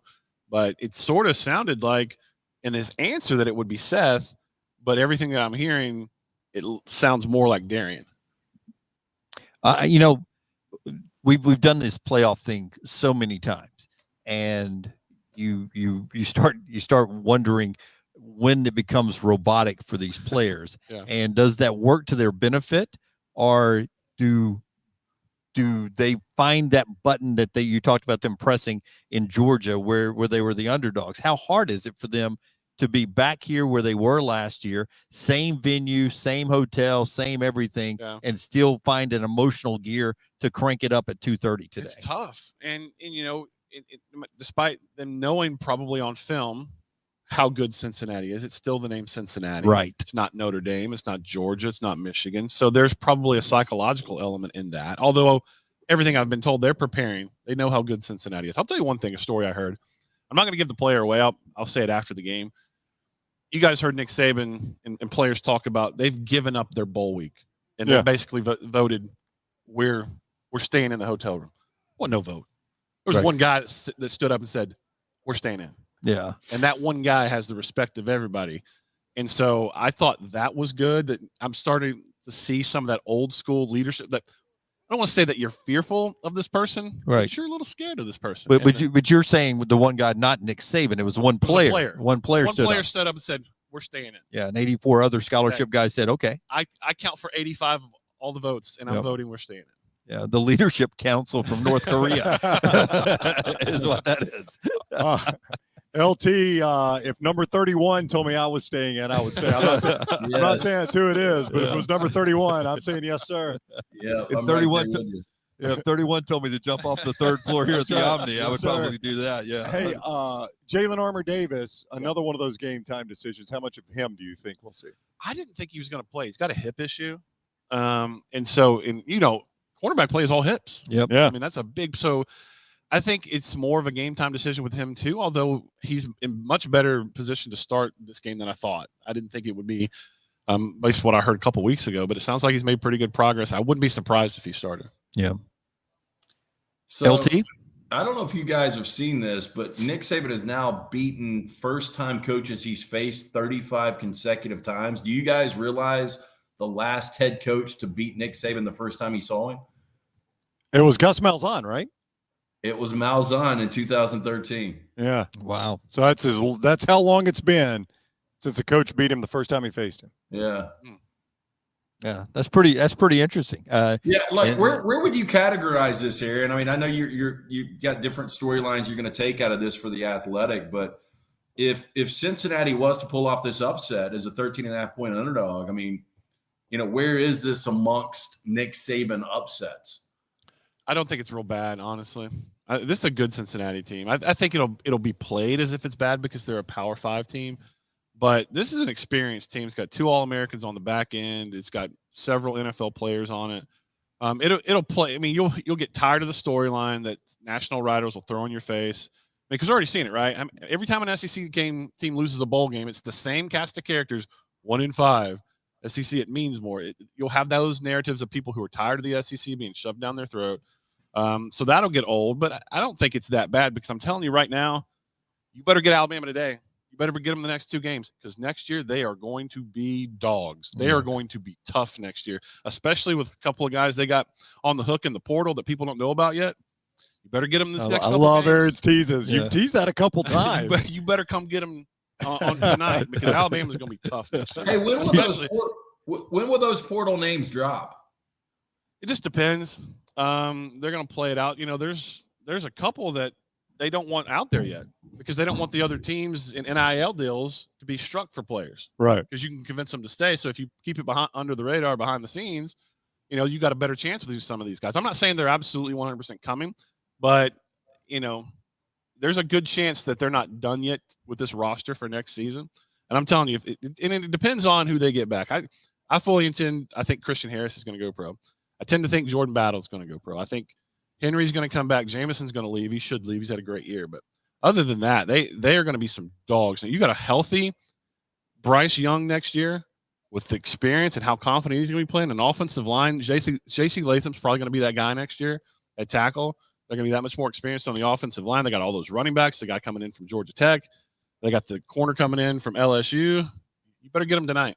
I try to remember back in our Jocks days when we'd walk in, it was you, it was Landrum in that seat, and Cole over here. So I'll ask one more serious question before I ask the Landrum-like question. But if it's Georgia, Alabama in the national championship again, what is the national narrative of 2 SEC teams again? What does everybody say again? Because last time it sort of forced the conversation about expansion. Well, it will speed it up toward an expanded playoff, but these are clearly 2 of the most consistent, best teams we've seen all year. I think the storyline will be, that the SEC was real top heavy this year, and I don't really debate that. I don't really doubt that. That's sort of the way it's been. It's been for the most of the season. Georgia was in that top line, and there was not a significant, but a little bit of drop, and there was Alabama. And then Alabama's closed that when they throttled Georgia, and they're probably on par at this point. I think the conversation will be that the SEC was super top heavy. I don't think it will be met with as much venom as it was back in 2011. Yeah. My Lando question is, I know you went out and you were in Waco yesterday. Yeah. You've done a little bit of the Fort Worth scene, which Brown loves as well. What's been your favorite part of Dallas? And you got your lovely wife here on the trip, so the advantage is you on this thing. So tell me, your favorite part of this whole trip has been what? I think Waco's overrated. I didn't enjoy that as much, and partly because it was just absolutely crowded at the silos there. I mean, it was just a mass of humanity. All the women love it. I mean, I saw a lot of husbands like me. That's right, getting drug around. Yep. I really dug Fort Worth. Fort Worth's a cool town. Cool. I went to the stockyards and saw some of the stuff there they had. And they had this great hotel that we went and got drinks at and walked around with drinks. So Fort Worth has been my favorite part. I mean, both of you have now sold me on if I ever come back here, I'm staying in Fort Worth. I mean, Fort Worth, like Dallas, you walk around, there's not a ton of difference between this and Atlanta or Nashville. You go to Fort Worth, you see the big belt buckles, the hats, the boots. It's Texas. It is Texas. It's absolutely Texas. I mean, on the way to Waco yesterday, I was just sort of in the spirits. I just hit our George Strait playlist and just played nothing but real country. King George. But the song's Amarillo by morning. It's not Fort Worth by morning. That's right. By the way, coming back from New Mexico, I hit Amarillo by morning. That is out in the middle of nowhere. Yeah. I'm just going to tell you that. I feel like you can say that about a lot Yes. of places. Yes. It's a lot of out in the middle of nowhere. Including- But if you're going to stay in Dallas, and I told you guys this earlier in the week, you got to do one of those JFK tours. Yeah. We did that last year for the Rose Bowl out here, and it was a blast. Yeah, I did not do it, but I felt like I did because you two, every time we drove past it, you educated me on it. It was fantastic. Lance, Bama and Bourbon's going to continue soon, right? We're going to crank up basketball version of that? Yeah, I think January 18th is our target date to come back and to restart that. At least that's conversations I've been having with the Bourbon folk. So if that's good with Aaron, we'll come back and maybe we'll do a quick recap of football, and then we'll hit basketball running. Yeah. I mean, if you twist my arm and make me drink more bourbon, I'll do it. Well, I'll tell you, it has been the most popular and well-received thing we've done since we've launched. And number two, I think, LT, didn't you tell me the other day you're almost out of all your Bama and bourbon, so you've got to restock? Hey, it's a sad admission, Aaron. It's like a bottle a week. I didn't mean to, but it happened. Didn't mean to. Yeah, but Aaron shared with me the other day that you don't hoard good bourbon, that it's made to be shared. It's made to be shared. It's made to be, that you drink it. I was talking to somebody last night, and they're like, yeah, my wife makes me keep it almost like a collection. I'm like, no, I mean, this isn't like a collection of automobiles you just put in the garage. You got to drive them. You got to take them out of the garage and drive them, right? That's right. What's the point of having them? I agree. You open that stuff and you drink it. All right. Well, quick break, Aaron. You got to get to the stadium. Thank you, and we appreciate everything you've done for us, your friendship, and tell your lovely wife, who I hope is getting a few more extra minutes of sleep before we head over to Arlington. Thanks, guys. Thanks for having me. All right. Back in a moment, right here on The Next Round. Stay with us. Follow Brownie on Twitter and Instagram at Ryan Brown Live. Banking isn't just about your money. It's about you. It's about getting help with what you need when you need it. AmFirst was founded for members just like you, and they've been putting those members first since 1936. Putting you first means services that grow and change with the times to serve you better. Now, every bank has their own app, but that's just it. It's theirs, not yours. The AmFirst app was made for you, so it's easy to pay bills, deposit checks, or transfer money to friends and family from anywhere. You can even customize the app, which means you can personalize your dashboard, create usage alerts, and redeem points for rewards that will make you feel like the #1 priority you are. And you can do it all on your own time. So what are you waiting for? Get the app made for you from AmFirst. Visit any AmFirst location or amfirst.org today. That's amfirst.org. America's first federal credit union, federally insured by the NCUA. Stop by the New York Butcher Shop and pick up the finest in certified Angus prime beef steaks and burgers, premium pork chops, ribs, and all-natural chicken cut to order just for you. Their chef-prepared entrees and side dishes are the perfect dinner-to-go choice for your family and are ready to heat at home. With a great selection of fine wines and desserts, the New York Butcher Shop is your one-stop dinner shop. 2 locations to serve you, Cahaba Heights and on Highway 119 in Greystone. The New York Butcher Shop, rare quality, well-done service. Life never stops moving. Between the 30-minute commutes, daycare pickups, and that weekend trip to Grandma's, you're racking up the miles. What you need is a tire that can keep up, like the exceptionally long-lasting Michelin Defender tire. With an 80,000-mile warranty and the safety you expect, you can lose track of the miles and focus on what really matters, the memories made along the way. Stop in today. Vehicle safety you can depend on. Vulcan Tire and Automotive. 4 locations in the Birmingham area. Visit vulcantireandauto.com. Hey, Lance Taylor from the Next Round. I'm absolutely loving my Alfa Romeo Stelvio that I've been in for months now, and right now you can get up to $3,500 bonus cash plus 1.9% financing for 72 months on the all-new 2021 Alfa Romeo Giulias and the Stelvios at Alfa Romeo of Birmingham. Come experience the passion and performance of Alfa Romeo. Alfa Romeo USA of Birmingham.com, 1837 Grants Mill Road, exit 27, right off of I-459. This hour of The Next Round is presented by Excalibur Services, a name you can now trust for all your plumbing needs. Call 205-718-8688 for all your residential HVAC, electrical, and now plumbing needs. Excalibur Services, Alabama license 15214. The Next Round is on the road in Dallas for the college football playoff. Thanks to our presenting sponsors, Wayne's, Champy's world-famous chicken, Hemp Hill Services, Culver's, and Dr. Pepper. The live show every day plus specialty shows every night. The college football playoffs on The Next Round. Drunk driving prevention is a priority at Anheuser-Busch. You can't drive drunk if you don't drive there. Encourage friends to join in the pledge to Decide to Ride on DecideToRide.com. Brought to you by Anheuser-Busch, Mothers Against Drunk Driving, Uber, Birmingham Budweiser, and The Next Round. Anheuser-Busch, St. Louis, Missouri. Want more of the show? Download the app or visit nextroundlive.com for the latest podcast. The Mystery Fifth Hour, our Not For All Ages podcast like Bama and Bourbon, and the entire Double Down Media podcast family. All at nextroundlive.com and on the Next Round app. Why is Culver's such a treat for so many families? Here's a hint. This treat is thick and creamy, and everyone can get it any way they like. Our fresh, frozen custard. We craft it in small batches throughout the day to make our guests stay. Shakes, cones, sundaes, concrete mixers, flavor of the day, oh, and the toppings. Who says you can't please everyone? There's more than one way to dessert at Culver's. Welcome to Delicious. Bridge and Root is an exclusive men's shop located in downtown Birmingham. They specialize in uniqueness, authenticity, and quality. They offer styles that are refreshing and different. Bridge and Root gives you the ability to shop with ease while being educated on styles, colors, fabrics, and the how-tos in men's fashion. From men's clothing to body care, you will find it at Bridge and Root. Located at 2212 Morris Avenue, Suite 200 on 1st Avenue North, you can also visit their website at bridgeandroot.com. That's bridgeandroot.com.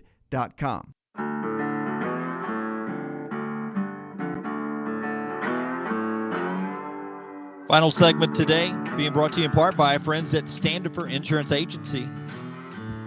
664-3200 is that number, 205-664-3200. Get an insurance checkup, have your coverages ready. Once you pay each month, let them run the numbers, see if they could save for you the way they did for me. You can also visit them online, StandiferinsuranceGroup.com. That's StandiferinsuranceGroup.com. Or just call this number to get the new year started right, 205-664-3200. In the Farmfolio chat room over here, our friends at Farmfolio been bringing us this information all day long. Adam says, I've seen a lot of Cincinnati fans in my time in Dallas listening to you guys this morning in the Big D. I would agree with that. I mean, we haven't been all over town, but the fans I've seen there, especially in this hotel in this area, have been a lot of Cincinnati. I don't know what it'll be like. I don't have a feeling like I don't have the feeling like I had with Georgia was going to dominate the stadium, but there's a lot of Cincy fans here. I mean, what's capacity there? I think it's 80,000 for today. Yeah, but I mean, if you had 25,000 Cincinnati fans, I mean, look, if you're a Cincinnati fan living, this is a game you've got to go to. I mean, this is if you're dad, it's the equivalent of the Browns finally making a Super Bowl. I mean, you've got to be there. Yeah, I agree with you. I don't know how many there are, but if you are one, you'll be here. Farmfolio, the chat room. Brownie, tell me about our friends at Farmfolio. If you're worried about market volatility or inflation, Farmfolio can show you how your investment can turn into cash flowing farmland property. See more at farmfolio.net. Yeah, Farmfolio chat room over there. Still DMC Geography writes in, listening to the Next Round live as I get ready for a 4:30 a.m. kickoff for Cincinnati and Alabama. Happy New Year from Taiwan. So thank you, DMC, for listening in Taiwan today. Imagine setting the alarm to wake up 4:30 to watch the Tide play. That would be a tough one. Yeah. I mean, that's awful early to get up. You got to love some Bama football for that one. Yeah. So there you go, Lunsford, man. The app working good. 4:30 a.m. kickoff in Taiwan. DMC listening to us there today. So good job on that app. All right. So some final thoughts here. You don't have to give a score prediction unless you want to. Start us off, Brownie, the game today. Give me both of them. How do you think they're going to play out? I think for Alabama, 34, Cincinnati, 21. Lance, I think that's where I'll take the Crimson Tide winning 34-21 today. And what about Georgia, Michigan? I will take Georgia in that game 35-20. A lot alike, those two games. All right. What about you, LT? Yeah, I don't think Brown's far off. I think Cincinnati's going to make this game interesting. I think it will play into the second half. I think it will be in doubt. I think Alabama will end up winning the game by double digits, but I do think it'll be a one-possession game some point in the fourth quarter. I wouldn't be shocked if this game's tied at halftime. But I think Alabama ultimately wins. I think Georgia gets out up front. I think Michigan's going to have a lot of trouble scoring on this Georgia defense. And I think Georgia wins the game anywhere from 17 to 21 points. If good Alabama shows up, if Alabama in Atlanta shows up, 41-17. If Alabama versus LSU shows up, 27-17. They win either way. Yeah, Alabama either way there. Georgia, 37-13. I like 37-13 Georgia over Michigan. I don't think they can run, and I don't think Cade can get it done either. So it's been a fun week, man, and we appreciate all of you with your input. I mean, as much as whoever we bring on the show to talk about the games, we enjoy all of you in the Farmfolio chat room who have given us great information all week long. Thank you guys for jumping in there. The CPAP sponsor comments continue to roll over there. Thank you guys so much. A lot of love for Lunsford. A lot of love for Kirby's prediction of wanting the, what he's going to be able to do. We appreciate everybody. And thank you to the Omni for being such great guest or host for us as we were guests in your hotel this week. All right, we're over to the stadium now. And we'll see you after the game on this platform right here if you're watching us. And then back live in studio on Monday back in Birmingham. Until next time, God bless you and God bless America.